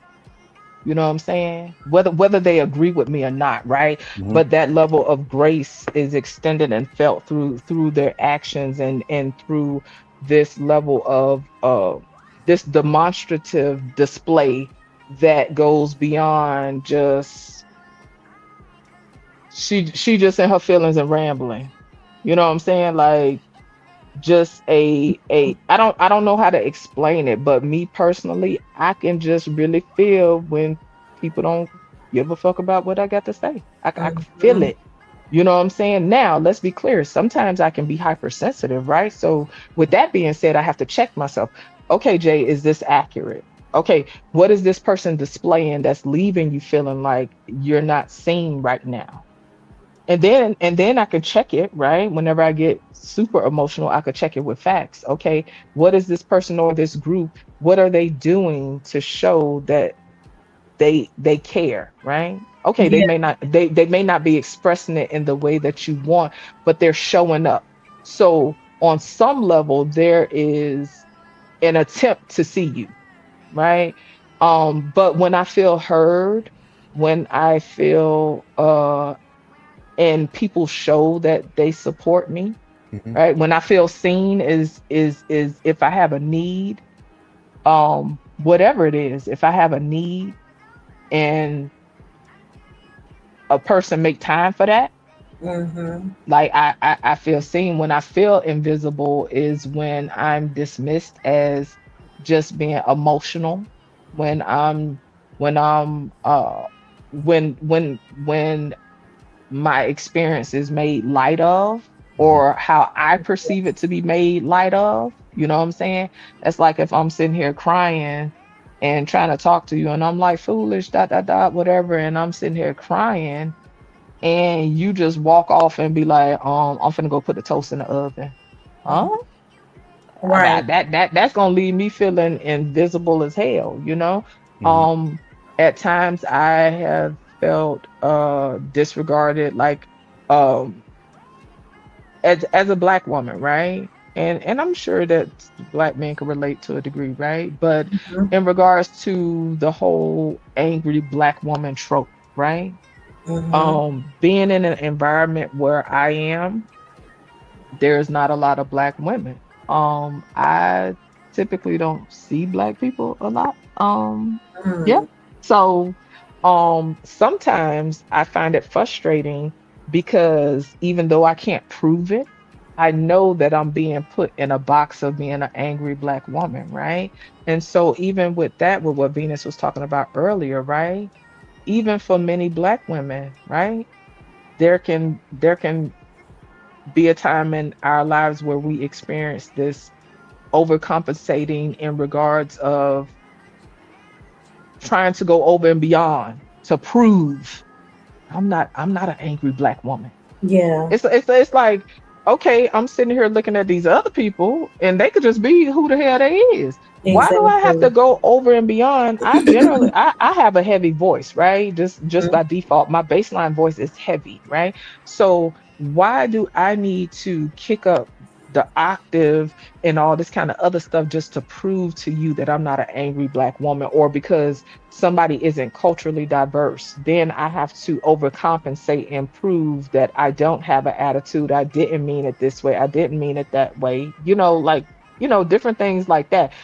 On some level, that leaves me feeling unseen at times, right? Mhm. Because then, right, if I'm not careful, or if I'm in this low place, and that's not now, but then I would find myself waving my hands like, no, I'm not like that. No, no, I'm not like that. Yeah. It did become this weird ass cycle. You know what I'm saying? Of this constant needing to prove, needing to prove, needing to prove. You know what I'm saying? To the conversation earlier, foolish, it was about, and I'm just like paraphrasing and just putting it together, right? Like black women being put in positions where we have to operate in a certain way. We have to show up in a certain way because uh, kindness isn't necessarily extended, and this could be, a conditioning thing, this could be a cultural thing, this could be a familial thing, a household thing, whatever, right? We're put in positions where we have to constantly perform and be quote unquote strong and all this other stuff. You know what I'm saying? And can't relax, and then just find ourselves doing the most, just being unseen. Right. Just yeah, just like yeah, like yeah. I don't necessarily want to go there, but another thing I had to learn, and I'm gonna let Mo take it. Another thing I had to learn was to allow people to do stuff for me, and Mm. sometimes I have to still catch myself now. I'm so Yeah. quick to say, nah, I got it. Nah, I got it. And I ain't gonna hold you. Some of that comes from life experiences. Mhm. You know what I'm saying? It comes from um disappointments, and not that I'm trying to carry everything, but people to me would be dishonest if they acted as if their life experiences didn't shape who they are. It Exactly. does. It's a You know fact. what I'm saying? And so Uh, I remember this was years ago one time, y'all. I was carrying a nightstand. Mm-hmm. And my neighbor, I had a neighbor upstairs in the apartment I was in. Mm-hmm. Y'all, I'm talking about I picked up that damn nightstand and I had that bitch in the air and I was just walking Ooh, like zoom, zoom, zoom. wow. And he was like, "You need some help?" And I'm talking about I'm just walking. No, I got it. Mm-hmm. I'm talking about I ain't even flinch. Now I make myself stop, y'all, and I ain't gonna hold you. It's been times where it been cringy as hell for me. And it's like, damn, why like you worthy of help? Like Wow. you're worthy of assistance. No, Mm-hmm. you don't have to do everything by your damn self. Listen, y'all. Listen. I work on my car and all kind of stuff if I can, because Mm, I'm so used to doing shit by myself. I Yeah. get it. I am so used to doing stuff by myself. It ain't no fucking victim speech or nothing like that. It's just the Mhm. reality of what it is, right? And so Right. for the basic bitch thinkers, that just, oh, you should have did that, whatever little dumbass statements, like that's irrelevant. Mm, Yeah, I had to learn how to allow people to help me, you know. yeah. Like I don't care, like I don't care, like Mo, even if it's one bag with some damn popcorn in it. If Mm-hmm. if if somebody say you need help with that, I make myself say, yes, thank you. And guess what I do? I say to myself, don't apologize. Only thing you need to say is thank you and keep it moving. And you don't need Mm-hmm. to say thank you over and over. Oh, well, I don't want to bother you. I'm like, oh no, you good. No, Thank don't worry about it. No, don't. No, don't. Oh, sure, thank you. That's so All right, good. you have a good day. Thank you. Mm-hmm.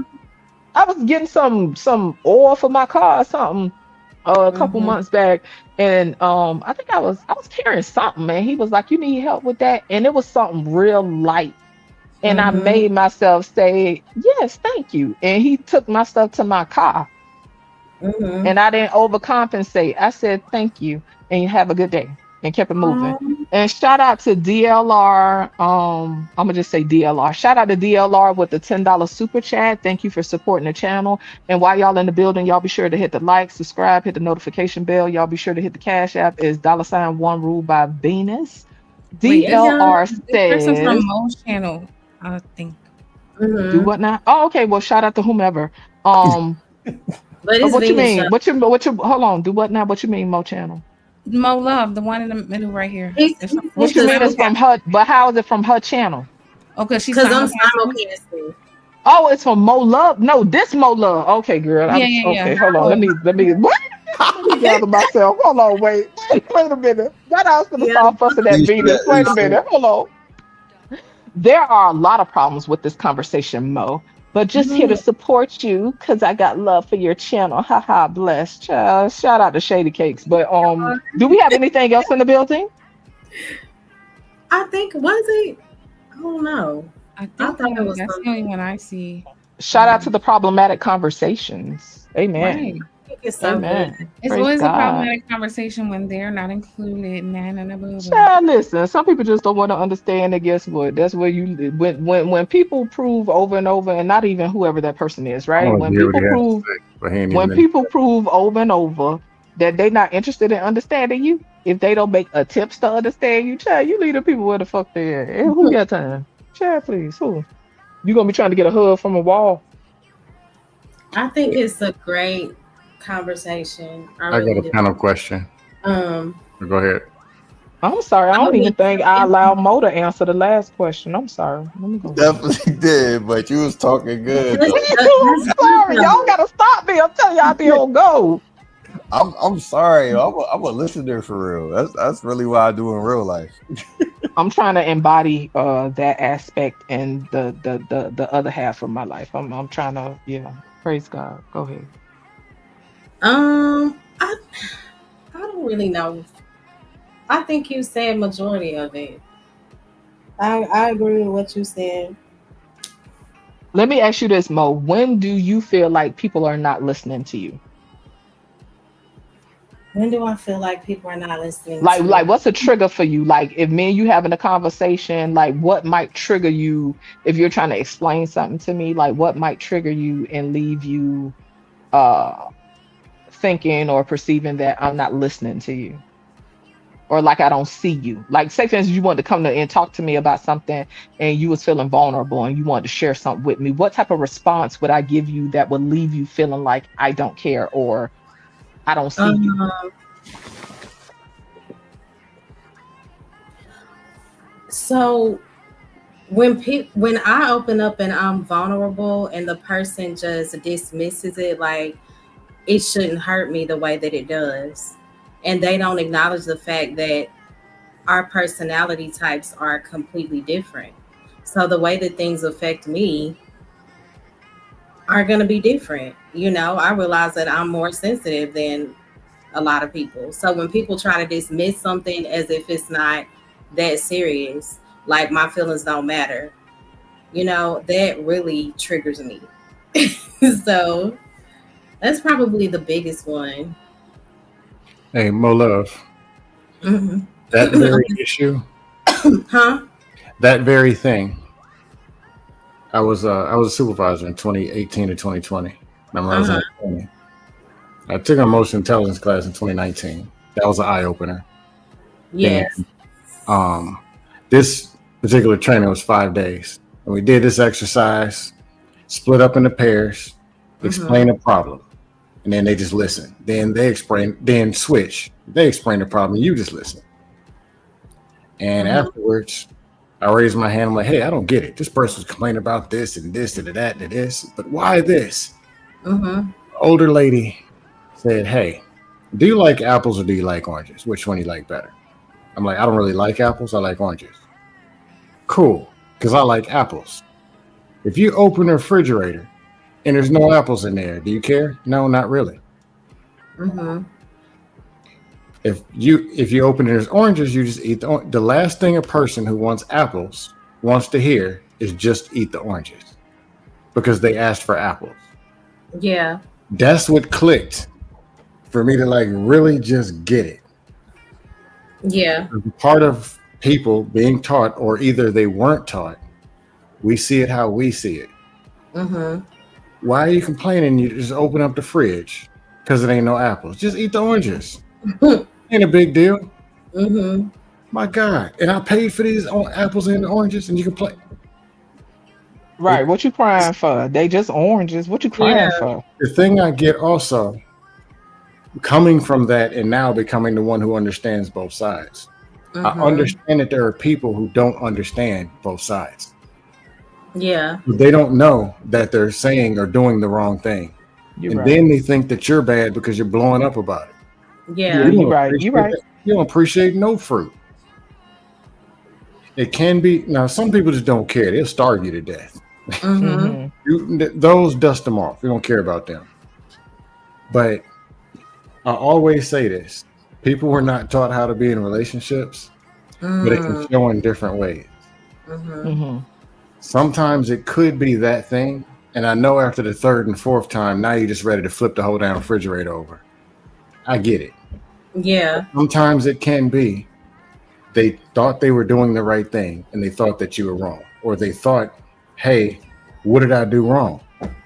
I thought there's oranges in there. I'm dead serious. Grown Mm-hmm. with business suits on and everything. 6'5", can't get the apples and the oranges, Can't but get they them. weren't Very taught. true. Then here's Mm-hmm. the thing: when they call their boy, a Tyrone, he been married 7 years. He's traditional. Mm-hmm. What is Tyrone? Man, you better. She should eat them apples. Be a man. Tyrone be just as dumb. Yeah, Wait, not just as colonized his though. What wife. is it? She in a corner, colonized or whatever, frustrated, losing Yeah, her she in the hair. corner just so over him, like just rolling her eyes. Yeah, or her arms are Not folded. She's like, look, colonized. man. She's just like, look, I'll eat the freaking apples because I Right, want at to this still be point, here with the kids. last time we didn't even have food, so I'm just gonna take the apples. Yeah. Right. Then 5 years At later, the this point, divorce. it's gotten so much worse that she'd be happy anything in the fridge. Okay. Yeah, but Mm-hmm. another thing people are taught: listen to people who got the results. They got the results. Got the results. People be just So saying a you bunch of go dumb stuff. to the dude who is married, and he tells you some mega dust. So sometimes it just be like that. That's one thing that always irked me, though. I Like, try to have grace on both sides. Now, when it's just right, max dust, and hey, just fire off. It don't make no difference. right, right. But a person trying to understand or get it or frustrated or hey, I tried, and it's really thinking they did the right thing. I paid the bills. Man, I'm gonna protect. Their caveman uncle told them that everything else don't matter, and if it don't fall under here, she's wrong because you know how them women are. Mm-hmm. And these people that come from 6-parent households. 6-parent households is hilarious. That's crazy.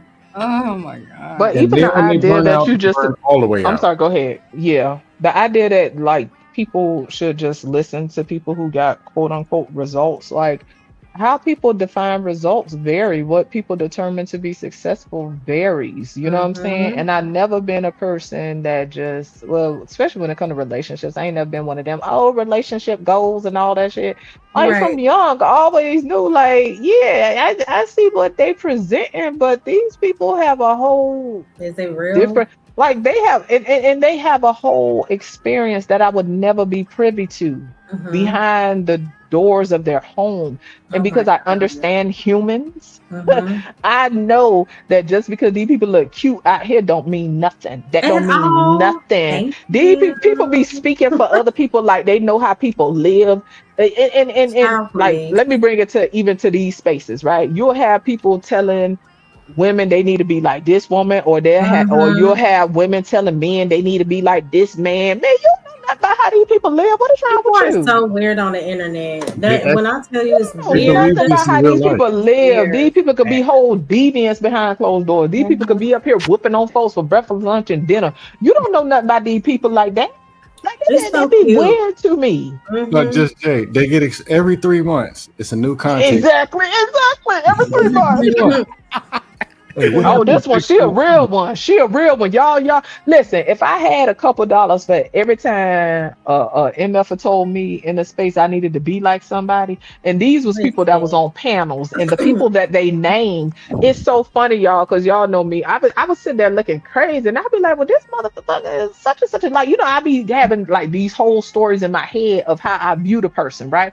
But they'll be saying, oh, you need to be like this person. You need to be. I said, well, first of all, you're weird because if I take time to be like this person, this is why. See, child, see, back to the so with the little dumb talking points, right? This is how slow people is. If I take time to mold myself after somebody that someone else is saying is approved of, like you approve of this person, all I'm doing is being a chameleon.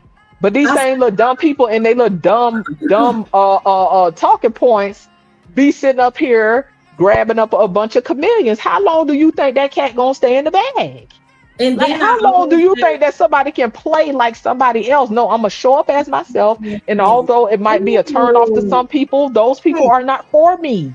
And that's listen, cool. The tradition, the comedians be funny though. we want to Yeah, chameleons are hilarious. That's But the hold on, women. y'all. I gotta say, be like, thank Oh, go you ahead. to Lena Love. Thank you for the cash app, boo. And Shout out to Lena. Lena. She always But that's so supports. true, just Jay. Like, Wait, I hold always on. say, I'm trying to say thank you for the cash Oh, app. she going through some more stuff. okay.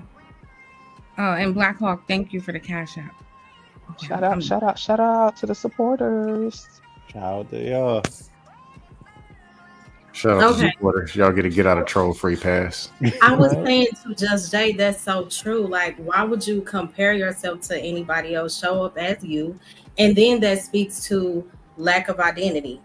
I was Like, about to say that identity speaks crisis. to lack of identity. If I'm trying to shape myself in the image of someone else, I don't know who I am, because if I have identity, that speaks to vision. I have my own path. God has given me my own way, so I don't need to try to be like you. You get what I'm saying? So No, I that's a think that's fact. why we have so many followers. It's just weirdos And I online. think it's a fine line, like in regards to the whole identity thing or whatever. At least for me, it is, right. And I guess it's how I hold it in my mind, right? Because I'm a person that's always open to learning something new about myself, or working on myself or whatever, right? And something that I've learned is like things, right? Like there's an awareness we need to have in order to shift into change, right? Like in order to shift ways of being, and in order to shift patterns and stuff, there's an awareness that you have to have, right?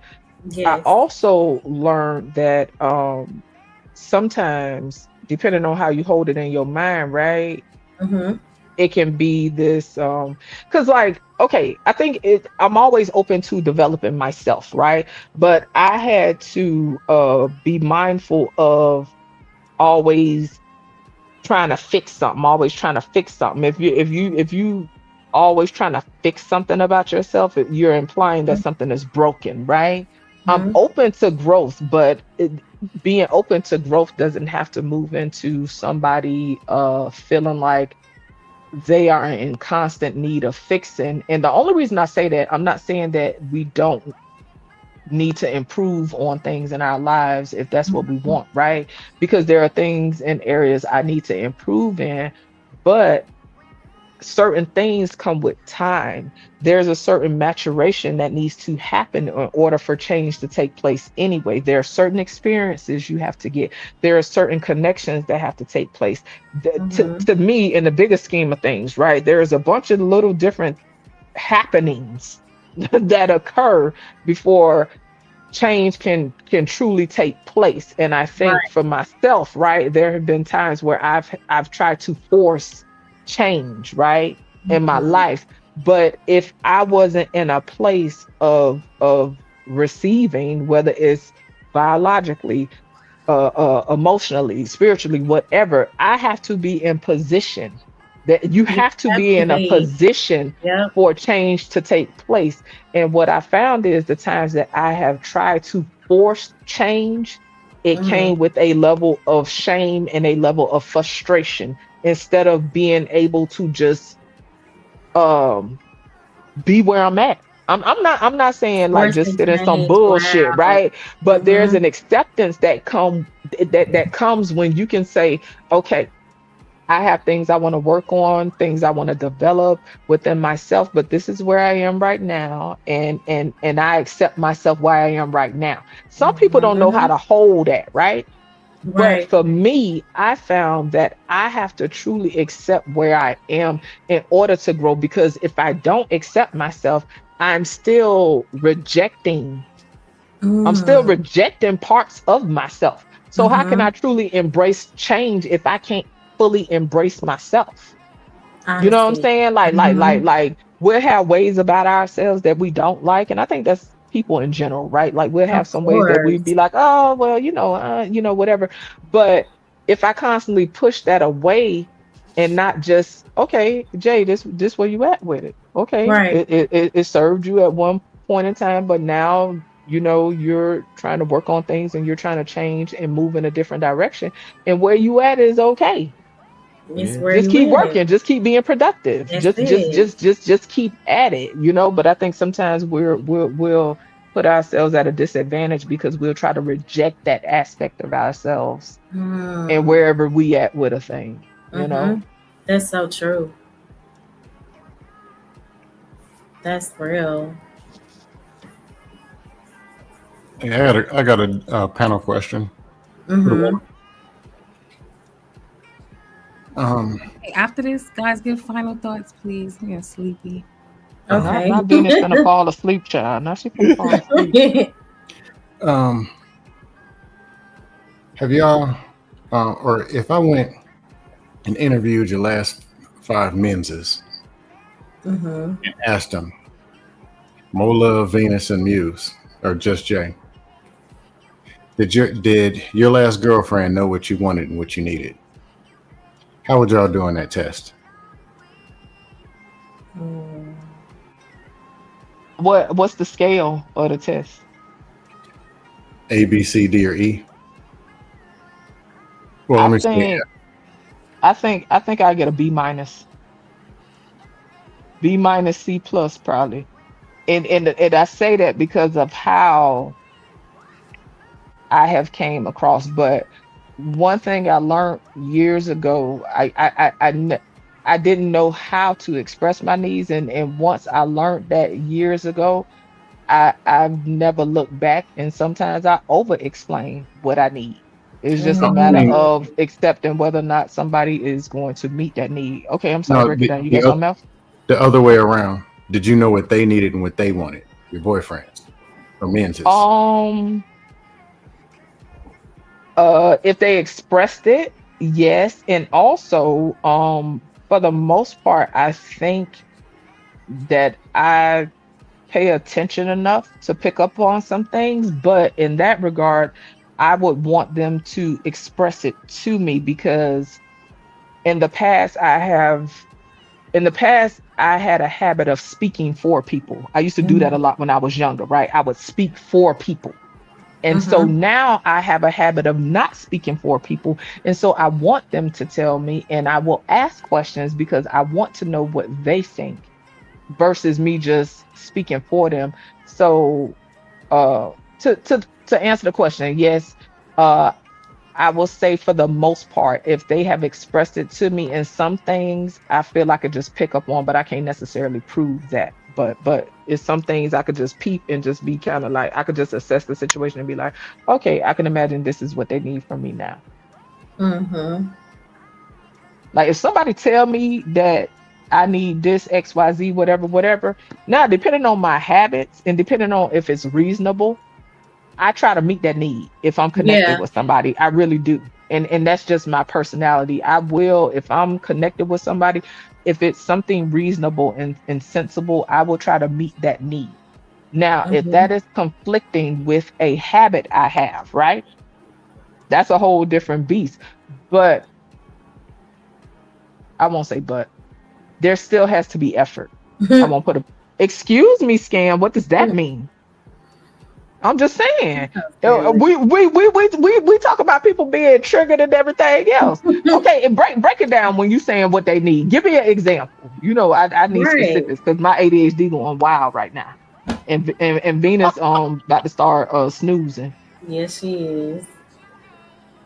Um, Concise, just And listen, I be trying. Listen, that ramble spirit be going ham. But give me an example um, the examples got to be from them because we're talking about real. they need, right? Yeah, Like, I don't like know. what they See, say. Yeah, she gave me exactly what I needed, but man, I dusted. Or man, she'd do this on Tuesday and Saturday only. Then she get to quacking. Or would they just say, man, she's about herself. Or some yes, oh, some no. But overall, what they say, when I needed something, just Jay's gonna give me what it is that I need. Or when I wanted something, just Jay gonna be there. oh yeah, listen. Anybody I ever rock with will tell you, like, listen, I show the fuck up. Mhm. Nah, they probably be like, yeah, she get triggered, she won't shut the hell up. But yeah, if they need me to show up, I'm reliable in that sense. Nobody I rock with will ever tell you I left them hanging. Mm. Listen, yeah, I stand on that. Definitely ain't perfect, but yeah, you got it, Mo. Do I think that I gave him what he? Okay. Like I if I know that I interviewed gave. them, I. if there was five of them on the panel and I asked them, did Mo Ooh, Love give y'all what oh, y'all needed? Lord, oh, fine. the What would they shade. say? Let's Needed and see. wanted. What would they say? I don't know what they would say, but I can admit there were moments. Because men don't always openly express what they need. I think So that's why I it was hard think for me to that, answer. yeah, huh? I think that's why it was hard for me to answer. You'll just have a dude that say, "Oh, I don't like this. Oh, Yeah. don't do that shit." But I haven't necessarily experienced dudes just really sit down and say, "This is what I need from you," or whatever, whatever. I'm talking about on some genuine shit, Yeah. not on some dysfunctional toxic ass shit. Exactly. It's like sometimes from my experiences, men need things.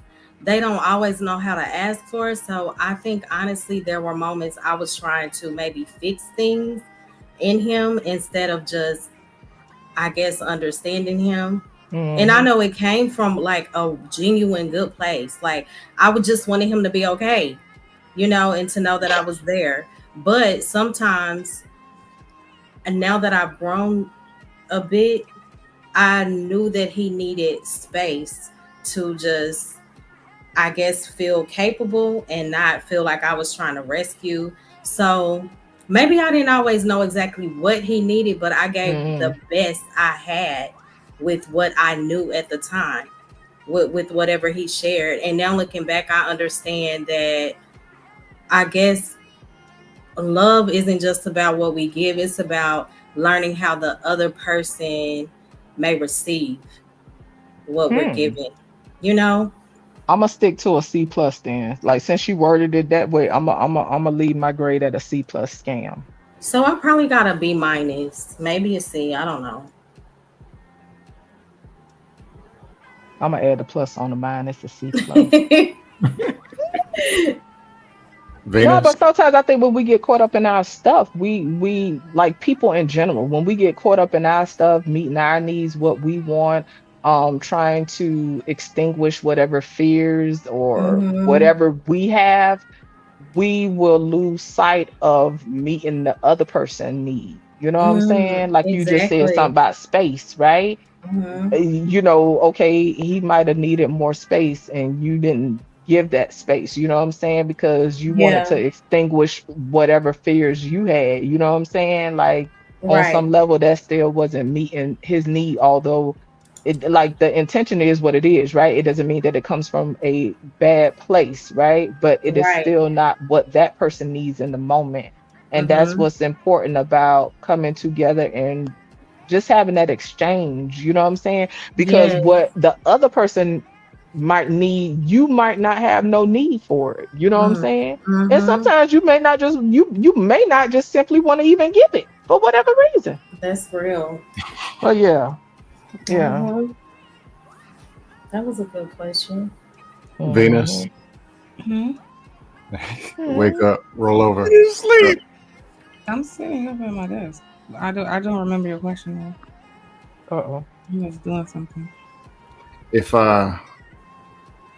we had a panel of 5 of Venus ex-boyfriends, Hmm. and we asked them, "Did Venus give y'all what you wanted and what you needed?" What would they say? Or what would you score, like an A, B, C, D, or E?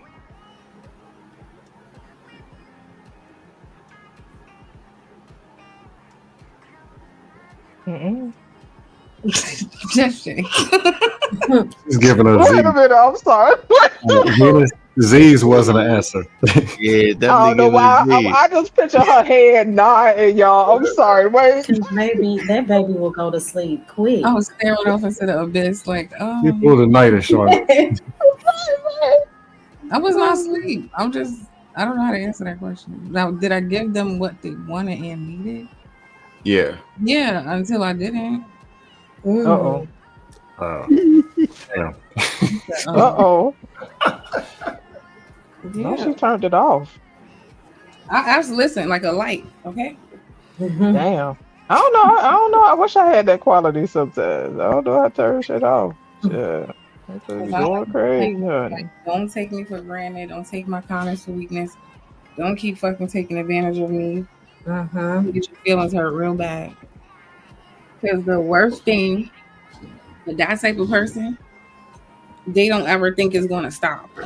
So when the Yeah, that's shit true. they stop Mhm. abruptly, they be confused and distraught and shit. Like, all right, since you don't wanna, I'm saying you almost took me back somewhere. I'm getting triggered. And on some level though, isn't that a pattern, right? And Yep. so even if the person is whatever they are, right? It's still a pattern. And so that's why I said earlier, always bring it back to me because Mhm. I have allowed whatever this is, right? Like I, for whatever reason, right? Because and I guess that because it's interesting that you had this conversation today, Venus, because I was actually journaling about some of this today, And so for Mm, me, I be trying to hold in my mind like a healthy balance, right? Because I think in general, right? mm-hmm, And connections, and to your point earlier about women overperforming in general, right? Black women overperforming and just doing too much and being depleted.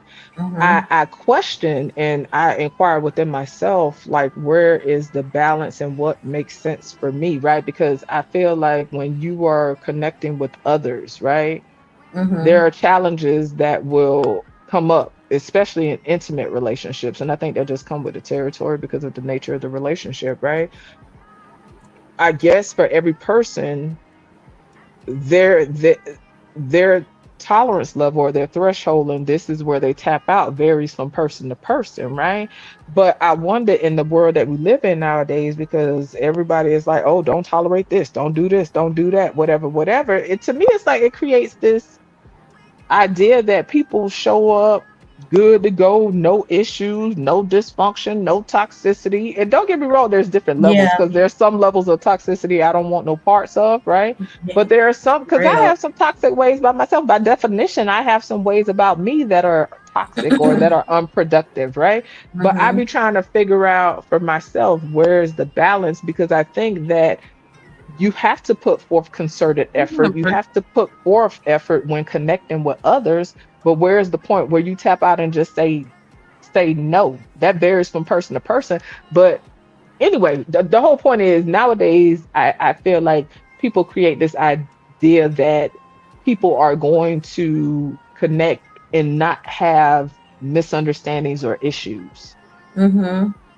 No, And I just, to I'm me, not that's like that. unrealistic. But anytime I got like that with somebody, trust me, I repeated myself a million times. Ah, okay, okay, okay, okay. Yeah. That's why it gets to the point where it's like, all right, well, words are not working for you, so now I have to take an action for you to understand. You have to, yeah. And sometimes the best thing you can do is just completely remove your presence. In what way? All the ways. Silence, Oh, you talking about just cutting somebody off, period? period. But dude, sometimes that's necessary. To protect your peace. Yeah. That's a fact. Mm-hmm. Like I Or said, take a man, it's break. crazy. Right? Yes, sometimes you know you have to take a break, and if it's meant for a reunion, it will happen. But sometimes breaks are necessary, and just complete cutoff. You know, Yeah, we go through seasons, and some that's people are true. in your life for just that season. I thank God for what I learned in that space. Now it's time for me to move forward, and that can be very difficult. It's hard to Yeah. let go. Oh my gosh. Very hard. It's so hard. Oh, it's a Look, I know painful one thing, process. child. I don't do good with all that space shit. And I see, and that's why I have to work Mhm. on I don't balance. You know what I'm either. saying? I don't Because either. I'm one of them people. I'm either listen. I either rock with you or I don't. Or Like I all this don't. old. And I think though for me, it's Hmm. because once, and I think maybe part of that is anxiety or something. I don't know. I would have to explore that more within myself, right? But the way Hmm. my mind worked, like okay, like the way I guess my life experience is okay, space equal is done, it's over, whatever, whatever. And on some level, I don't trust that that's gonna come back or be the same, or I'm side eyeing it, or it looks suspicious, or it looks like. So I'm one of them people. Yeah, you talk about space. Oh, okay, so yeah, this ain't gonna work, and I'm already checking out. You know, Right. So, and yeah. It's just a what? soft launch breakup. It's a soft launch instead of full breakup. Oh, that's what it Yeah. is. See, that's what I'm saying. Hey, See, that's why I'm fool with all Not that. a Like, man, soft go launch. on. We either rocking or we Soft ain't. launch. So, What you was say, y'all soft answering launch? Spot 22? He said, "What are y'all thoughts on betrayal? Do you give second or third or fourth chances, or is it a one and done thing?" That depend on the person. It Betrayal is like definitely one of the does. worst things I've ever felt. I Me really, too. oh I my felt god. like my heart was pulled out my chest in Right, like people don't even 2017. understand how horrible Oh, this shit is. I just, Betrayal trauma is very real. yeah, It it. it is very, Oh very real. And this is my why a lot of us, respond the way we do, men and women, to situations, circumstances, whatever, whatever, because betrayal trauma is very real. You know what I'm Mm-hmm. saying? You'll be jumping out the window. So, like, say if it's okay, so to relationships, a dude be trying to talk to Venus or whatever, he could say Mm-hmm. one word that remind her, that nigga over there. She'd be like, And "Oh some hell no, fuck harm and this just nigga. Yeah, go yeah, out. I'm good." Mm-hmm. Nah, her body, she already getting hot. She getting annoyed. Da da da da da. Whatever. Like, listen, Mm-hmm. that shit is real. And betrayal trauma, if like it's not effectively like chiseled and worked on like that, it Mm-hmm. can it can really follow you. And yeah, it could be fucked up. Like, yeah, betrayal is really tough. You know what I'm It is. saying? Like, yeah, it's tough. I really empathize with men and women because betrayal trauma is tough. And that's why you have some of these people child on the ID channel and stuff wrapping their hands around people's throat and all that stuff.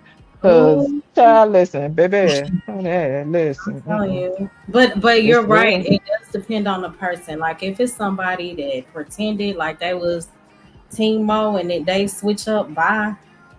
It may Hmm. bother me for a minute, but bye. But if you're somebody that really has poured into my life and there's a connection there, um, and it depends on the severity of the offense too, you know.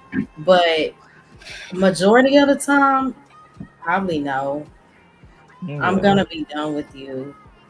Like Yeah, because it's some people don't have problems with lying or different stuff, or yeah, even in relationships, cheating and all this different. Like some, like people capacity to move through those different things vary.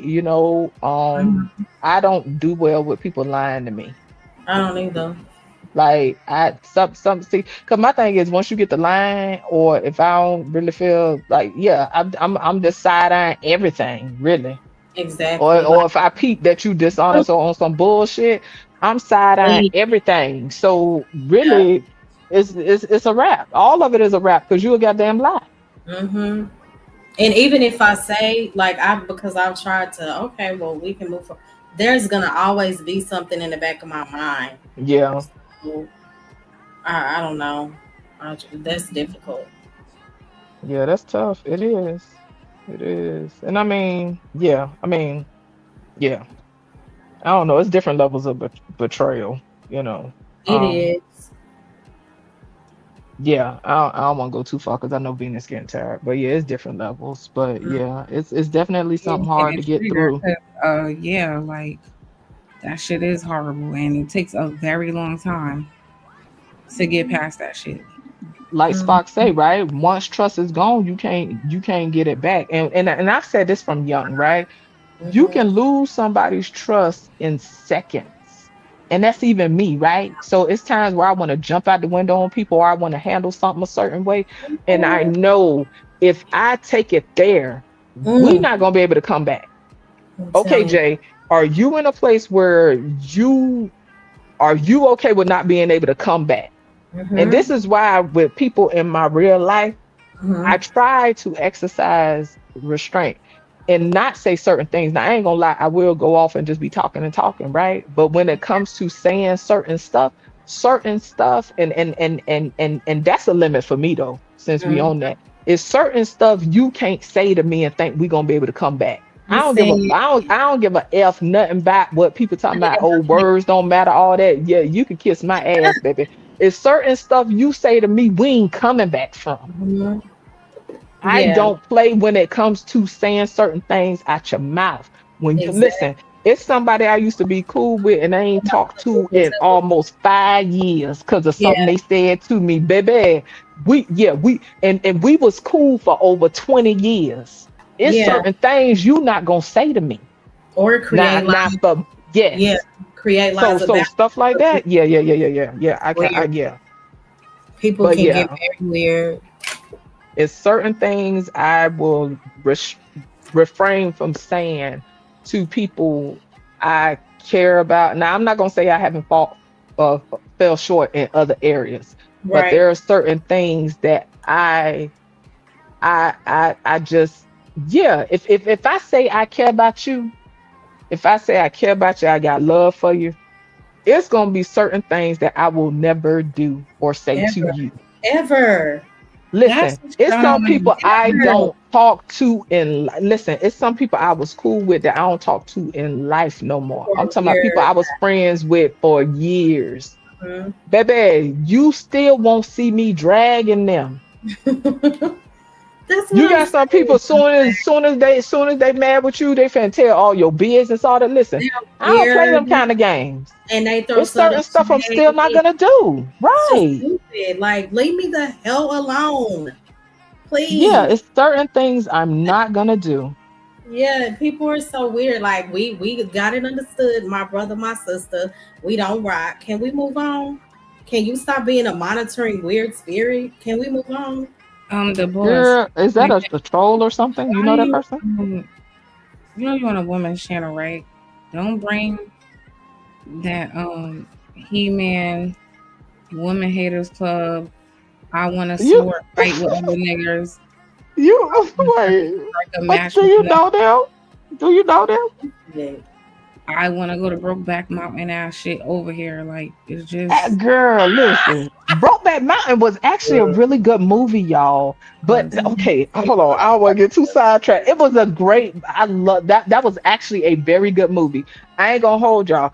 I'm always wondering though when the them type of men get in them situations, why they always got to whoop on each other first. Mm. because they mad at each other for being Girl, gay. wait, girl, listen. And it never You know fails. why? Because they uncomfortable with just being their true bussy selves. Like they don't like they really just want to like slowly gaze into each other's eyes That and should start. be so crazy to me, honey. You Like know, they be like, listen, we they finna gotta fight. beat each other's ass and then act like they.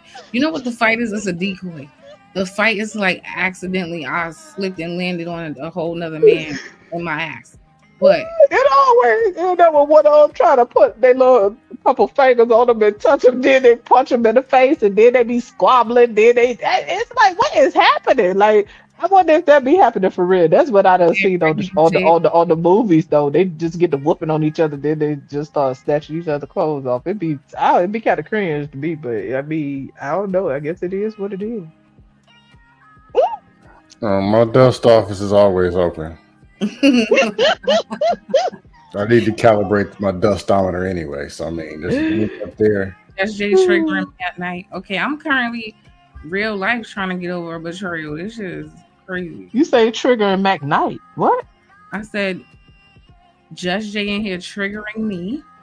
Oh shit! I'm I'm shit. real I'm sorry. life trying to work my way through a betrayal. It's not easy. Okay. Betrayal trauma real though, for real, for real. Like no, Man, no, it's I ain't trying to make Come light of on, that for trauma killer. nobody. Trauma It killer. is mhm, very real. It fucks up your nervous system. It jacks mhm. up your mind. It's so draining. Like, Hmm. oh my gosh, you go through so many different emotions. Like, oh, I'm good, bump that, I'm over that. Then before you know it, you crying again. Something could trigger those emotions. Then you're angry. It just takes time. It's a lot. And you feel confused because it's like Yes, people who be saying they all of care about that. you, how the fuck you how? Like what? Hmm. It's so So let me painful. tell you, betrayal trauma.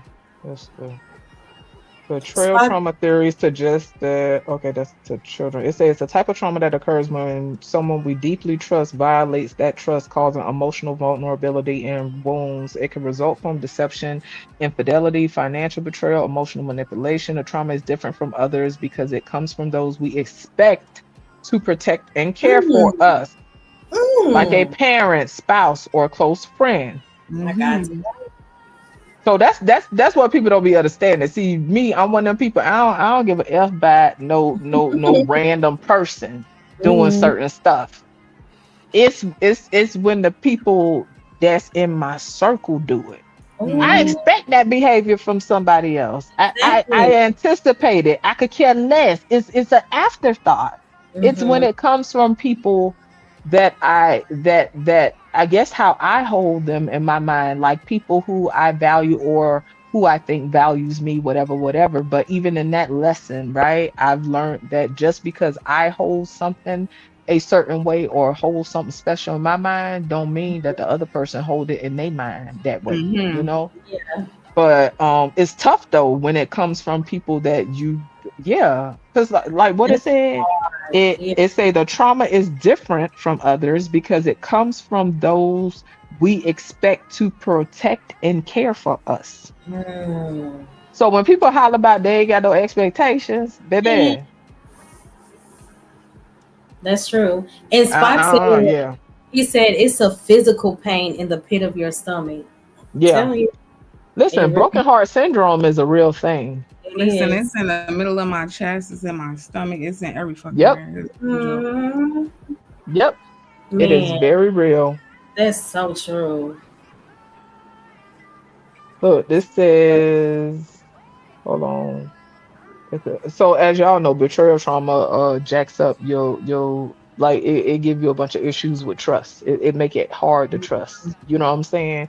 And like Mhm. Venus was saying, you be confused about a lot of stuff. Like in my mind, based on things I've experienced, like it just, yeah, it just had my brain scrambled. Like and Yeah. and like Foolish was saying earlier, some people's nervous system is so jacked up because of things they've gone through.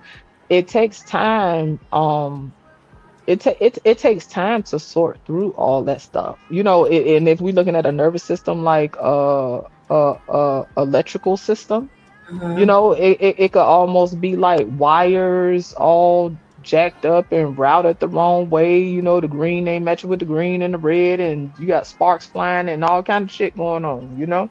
So it Mhm. takes time. It say betrayal trauma can feel like disengaged and numb, brain Mhm. fog and insomnia, overwhelming emotions, intrusive thoughts and difficulty concentrating, self-doubt, low worth. Um, let's see, tips for betrayal trauma recovery. Acknowledge the trauma, take care of your body, focus on your healthy relationships, learn to set boundaries, try activities that calm your nervous system, tell your Mhm. story, find your passion or rediscover an old one, talk to a trauma informed therapist, commit to your own personal growth. And so yeah, to that point, betrayal trauma also fucks with if you ain't careful, it'll fuck with your self-worth, you know? Absolutely. Mhm. Yeah, yeah. This is good stuff. And then the initial response, I think, is you're in a state of shock. Mm, It's like your body is still present, but everything else is standing still. You mm. know, like it's, I know for me, when I went through my betrayal, it was like I'm here, but my mind is somewhere completely different, you know? Oh, look, I just It's looked it up. It does say mhm. that. It says the first one is shock. Yeah. It's It like says your heart shock. is just trying to catch up with what your mind already knows, you know? So It's look, just it says shock. Then the second one is denial. The third is obsession. The fourth is anger and sadness. The fifth is bargaining. The sixth is mourning, and the seventh is acceptance and recovery. bargain. So, yeah, that's interesting. What is that when you try to make peace with the person or go back? So the Or bargaining on based on this thing that I'm looking up, and this is by Dr. Michelle Gatzman or something. It mhm. says people try to make a deal with a higher power or even themselves to fix things. Mm, So I mhm, don't have full details. That's just something. And for people who might be well versed or whatever about it in the chat can say something or whatever. But that was just something that I was reading right mhm, quick. It says signs and symptoms. Signs is difficulty trusting, constantly checking your partner's actions. So I guess this is about relationships. It says avoiding situations that remind you of the betrayal, mhm. becoming overly suspicious or paranoid, pulling away emotionally or shutting down completely, overthinking or replaying the betrayal, having a strong need for reassurance or validation, struggling to set boundaries, and staying in the relationship. Mm. Symptoms is intense anxiety or panic attacks, feeling depressed, hopeless, or unmotivated, difficulty focusing or memory problems, trouble sleeping, nightmares, insomnia, headaches, stomach issues, fatigues, fatigue, mood swings, irritability, feeling emotionally numb, flashbacks or intrusive thoughts about the betrayal, low self-esteem or questioning your self-worth, feeling isolated or like no one understands your pain. Hmm. Mm, Well, it looks like I've experienced that. Shout out to that me list. too. It's tough out here, y'all. It Listen, y'all is. be encouraged, Venus. I know you It is. tired. Thank you so much for having me. I'ma get ready to drop down so that way you can start wrapping up. Cause you know if I stay up here and be What do rambling and we need rambling, to figure out the women's topic for next week? Mm-hmm. is it gonna stay on topic? No, I'm joking. Shit, I mean, it be like that. We get to rambling and stuff, but I still think it was a good conversation. It really was. I found it good. You know what I'm Mm-hmm. saying? I It think so helped me too. bring some things back into perspective concerning myself. So We got yeah, a week. it I has want its to try to place. do one show a week for women. I'm gonna be better. I really mean it. That's No, so good. no men on the panel next time. I'm up for real. I gotta stick to that. I don't know. Did you cover self-care or anything like that yet? No, girl. You know we got a lot of stuff we could cover. No, I didn't. That's Well, so maybe good somebody will get too. up here and get to talking about the soft girl era or something. Mm. Mm-hmm. It was way Yeah. off. Well, listen, girl. I was like, "What are you talking about, ma'am?" Girl, listen, girl. That is not new, honey. That is not new, honey. It always goes straight to something racial, but I'ma just Mm, whatever. And that's been going on for some years now. So okay. yeah. Mm. Yeah. Shout out to all of that. Thank you Yeah, for she coming up, legit pissed foolish. me off. I was trying to be nice, Yeah. What you girl. saying, Venus? I said she What pissed me. I be trying to be nice, but she really pissed me. you did You good. were No, you so did sweet to great, her. girl. Yeah. You get an A child, cause Mhm. baby, child, listen. See, that's why I be trying to stay out of here, girl, cause I can't tell you how many times I blacked out on that one there, honey. Man, when I'm talking I about heard it would just you, still just be somebody get up there. I'm like, man, shut the fuck up. Why you you even went off up on here? somebody about 6 months ago, I said, "Oh Oh my me? gosh, yes, ma'am, yes." Lord Jesus, child. Who you went off on? I didn't just be going off one Oh, time. Yeah, who was it this let time? me put it in the back, in the Oh, wait a bite. minute. Y'all gotta stop. I'll Wait put a it in the minute. bite. In a bite. I'm child, When I tell you, I listen. was like, "Wow, I replayed that a good 10 times." And they definitely deserved it because that motherfucker. Oh, Oh my gosh. child, listen, I said, baby. Listen, "Ooh, listen, don't play with me, honey. Play with your man, mama. Don't play with me, honey. it went down." It's like, wow. And Mo, you done got the nicer version, girl. That's the watered down version, child. Mm-hmm. Mm-hmm. Child, Wow. listen, child, listen. Especially That's why you see me disappear, honey. I have to take evasive action Well, I for could the hear sake like of the my truth in sanity. your voice, and the read was to a T. Girl, listen. And see, Gosh. that's the thing. Although I talk a lot, I'm just saying I'm a lot of things, but a bullshitter ain't boy and a liar ain't boy. Yeah, I said, oh, that was heavy. you Child, gotta leave people listen. alone. That's the thing. Mm-hmm. Some people be asking for it though. They They be begging do. for it. They be like, please They give do. it to me. And I ain't gonna lie, sometimes I don't like that I give it to them because some of them they love it, girl. They be They wanting to do. sit there and rub they little asparagus tips and stuff like that. Like Mhm. they really be like, yeah, it be wild. Some they eat off of it. Cause I'm listen, let's telling be you. clear. Some people in they real life, Mm-hmm. right? And this is where I empathize with some people, but I can empathize and say I don't give a fuck at the same time, right? You Mm-hmm. got some people in real life that don't have connections, right? No. And they really like I said, it's an exchange. It's still a payoff because there ain't no way in the world some of these people on these panels and stuff like that and in these spaces is gonna convince me because some of them will do it on a regular.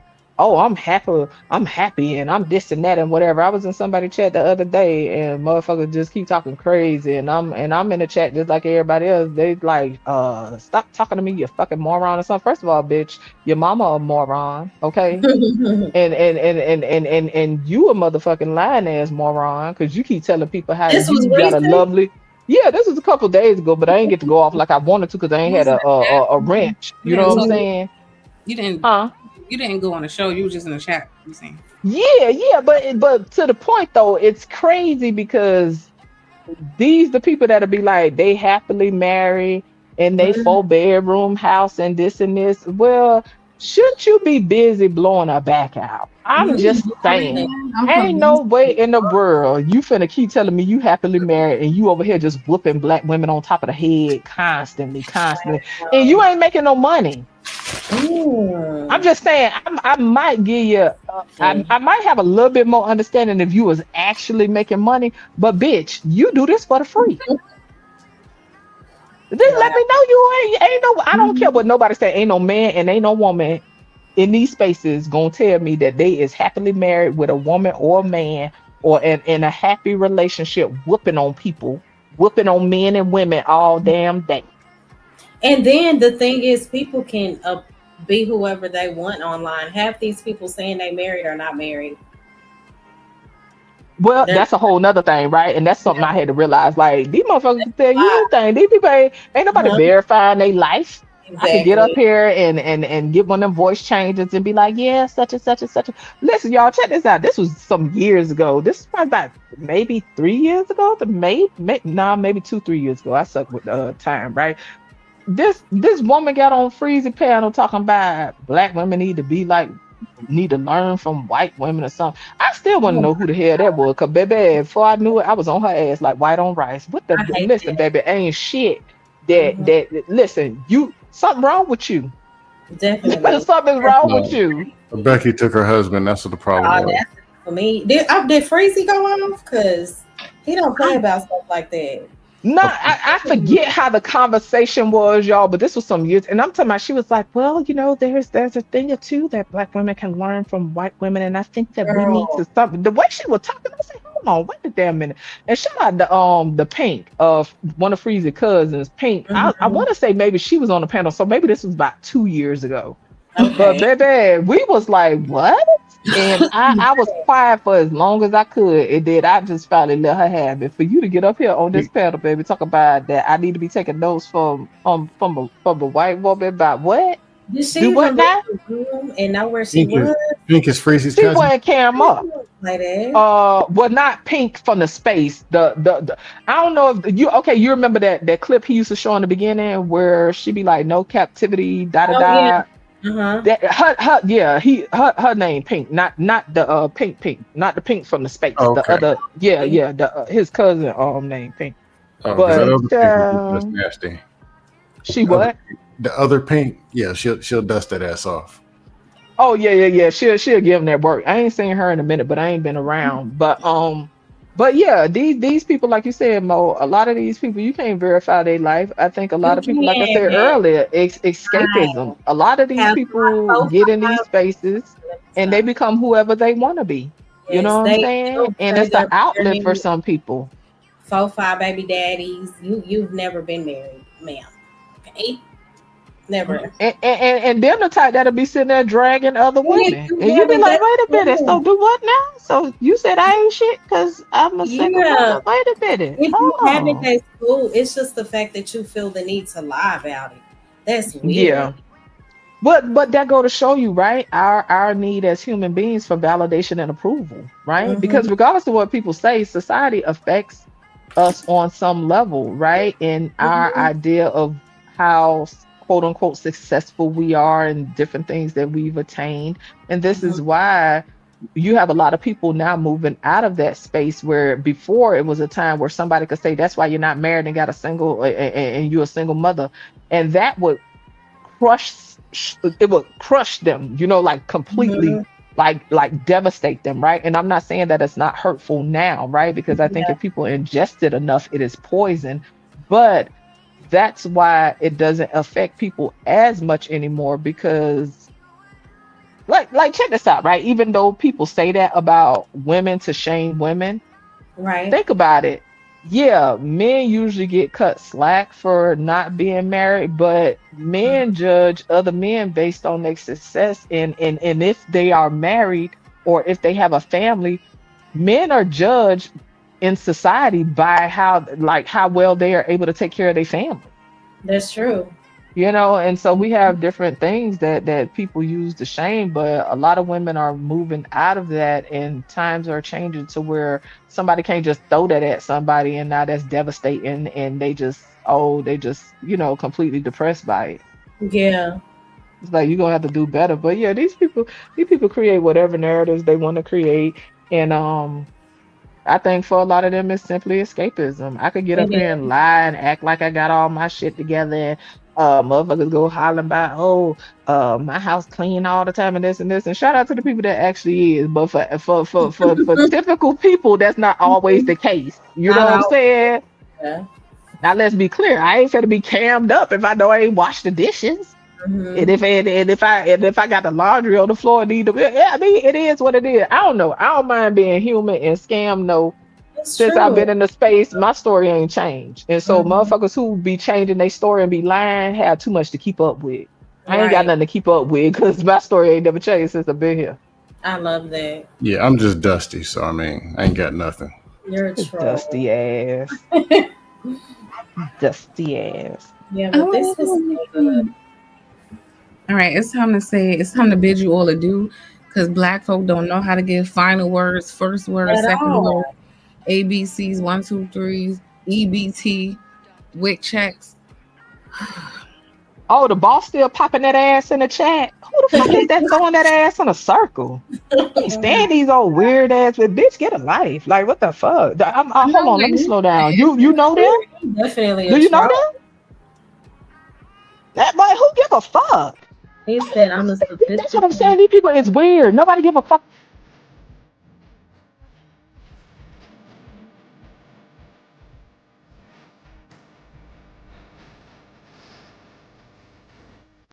Bro, child, listen, people need to get a life. Like, I don't know, go blow it back out. We was already talking about this Brokeback Mountain shit. You know what I'm saying? They get No, that aggressive, they was get to want to whoop on people and shit and just wrangle rumps all day.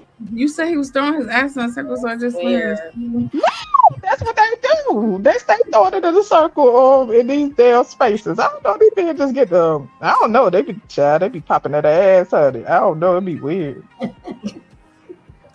I'm gonna leave it alone. I think I've Go to seen close out people. the show, Beans. Go to close out the show. I'm gonna leave it alone. I love how Southern people talk, not popping that ass.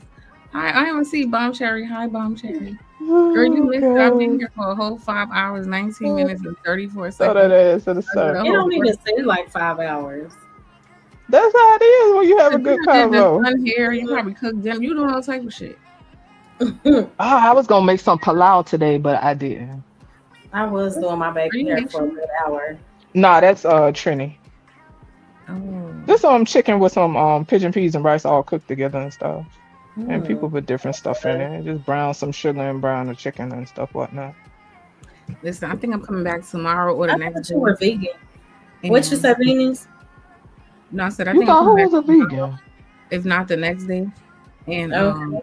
it's going. I gotta get to the politics because there's some wild shit going on. We gotta get back to the politics a little bit. I ain't gonna lie. Yeah, please do because I really don't pay it no mind unless I hear other people talk about it. Because I just yeah. Nah, Trump Right. is really. I'm just getting to it when I. And Yeah, mhm. because you'll probably be talking some more, child. He just going wild. I don't know. Yeah. I think sometimes people I who gotta go tan too recruit my much, it white might nationalist. I gotta go find him. it might mess up people's brain when they have too much in that tan bed. I think that probably has done something. Mm. What happened, Bum Cherry? She said YouTube is messy. I'm just a little older. You see. Not Bob need to stop. Wait a minute. Yeah. Not Bob Stacy. Wait a minute. Thank And you. I'm just a little old lady. Stay me. Listen. Bob ain't gonna lay down. I know that much. Bob trying to be funny, child. I ain't fooling with Bob. Bob ain't laying down. I know that much. Whatever it is, she ain't gonna lay down. Right. Why these crazy people be just like, what is this man talking about in the chat? I have no Uh-oh. clue. You get a lot of trolls, Venus. No, I don't. Yes, you do. It can't. They only can. They those your people. Nuh-uh. I don't know the boss. I ain't had one either. All of a sudden, I've Somebody else never popping seen. ass? I've never seen the boss in my chat all ever. of a sudden here No, you that's are. somebody else trolling, child. Anybody stud the boss, child. We Hopefully they was got they fix for tonight, child. 'Cause, Right. some I of these don't think people I did need a that lot of stuff so they shows could go though. to bed at night. And they lucky it's this time of night because if my girls was here, it'd have been a wrap for you. Since you Yeah, you already know certain women in the chat would have drugged him by all hell. Whoever it is, they would have got drugged by their edges. if They would my they would have girls got from drugged all over Maryland the and ground. DB was here, it'd be over for y'all. You just lucky Shout out to Sugar Bomb. they running the YouTube streets right now somewhere else, but you lucky it ain't here. They'd have been on you. Sugar Bomb probably on somebody else's head right now. Uh huh. I found her too. You found Sugar Bomb? What, just now? Yeah. That is funny. She's on another dust panel. Yeah.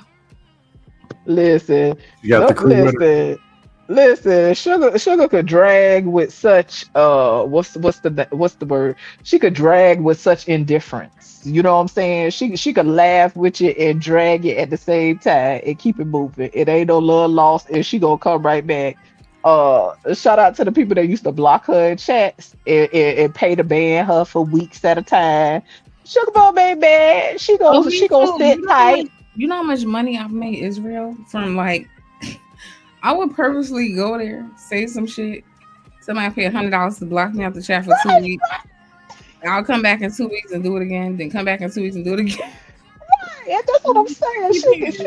She let it happen and she ain't pressed about it. She ain't finna log on no other account. See, my impulse control, I'll be on another account like your bitch, fuck yeah, but then I'll be doing some dumb shit like that, right?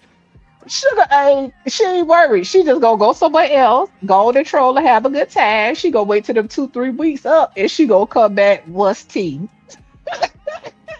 Who y'all talking about? No, Sugar Ball. This time I know she was diabolical, JJ. Look, because me and her both used to get kicked out of Izzy chat a lot, right? Oh, you used to get kicked out too? They used to pay to ban me, and I would come back in 2 weeks, make them pay again, make them pay again, make them pay again. Like I'll just come right back. Yeah, That is hilarious. so like I'll come back in 2 weeks, but Sugar One was cold.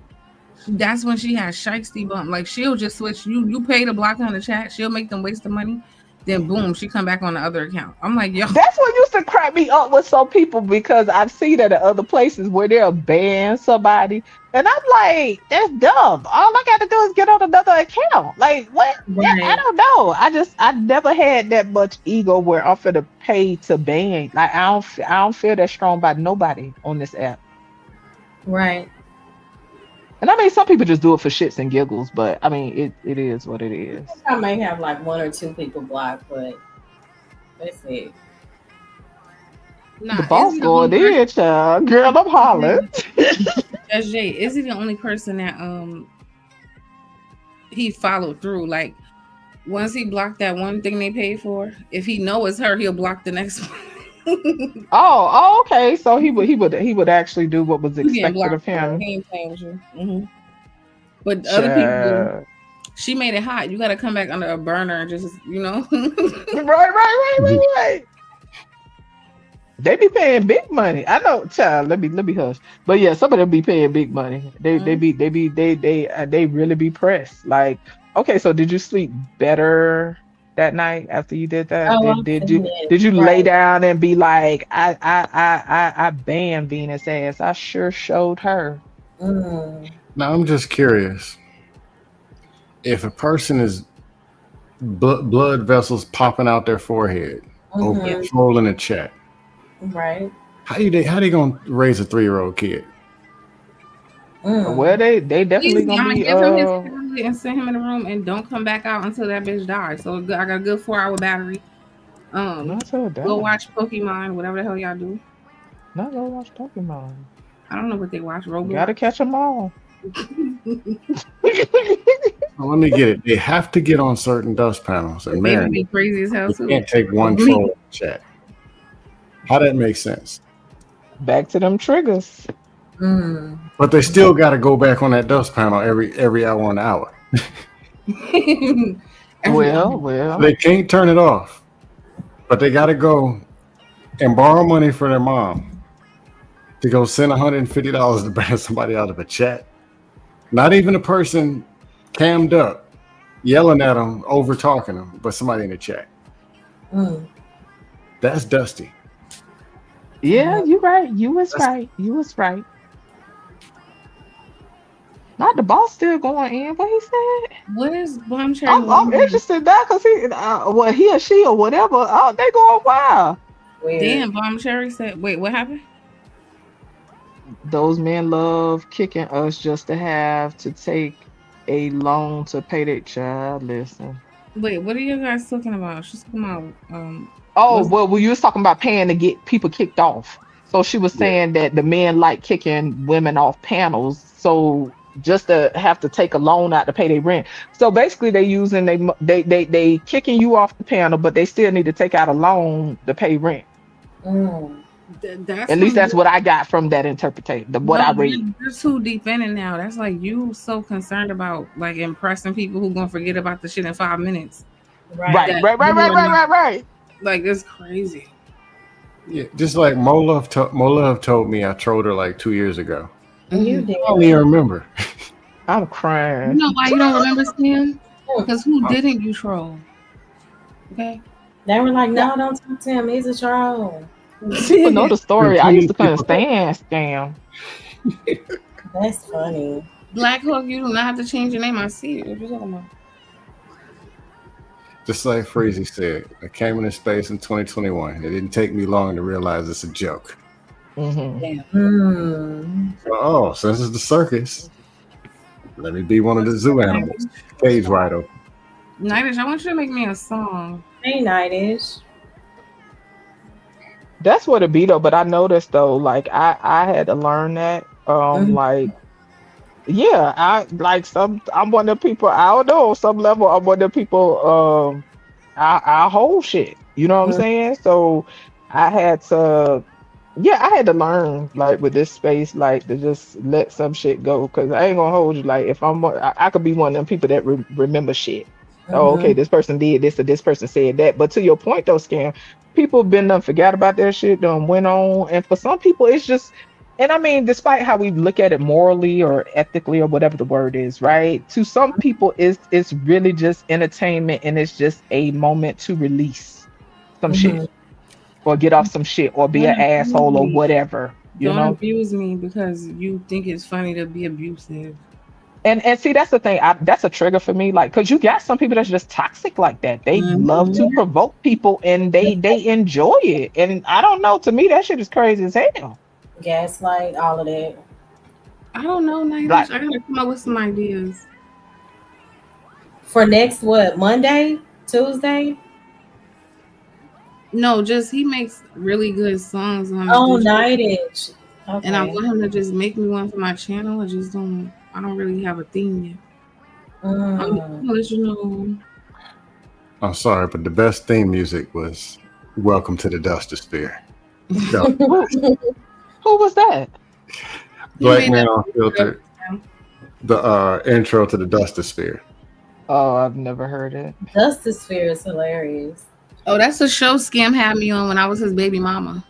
That is funny. Oh, yeah, I never seen that. My It's favorite still, Let me find it. intros it's still is up. The What's the Dustosphere look? episodes are still Let me around. find it. What's the name of the my channel again? The du- what you say, uh, Black Man on Filter? yeah, if you look up Black Man Unfiltered and pull up the Dustosphere, it's about 10, maybe 15 episodes. My two favorite intros that I could think of Which one was offhand it? online. Oh, y'all want to see my baby that I I think have I with know Scam? what you're going to say, just Jay. Huh? Huh? I'm sorry. Y'all want to see my baby that I have with Scam? Which one? Sure. Okay. What you were saying, Mo? What's I think I know. I'm gonna take a get. No, say the song, and I'm gonna tell you if. Well, you already know what one of them is. You just probably don't know the other one. Right? Huh? Is it Freezy's Young Dro? Yeah. Man, that song. Well, not the young Dro. It's his initial Oh, intro, whatever that beat is. That's one of my favorite ones. Yeah. And then it's a dude that do commentary on like rappers and street type stuff. His name King AK-47. He got a nice intro. But Okay. yeah, those my favorite. Mm-hmm.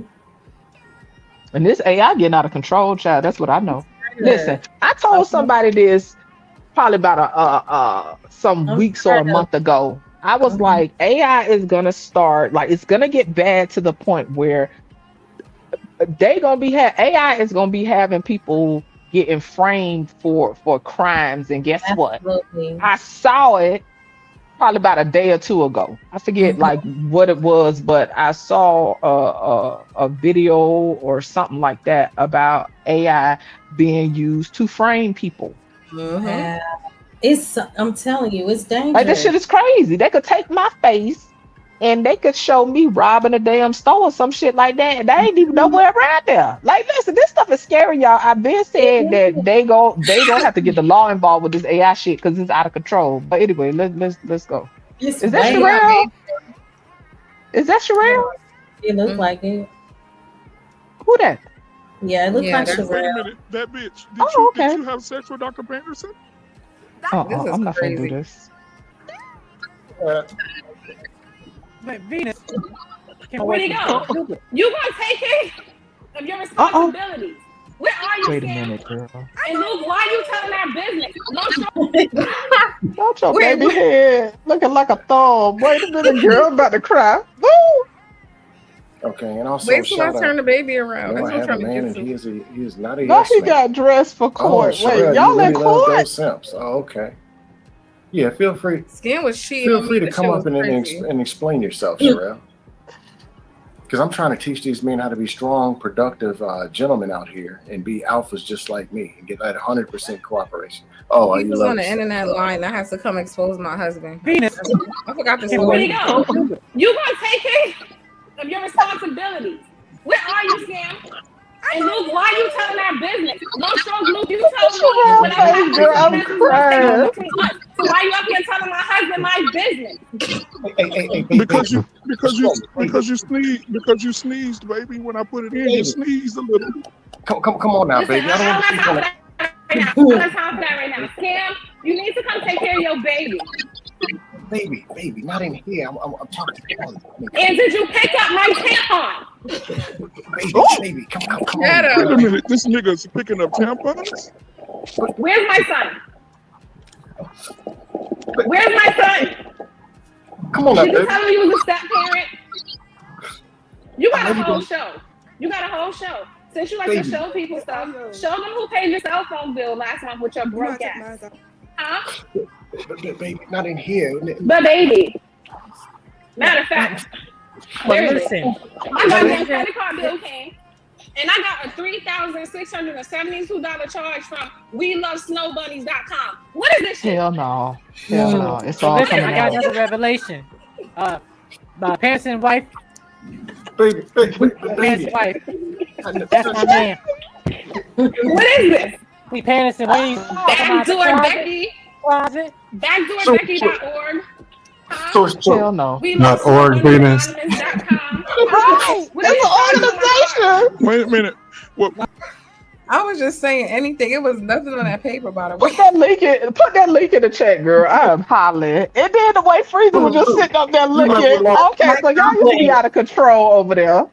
Oh, it just you never seen the Justice Sphere? No, I've never seen it. No, but Oh, Freezy wasn't yeah, there. That was like a clip of Freezy, right? He was Oh, that was a clip. Girl, that joke was funny as hell, but he was just sitting up there.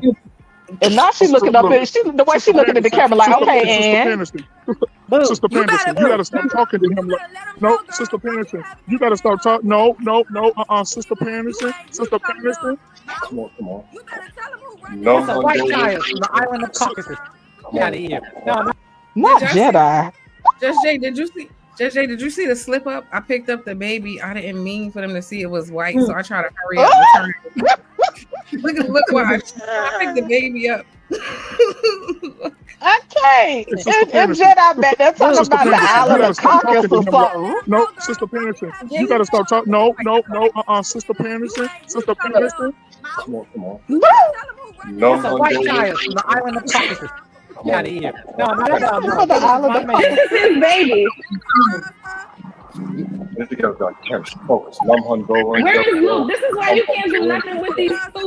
Skim, you was down there saying young girl they can get killed. What the fuck was you saying down there?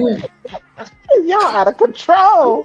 Down there saying He told us we met at the club that night, and that was one time, and he wasn't going to tell nobody.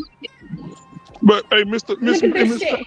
hey, Miss Panderson, do you You remember gonna pull that? into my husband's show? Out of all the places you could be. Mr. Panderson, do you, Not the way she Miss birthing the Panderson. baby though. She about to shake that baby head off. But y'all not listen.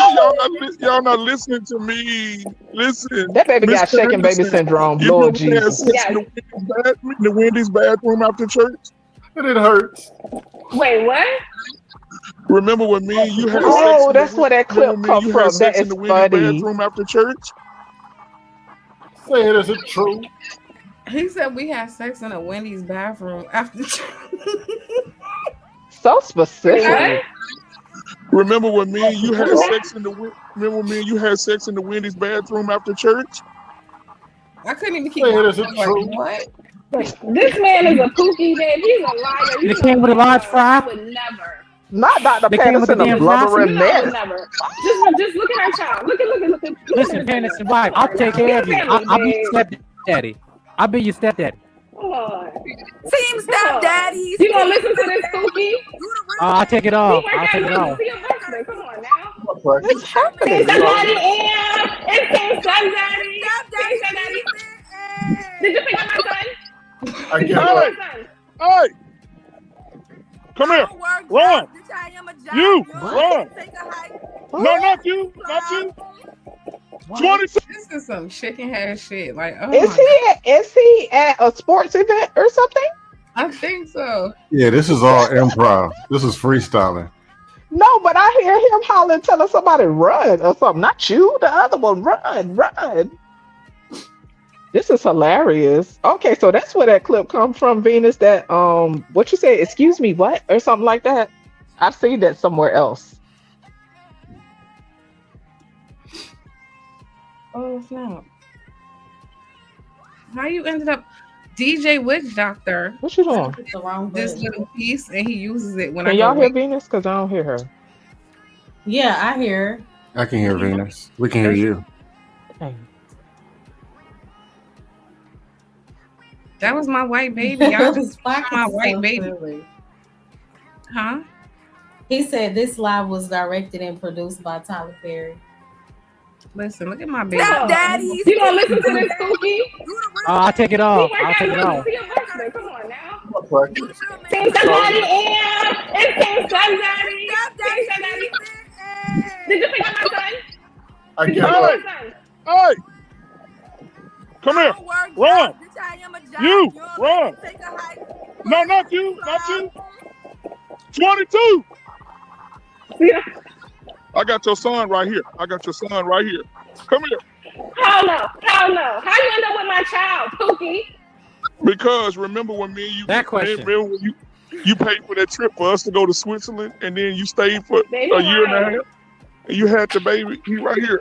Come here. You lying on this woman? You lying This on is this He woman? is listen. crazy. These cookies are out of Listen. control. This is our son And where's the Kabuku. food stamp card? Where are the Look- food stamps?